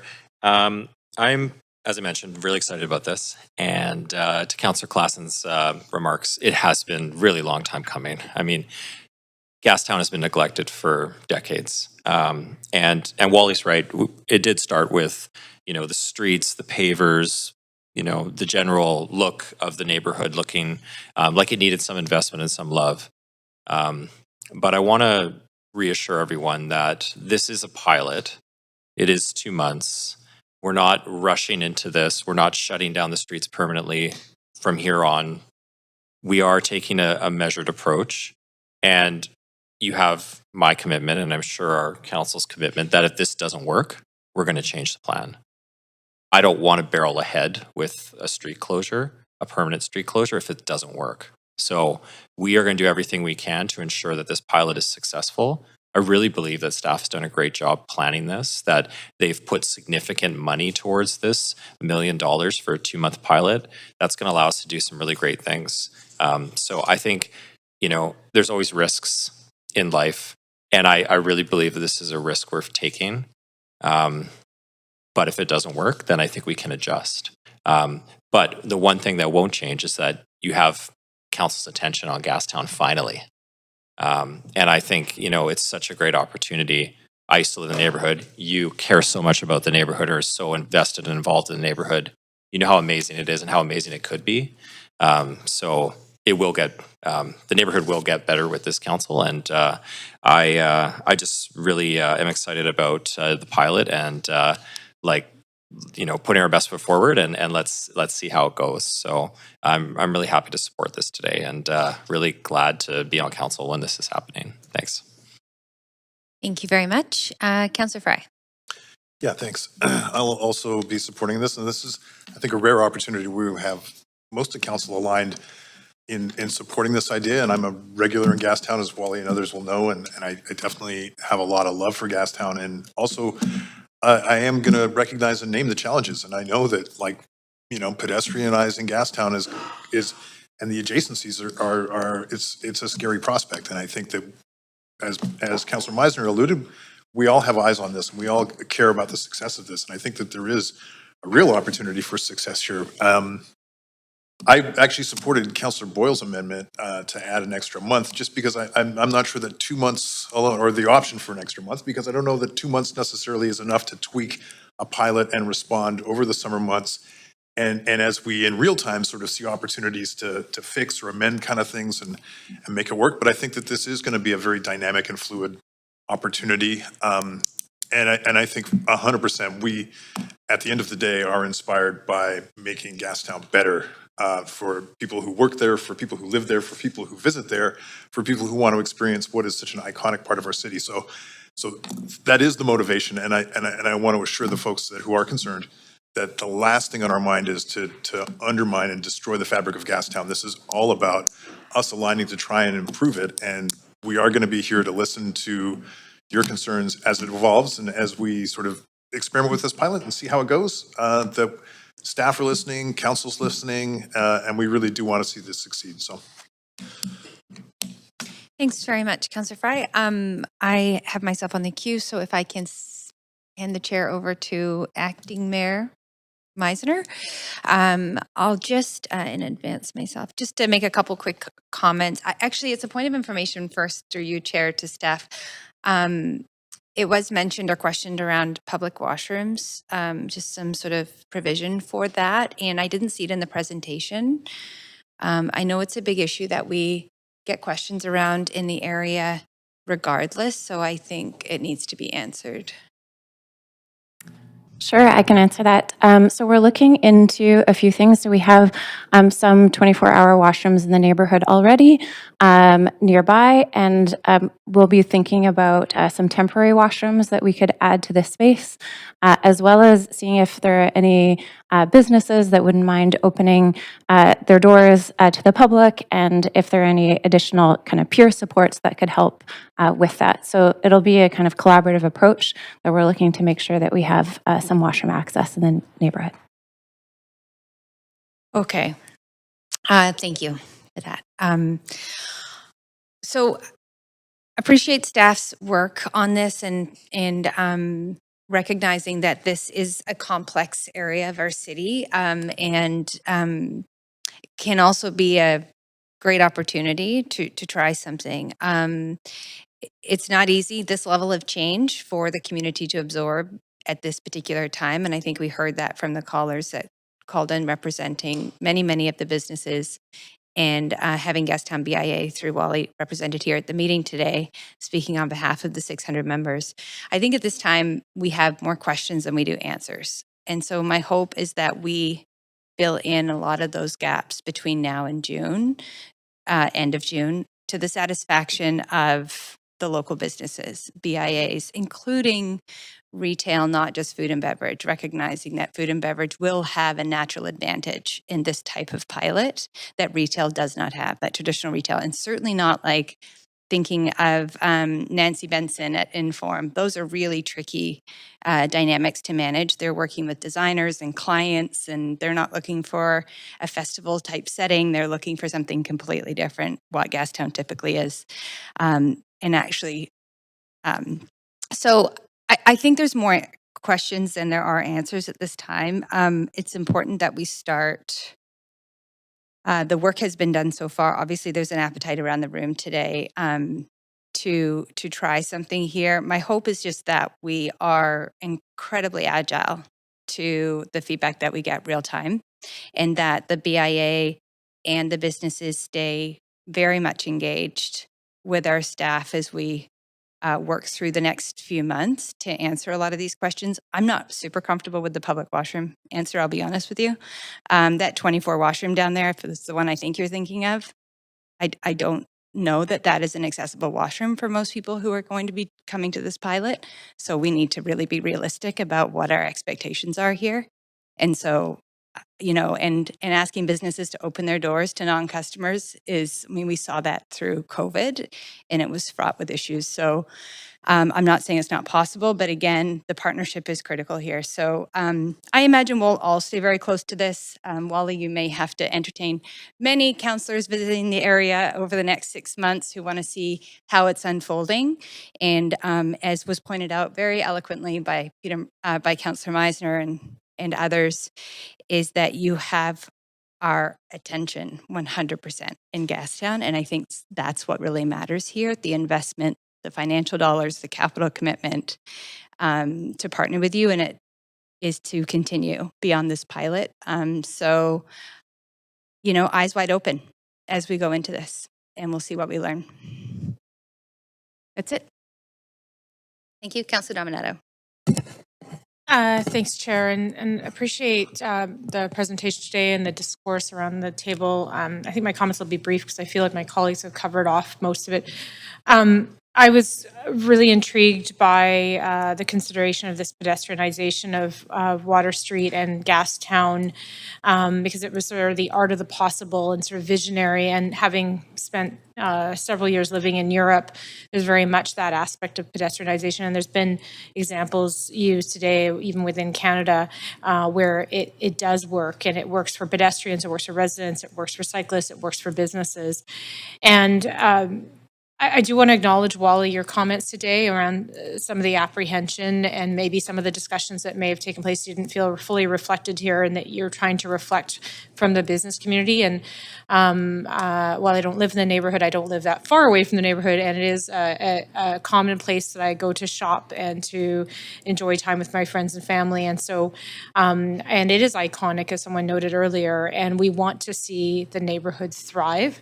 And if this is successful, I think it will be an opportunity to make it thrive even more. And so just to echo some of the comments around the table that, and I think staff have, just I want to make this one last point, I think it is complex given the dynamic of having this sort of car-oriented city that evolved and the in and out of getting into downtown. And so I think staff are trying to be thoughtful and trying to accommodate all the different aspects for supporting residents, but supporting business, supporting commerce and transport. And so I'm really looking forward to seeing how it goes. I think there's lots of opportunity for activation, and I appreciate the report coming back. And thank you to Councillor Kirby Young for bringing it forward as well.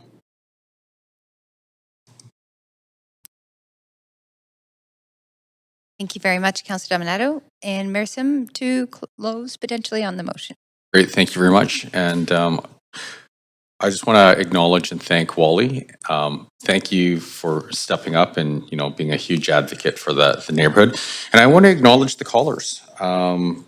Being, my background is being a business owner and an entrepreneur. I'm acutely aware of the challenges that you face, even in the best of times. And, it's little things. Even making a payroll is incredibly tough. So I just want to reassure yourself and the callers that is our lived experience as well, and we're acutely aware of what's going on. And I do want to thank Nancy for bringing up some great issues that I know the team heard and that we will be addressing as well as it relates to access, toilets, loading, you name it.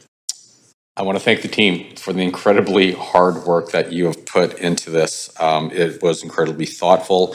I know there was a lot of public engagement. We can go through all the details, but I love the fact that there's going to be a couple of car-free blocks. There's going to be a lot of help with permitting, so the businesses in Gastown, they're going to be ready to go when this pilot starts.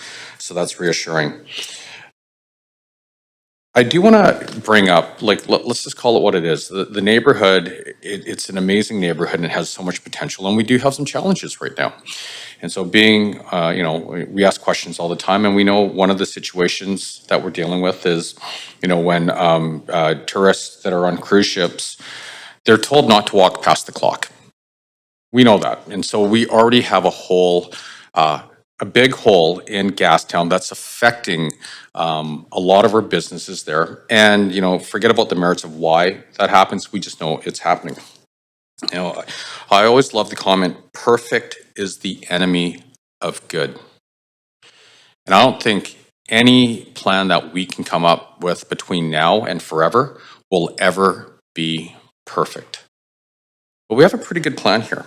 And so I love the plan because it aligns with what we want to achieve, not only just for the neighborhood, but making Vancouver a vibrant, fun place that's great for businesses and locals and tourists.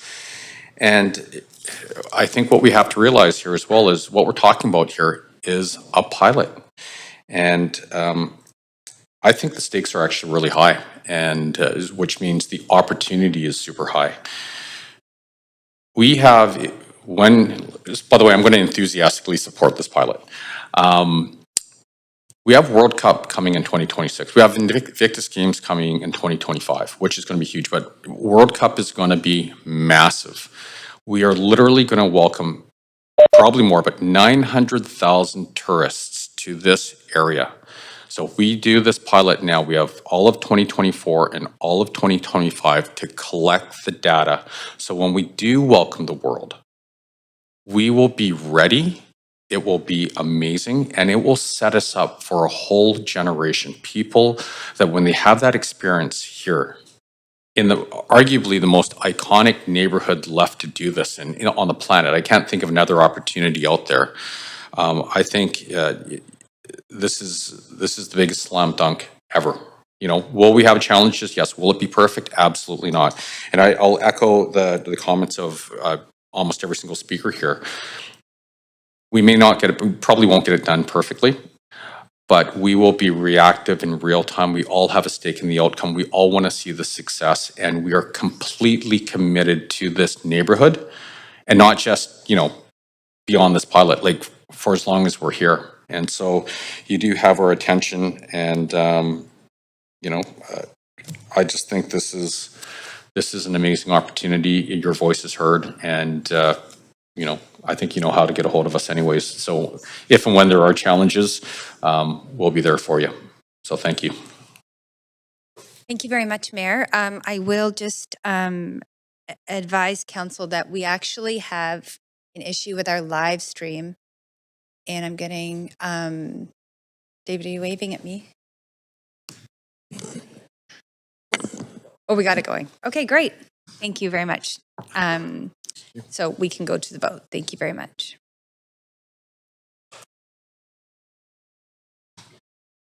Yeah.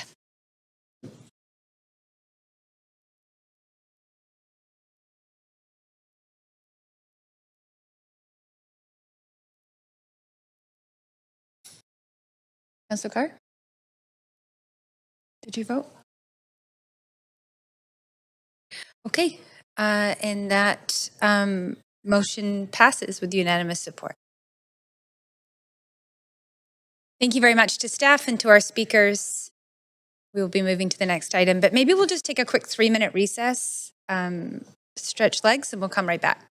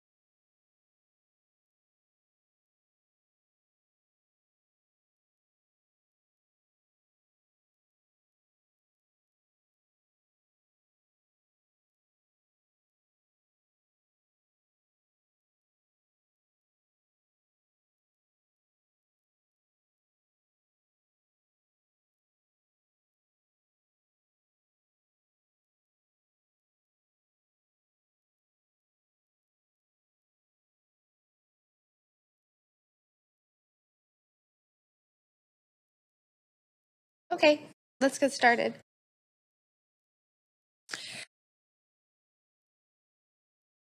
Okay, so we are going to reconvene a standing committee, and the next item is motion 1, requests for leaves of absence. We have the following requests. Councillor Kirby Young, Pacific Business, from meetings on September 25th, 2024 from 9:30 to 12. Councillor Bligh, myself, for Civic Business from meetings on March 5th to the 7th, May 8th from 9:30 to 12, June 5th from 3 to 5, and July 17th from 3 to 5. We have a mover. Thank you, Councillor Dominato, seconder. Thanks, Councillor Boyle. Any discussion? All those in favor? Any opposed? Great, that passes.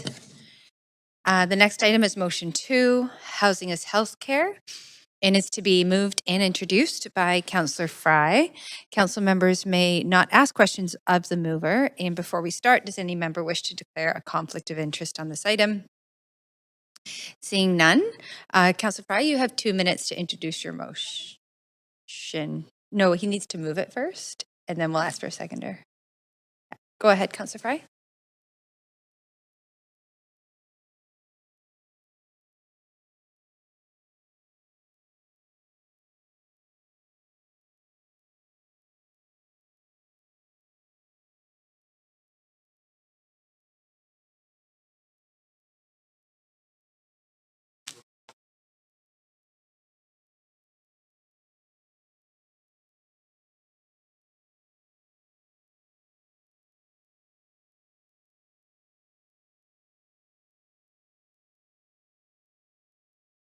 Oh, why is your mic not on?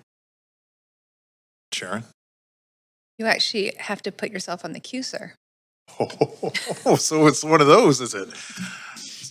Thanks. So just to reiterate, I checked with Tina to make sure that some of the callers are on the line to share some of their stories about accessing accommodations when seeking healthcare here in Vancouver. As we know, Vancouver is the home to all the major healthcare centers for the province of British Columbia, with St. Paul's, Vancouver General, and BC Children's Hospital. And I hadn't realized this until Jacqueline Podwells reached out to me about her mom's case, who was coming here for a lung transplant. The extent to which folks are put out pocket when they have to come for a transplant and other, specialized medical procedures. In the case of a transplant, they have to be here for 3 months, not in hospital, but adjacent to hospital. And I think the reality, as we all know, is housing scarcity in the city of Vancouver makes that a very daunting prospect. And what we've discovered is that folks are actually willing to forego their medical treatment because of lack of housing here in Vancouver. So this motion is a two-parter. One is just asking our own staff to consider these sort of healthcare housing needs in our own planning processes. And, in Australia and other jurisdictions, they've actually introduced this whole sort of idea of medical hotels, which are specifically for short, long-term stays and subsidized accommodations for folks. And of course, the second part of this is to advocate to UBCM. This may seem like a local issue as far as Vancouver housing, but the reality is that these are the health centers for the entire province of British Columbia. And it is folks from elsewhere in British Columbia who are struggling to get healthcare that they need and equitable healthcare access by virtue of our unaffordable and scarce housing market. So this is about healthcare equity. This is about supporting our own pretty significant healthcare industry here in the city of Vancouver and recognizing we have a role to support other British Columbians who are seeking health equity in our province. And that's my time. Thanks. Thank you. Seconded, Councillor Carr, thank you. So we will move to registered speakers for this motion. As a reminder, public speakers should state whether they are in support or in opposition of the recommendations and may only speak once. I will also ask speakers if they are a resident of Vancouver, if it is not indicated on the speakers list. And our first public speaker is Kenneth Santos. Nope. Yes? Oh, great. Okay, in person. Coming down the stairs. Just give the speaker just a moment to, here we go. Hey, you're Kenneth Santos? I am, yes. Okay, welcome. You have 3 minutes to speak to council. Please Great. go ahead. Thank you. Good morning, everyone, or good afternoon, everyone. I think healthcare is housing, and we know Vancouver has earned a reputation across the country regarding this unaffordability, and even people working full-time, well above minimum wage, are being priced out of the housing options available in the city. This has a snowball effect on affordability of labor and affordability in other municipalities across the region. So when housing is healthcare, the correlation between housing and healthcare is undeniable. Affordable and stable housing plays a crucial role in improving the overall well-being and health outcomes of individuals and communities. From the perspective of both workers and business owners, supporting affordable housing initiatives is essential. So there's three options of support from perspectives of workers. One is financial stability.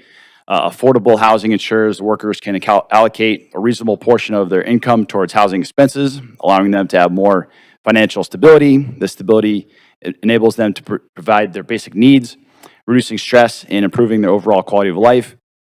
Second is improved health. Access to health and safe and affordable housing positively impacts workers' physical and mental health. When individuals have a stable and secure place to live, they are more likely to experience better overall health outcomes and are better equipped to manage chronic conditions.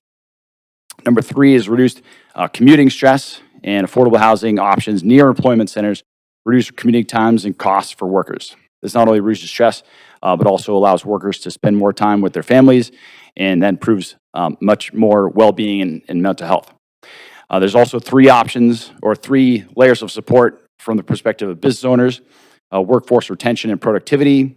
Affordable housing options help businesses retain skilled employees, addressing their housing needs. Access to diverse talent pool. Affordable housing initiatives attract diverse range of workers to the area, and this diversity enriches the talent pool available to businesses.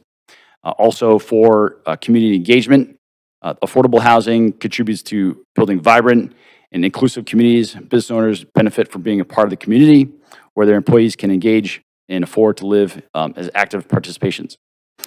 This engagement strengthens the local economy, sense of belonging, fosters positive relationships in businesses and communities. So supporting affordable housing initiatives not only improves the lives of workers, but also provides numerous benefits for business owners. It's a win-win situation that promotes social well-being, economic prosperity, and healthier community overall. And oh, by the way, when you support for housing, for each dollar of housing, you're going to save much more in healthcare costs in the long run because of delayed treatment. Thank you. Thank you very much. Next, we'll move to speaker number 2, who has withdrawn actually. So moving to speaker number 3, Paul Adams, who is on the phone. Good afternoon. Hi there. Can you hear me okay? Yes, we can. Please go ahead. Thank you, Honorable Chair. Thank you, committee members and your worship. I am Paul Adams. I come to you from the traditional unceded territory of the Silks people. And in the Upper Similkameen, I represent the BC Rural Health Network. We are a pan-provincial organization that represents solutions to healthcare problems throughout the province. Our membership includes 59 nonprofit organizations, 30 municipalities, 2 regional districts, and 20 individuals. We bring forward solutions to the government or governments regarding health and health care.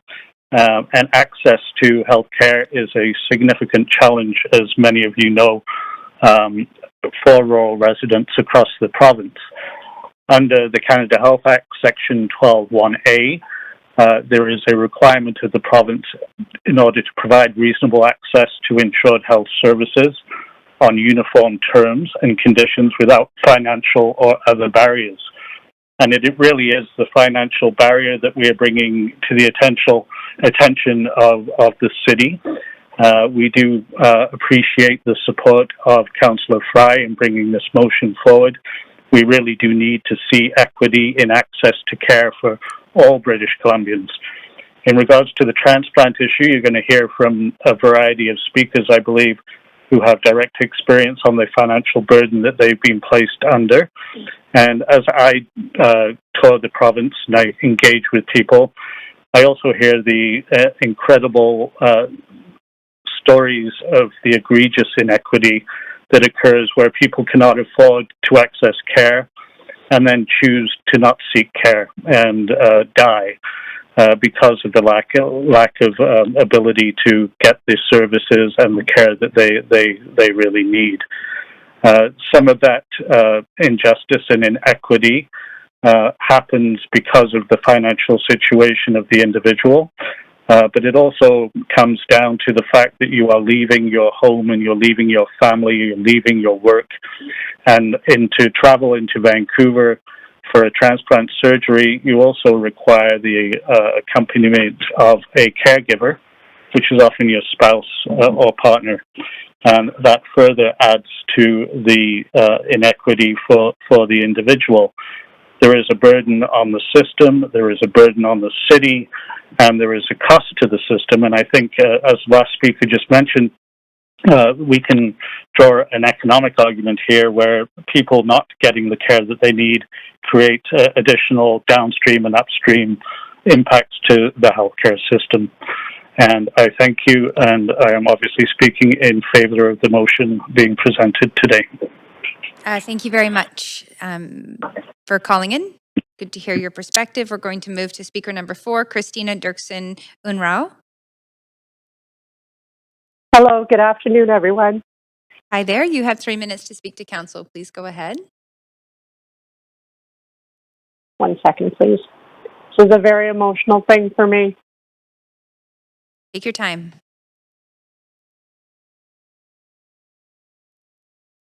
I 100% support this motion. I live in Princeton, BC, and I'm currently approved to be actively listed with the VGH Transplant Clinic for a double lung transplant. But I have had to decline being listed because I can't afford the astronomical costs associated with the mandatory aftercare as per VGH transplant requirements of 3 to 6 months. Examples of costs: accommodation alone is at least $3,800 a month. This does not include costs of food, transportation to and from VGH approximately 4 to 5 times a week, parking fees, or anything else. I require a 24/7 caregiver as per VGH transplant team, which will be my husband, who is the sole income in our household, which means he will not be able to work. While we are in Vancouver trying to save my life with minimal income from employment insurance benefits, we still have to somehow maintain our mortgage and bills for our home in Princeton. I find myself in the disheartening and terrifying position of either losing everything we've worked our whole lives for to save my life, or not saving my life and just wait to die. I've never been so frustrated and terrified as I am at this exact moment. We just hope and pray that somehow, some way, we can come up with enough money to save my life before I become too sick and transplant is no longer an option. And if we can't get the money together, I will die. It's heartbreaking to know that my life has such little value, and I wonder how many others have died because they just couldn't afford to save their lives. I feel that only the rich have the opportunity to save their lives, while the rest of us are left to die. Thank you. Thank you very much for taking the time to call in and share your story. Next, we will hear from Speaker 5, Tawny Brunette, who has withdrawn. Speaker number 6, Kathleen Fleming. Yes, good afternoon, Chair and Council. My name is Kathleen Fleming. I am the BC Provincial Director of the Canadian Transplant Association and a resident of Port Coquitlam, and I'm speaking in support of the motion. The Canadian Transplant Association is a national charitable organization whose mission is to encourage and motivate transplant recipients to maintain a healthy lifestyle, both physically and mentally. We do this by promoting and coordinating athletic and other post-transplant health awareness events, such as the World and National Transplant Games. And we strive to increase public awareness that organ donation works by showcasing transplant athletes in action. We promote the concept of organ transplantation as a normal process by educating the public as to the mental, physical, and financial advantages of organ transplantation. And we provide support and encouragement to organ recipients, organ donors, and their respective families. Given our mission, supporting the motion that housing is healthcare is important to the CTA. I understand this motion speaks more broadly to supporting housing for those who must travel to and reside in Vancouver to obtain acute medical treatment. However, my input is from the perspective of the transplant community. As the previous speaker has mentioned so compellingly, there is already tremendous stress associated with receiving a life-threatening diagnosis. And adding the extra burden of not knowing if they can afford to access the treatment because they don't live within commuting distance of the treatment center seems unthinkable. And while there are several charitable organizations who do provide financial assistance for housing, knowing how to access those resources is complicated and the landscape is often changing. And the other factor, of course, is the scarcity of accessible accommodation that is often required on short notice. And so I'm pleased to see that this motion also addresses this issue. We know that minimizing stress prior to and post-surgery is essential to maximize the likelihood of a successful outcome. This successful outcome is obviously extremely important to the recipient, but we should also keep in mind how important it is to the donors and their families. We should be doing everything possible to honor the gift of life that has been given the transplant recipient. We ask British Columbians to be generous with their life choices, and we urge them to sign up to be organ donors. And I'm pleased to say that BC witnessed a record-breaking 563 organ transplants in 2023, 160 from deceased donors and 77 from living. But we're inconsistent in our messaging by not removing the barriers to obtain those life-saving organs. Receiving a transplant is a matter of life or death, and it should not be limited to those who can afford to access this treatment out of pocket, and it's explicitly prohibited in Section 12 of the Canada Health Act. A province or territory must provide reasonable access to insured health services on uniform terms and conditions and without financial or other barriers. I urge Council to approve this motion so that the precepts of the Canada Health Act can be upheld and lives saved, and I thank you for allowing me time to speak to the motion. And thank you very much for calling in. That was perfectly timed. Our last speaker, registered speaker, is speaker number 7, Victoria Podewils. Good afternoon. I'm a double lung transplant recipient, and I live in Kelowna, BC. I appreciate the opportunity to speak in support of housing for healthcare as it applies to rural patients. Over the period of the past 10 years, I've needed to travel to Vancouver for care related to my pre- and post-transplant care. The greatest of all these visits being the need to remain in Vancouver for 3 months directly following my surgery. There is a great deal of stress involved with being sick, especially as a patient with lung disease. Not being able to breathe creates its own measure of stress. In addition, being on the wait list for such an operation, in my case 3 years, is additional stress, never knowing when the call will come.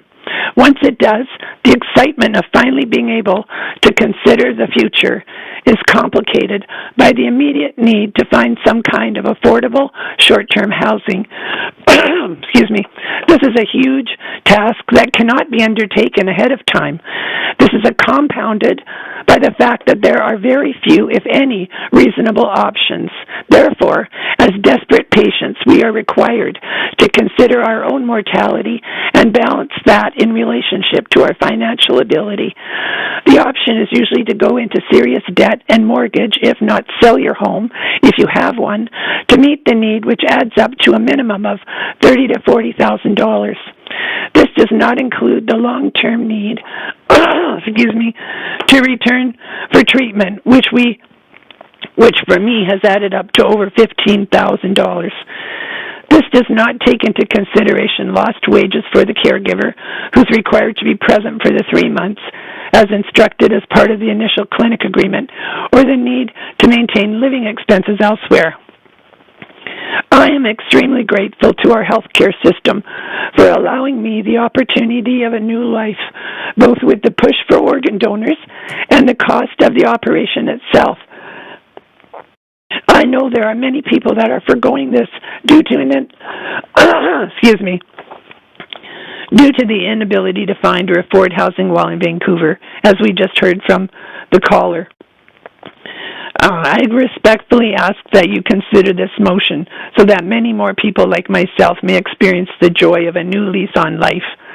Thank you to Pete Fry, councillors, and the mayor for all your hard work, not just on this, but on a daily basis. Thank you. And thank you very much for calling in. We appreciate hearing your voice on this issue. So with that, that completes our speakers list. And we will now move to discussion. And I see we've got Councillor Dominato in the queue. Thanks, Chair. Through you, I have a question for the mover of the motion. I have a question for the city manager. I'll start with the mover of the motion. Councillor Fry, could you comment on, in terms of the intent of this motion, do you have any concerns that your proposal of having staff examine potential for, as they're looking at housing developments and potentially a unit or a couple of units could be included in a development, that might displace priority for other housing? For example, I think we have shared concerns around people who are homeless in the city. Is that a concern for you, that there be some displacement of other individuals who are priorities for us as residents of the city who need housing? That's a point of information. It is a point of information. Through you to the mover.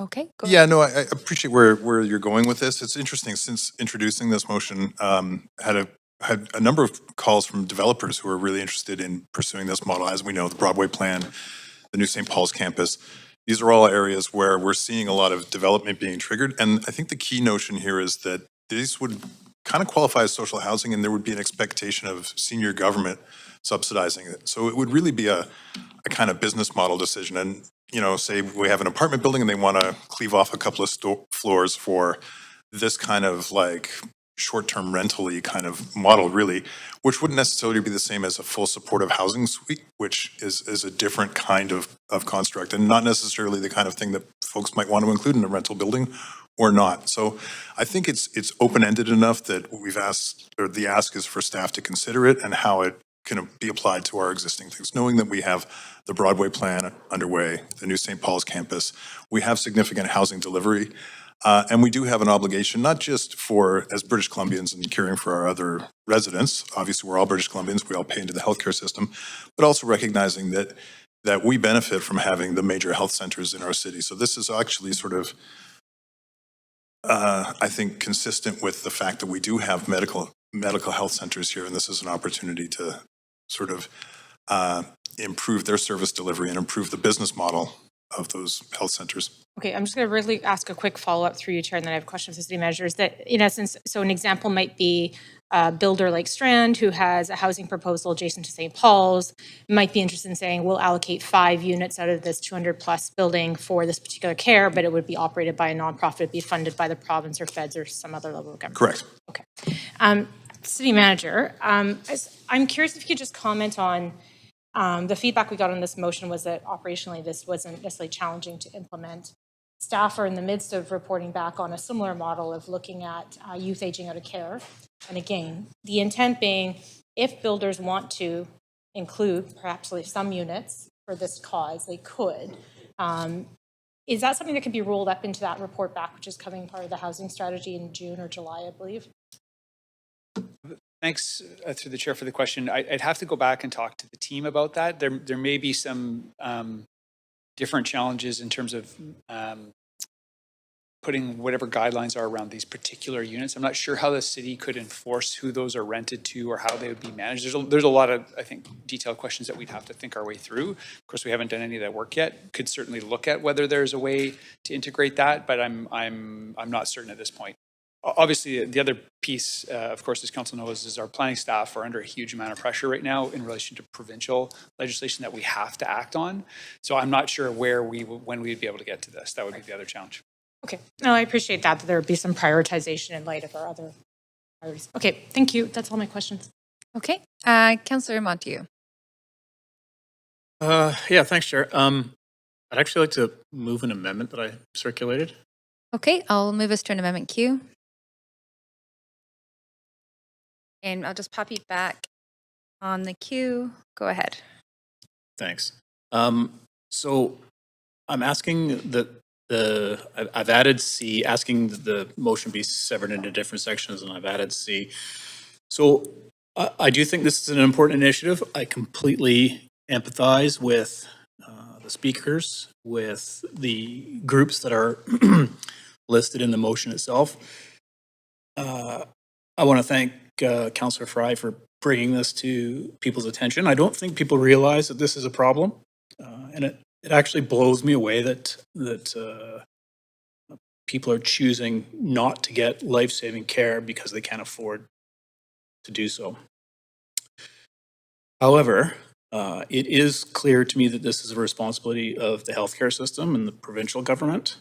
The Mayor's Budget Task Force talked a lot about, it pointed to how Vancouver has been taking on responsibilities that are sort of outside our scope or beyond our jurisdiction. And I know we've deviated from that in the past.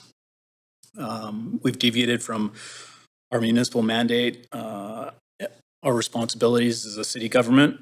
And I think an example of that is the mental health nurses that we just approved yesterday. However, I do see a distinct difference. And in a case like the mental health nurses, these have direct impacts on the people living in Vancouver. Here, we would be utilizing Vancouver dollars and Vancouver staff time to meet the needs of other regions in the province, not the residents of Vancouver. And as a city councilor in Vancouver, my priority is to the residents of this city. I also worry that we would potentially lose out on childcare spaces or affordable housing spaces. So while this is a great cause,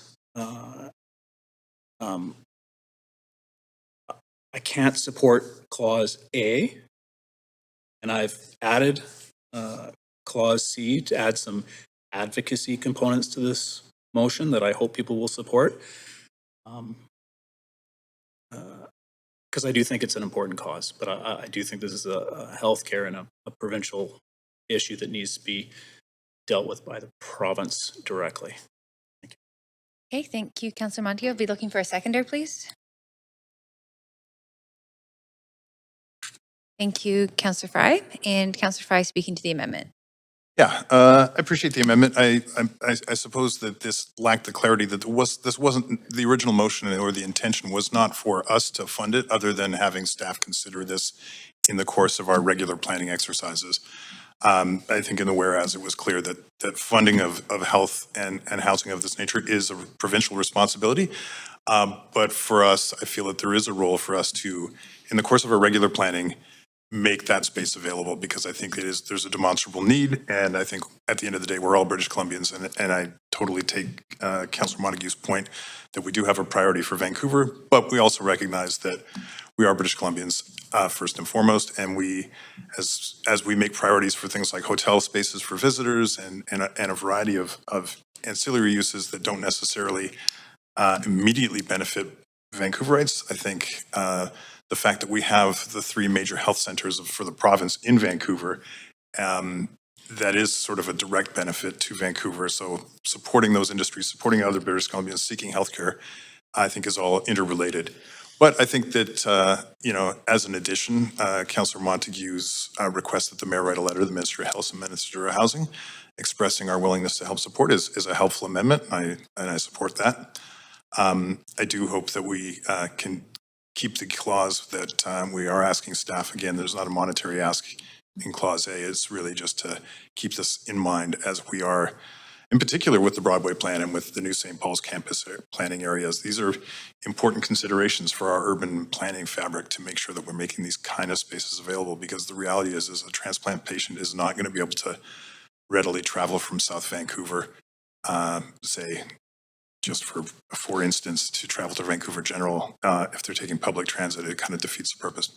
So that we need those creation of spaces close by the hospitals, but I'll leave it at that. Thank you, Councillor Fry. Councillor Carr. I will support the advocacy, this motion, the amendment that focuses on advocacy. But I just want to point out for council, in case you kind of missed the real goal of this motion. This motion is intended to be forwarded to the LMLGA and then on to the UBCM. I mean, that's where the real advocacy also takes place through that process. So I think this is, I mean, it's kind of not, it's not redundant in that it is an actual letter specifically from this city, but it complements the very goal of this motion, which is to put it on the more provincial agenda. Councillor Kirby Young. Yeah, thanks. It is, I really appreciate Councillor Fry raising awareness of the importance of this issue. I think any family that doesn't have the support during that time that's coming to town is a family that has been failed. And it's heartbreaking to hear the stories. I do think that we need to use our advocacy, amp up that kind of ability and those muscles to draw attention to this issue. It's interestingly, Councillor Fry and I will be at UBCM next week. The board meets quarterly and certainly can share some of this with colleagues before it comes formally forward into the convention. And I think it's a failure. It really disappointed me, for example, when I heard about St. Paul's Hospital being built. Huge opportunity to have built, and I think that was the original intention, to have some housing there that would support visiting families that need the services, as well as visiting medical professionals, and that wasn't moved forward. And it is a tricky one because your heart goes out, you want to provide this as much as possible. And then we also have increasing numbers of people sleeping on our streets, and we need to get every single affordable housing unit that we can that can be, that somebody can be sleeping in it 365 days a year, and it's fully utilized. And those are tough to come by now in this economic environment. We're trying to build housing everywhere from shelter supportive, below market, and to get those units. And so it's, if we do one, we're not doing the other, and it's a tricky place to be. But I do think that we should put the absolute pressure on the province to step into this. And I think that there, as those hospitals and facilities are coming up, there's a lot of land on there. And I think we're seeing more densification around sites. We're seeing it with the province amending the TransLink legislation, so they're not just building new stations, but they're putting housing above that. They're maximizing it. I think the same can be done with hospitals and healthcare sites, and should be done to ensure that they're multi-purpose and they can really serve the folks that need it so desperately. They need to be close in.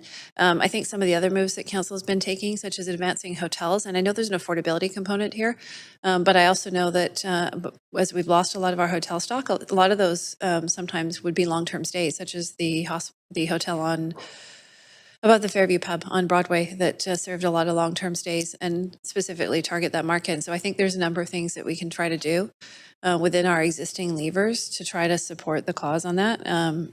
So I'm definitely for that part of it. But yeah, happy to flex the advocacy muscles on this one, and I appreciate the addition. Thanks. Thank you, Councillor Kirby Young. Seeing no one else in the queue, we'll go to a vote, and we're voting on the amendment to add C. Just on C.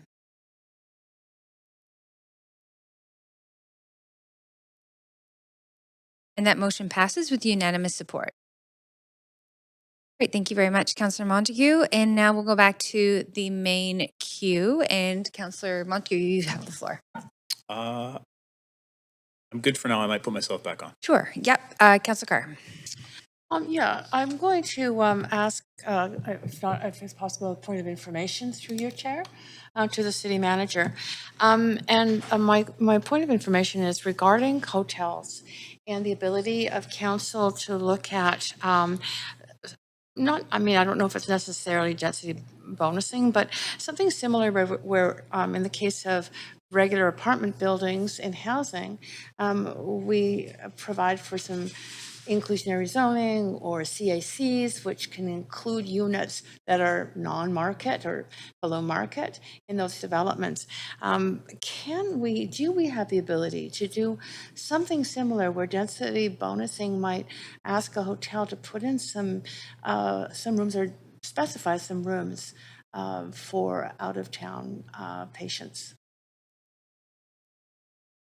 Thanks Through the chair, yeah, I'd have to talk to the law about what the mechanisms would be to do that. I mean, in the case of housing, we do that through housing agreements, which are enabled under the charter. I'm not sure that the city would have the authority to enter into that type of legal agreement with a commercial business in a hotel.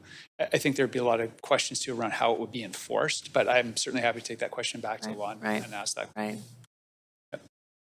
Okay, thank you. Based on that response, I just sent in an amendment. So Okay. move us to an amendment queue. I don't see it quite yet, so we'll move to an Up amendment on queue. I'll just check with the clerks if they have it. Nope, not yet. Okay, I just got it. There we go. Just wait a second to put you back on the queue. There we go. Okay, my amendment is to just include some simple wording in A that says, including for hotels. This is regarding permit applications and stuff. Whether or not, we don't know if we can do this yet, but the city manager is willing to at least talk to staff about that. So it's an exploratory element. But I want to reaffirm for councillors who were at the meeting where we received the information and the briefing about this, which was just recently, that there are organizations who organize the stays for people in the city and are finding it more and more difficult in Vancouver. But they said that they are, and I said, well, maybe it could be hotel rooms. And they said, well, sometimes they do that, but some of the hotels are no longer available for that. Is there a problem? Well, you're introducing your amendment, but it's going on a little long and we haven't gotten a seconder yet. So I was just waiting for you to finish introducing it. It's okay. Okay, seconded by Councillor Fry. It's fine. Okay, thank you. And so, and what these organizations said to us is that they would be willing to book 365 days a year for certain rooms in hotels. So they would actually front the money. It could be something interesting that is not going to be at a huge cost for a hotel, in fact, but just making such rooms available. Especially if they had some in-suite cooking facilities, that would make a really big difference for many of the visitors. So it's an exploratory amendment, and it doesn't necessarily, the way the original motion is, doesn't preclude, or it doesn't preclude this from happening, but I just thought we should put it on the public agenda for people to notice, to see, to understand that this could be an option, and therefore also notify staff that there is an intent to want to see them explore this. Okay, thank you. And Councillor Montague to the amendment.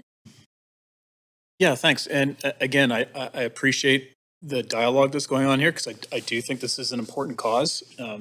Like I said, it's sad that we have individuals that are choosing not to get care because of this issue. But I don't see this helping me personally with getting around not being able to support Clause A. I actually think this might actually take away hotel space as well, not just potential childcare space and affordable housing space. I think there's changes around short-term rental that could be looked at in the future. I think there's all kinds of possibilities here, but logistically, I find this confusing and complicated, and I still can't support Clause A, even as it's been amended here. Thank you very much, Councillor Montague. I'm just going to give the clerks a moment because they're still waiting for I think what happened is it was sent to Council DL as opposed to Council Amendment. No problem. That's the confusion. No, I've just forwarded it on, but we'll just give our clerks a second to get caught up. No problem.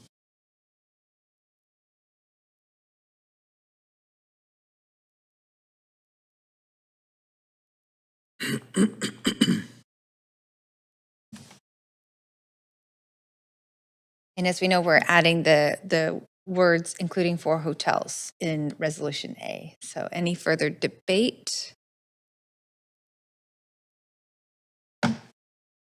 I'm not seeing any.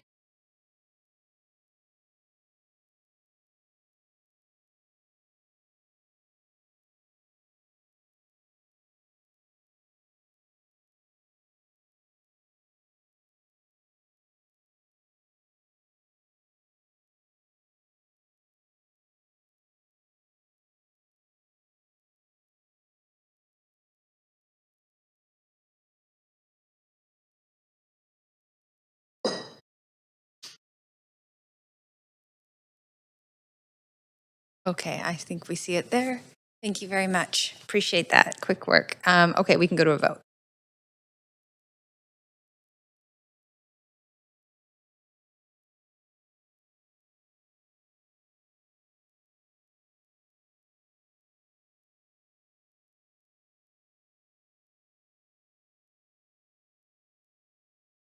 And Councillor Carr, I suspect I can assume your vote, but thank you very much. And that motion does fail with Councillors Kirby Young, Dominato, Montague, Klassen, Mersim, and myself in opposition. And we'll go back to the main queue. Councillor Carr, you have the floor. No, thanks. Sorry. Councillor Dominato. Thanks, Chair. And just briefly to say, I appreciate the motion. In particular, when I first reviewed the motion and also met with the various stakeholder groups who expressed concerns around the ability to sort of locate post-op with transplants, and I understand that typically it's upwards of 3 months. What I found with the motion and the sort of recommendation there is that we put a sort of a healthcare lens on development, particularly in the vicinity of our hospitals. And again, it reminded me of a conversation we had last term around the fact that we have roughly 100 youth who age out of care and end up in Vancouver, and it's almost nearly impossible to find them care. And so I moved a motion at that time to have staff look at a similar approach. Let's just identify them as a demographic. In this case, there's going to be new developments around VGH, new developments around St. Paul's, and there may be willing builders who are willing to include, maybe it's 1, maybe it's 2 units that would be dedicated particularly for this service. Do I think we should be taking on healthcare service or healthcare service delivery? No. I think very much it is within the realm, as my colleagues have said, for the province to be taking responsibility. Bringing your attention to your time. We get 5 minutes to debate, and so 4 minutes was asking points of information. Okay. Yeah, sorry. Oh, it's good. Past 5 minutes. Great. Thank you. Councillor Fry.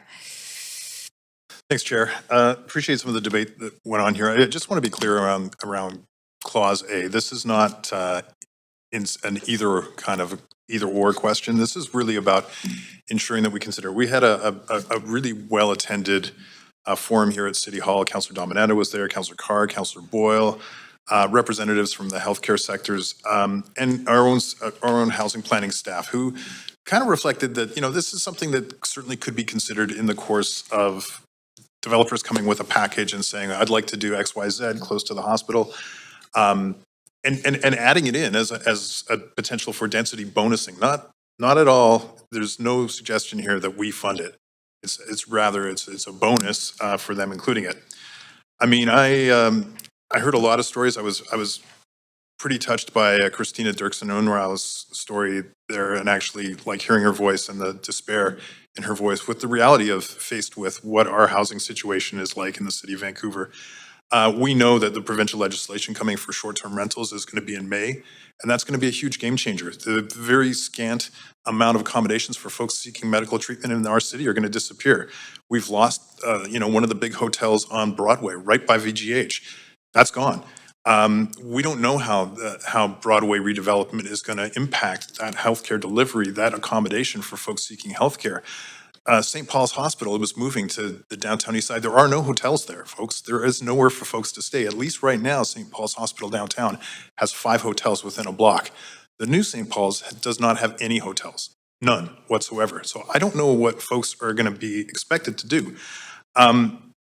We have this big housing legislation that's coming from the province, including looking at transit-oriented areas, including adding density. Now's the time to at least be advancing this conversation. My brother's a physician in Australia, and they have, a similar situation with a large, disparate population in rural and remote communities throughout the country. And they actually have medi hotels. In part, this kind of model where they're built into apartment buildings, where they're standalone hotels. And they are a quasi-for-profit model. This isn't like a giveaway. This is, subsidized housing for folks who are seeking healthcare, and they make it work and they make it accessible for Australians who need healthcare. I think this is something that we need to really strongly consider in the city of Vancouver. Obviously, the big ask here is a UBCM ask, and bringing it to UBCM as a health equity for folks throughout our province. But the other piece, of course, is that the only healthcare centers in the province of British Columbia are right here in Vancouver. And we do have some sense of responsibility to the rest of our provincial compatriots to ensure that we're at least considering their housing needs when they're coming here for healthcare. And I just want to add that one of the biggest deficiencies in this housing is for Indigenous families. And I talked to Tony from the Nishkatamakas Society. They've got like a couple of dozen families in Vancouver at any given time seeking healthcare because they can't get it up in Nishka territory. And, you know, the Indigenous way is that the family comes. It's not just you come down for your treatment, you maybe get a healthcare, the whole family comes. And we owe a responsibility, if we're the city of reconciliation, if we're just, you know, really thinking about like what it means to have the burden of having all the healthcare in the province centered in our city. I think we, you know, can at least have our staff consider in the course of area planning and regular rezoning and permit applications, opportunities where density bonusing or similar incentives, no mention of cash, could stimulate the creation of the housing and accommodations for patients that need to come to our city and other medical centers, but to our city for long-term specialized medical treatment near but not in hospital. And I want to see us move forward for people like Christina and Rao. Thanks. Thank you very much, Councillor Fry. Councillor Montague. Yeah, thanks, Chair. I wholeheartedly agree with everything that Councillor Fry just said. He and I don't agree on everything very often. But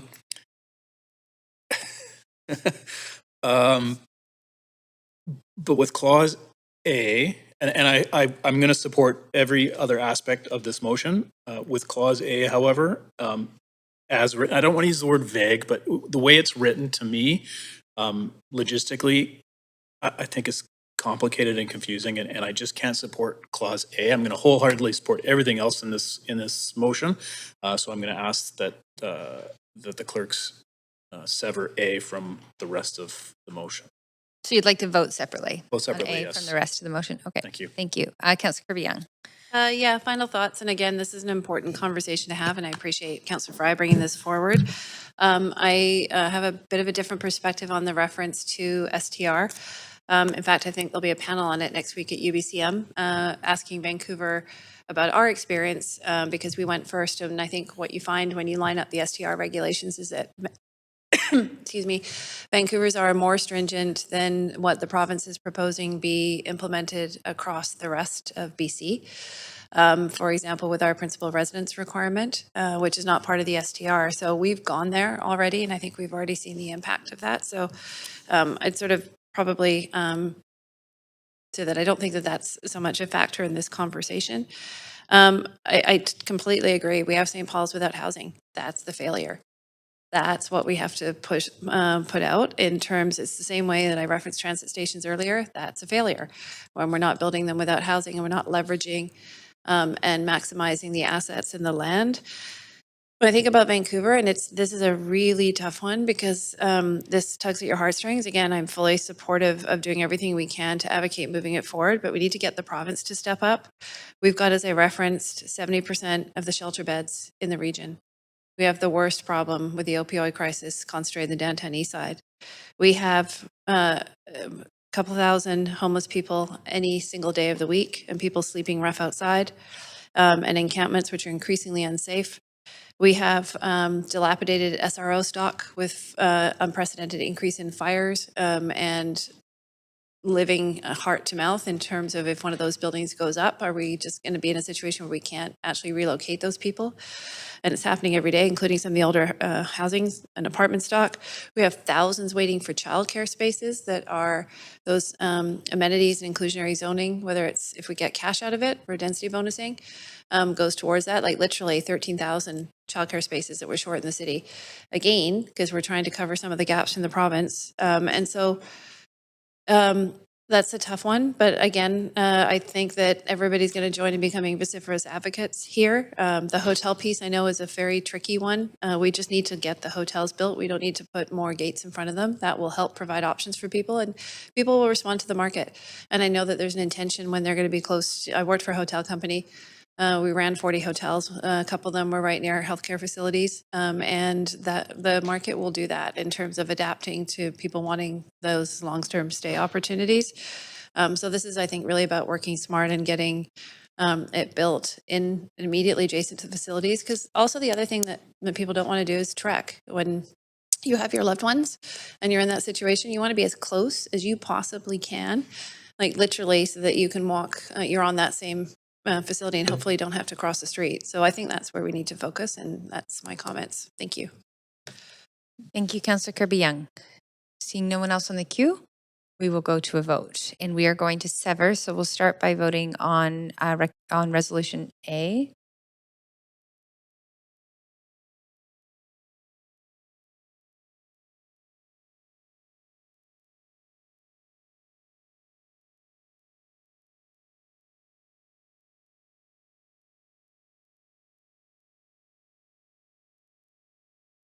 Yep.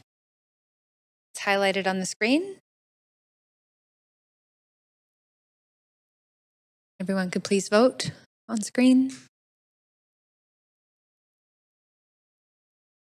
And that motion fails with Councillor Kirby-Young, Councillor Montague, Councillor Klassen, Mayor Sim, and myself in opposition. And we will move to the rest of the motion. So resolution B, C, and D.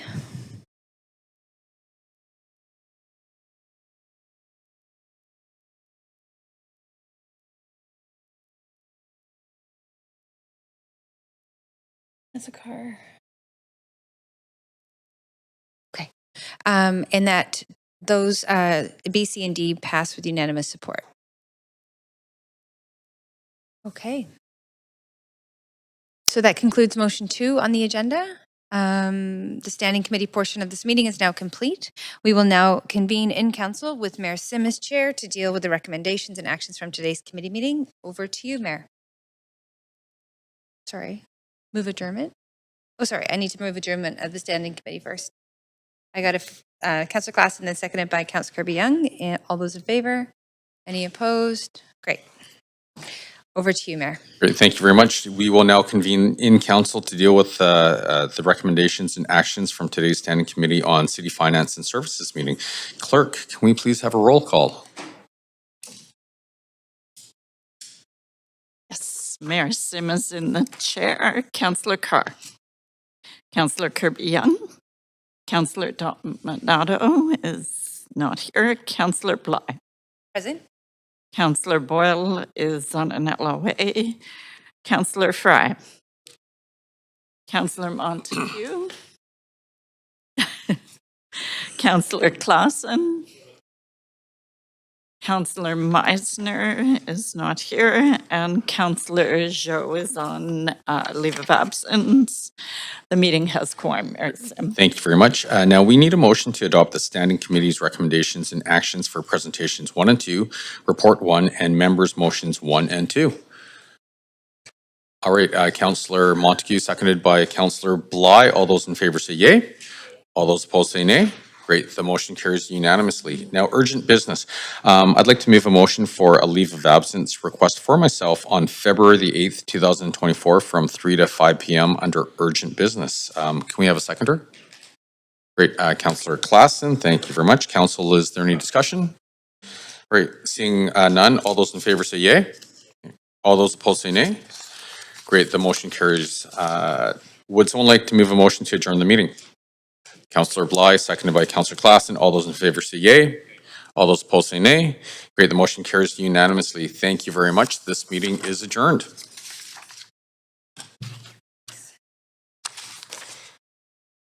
On to the next one.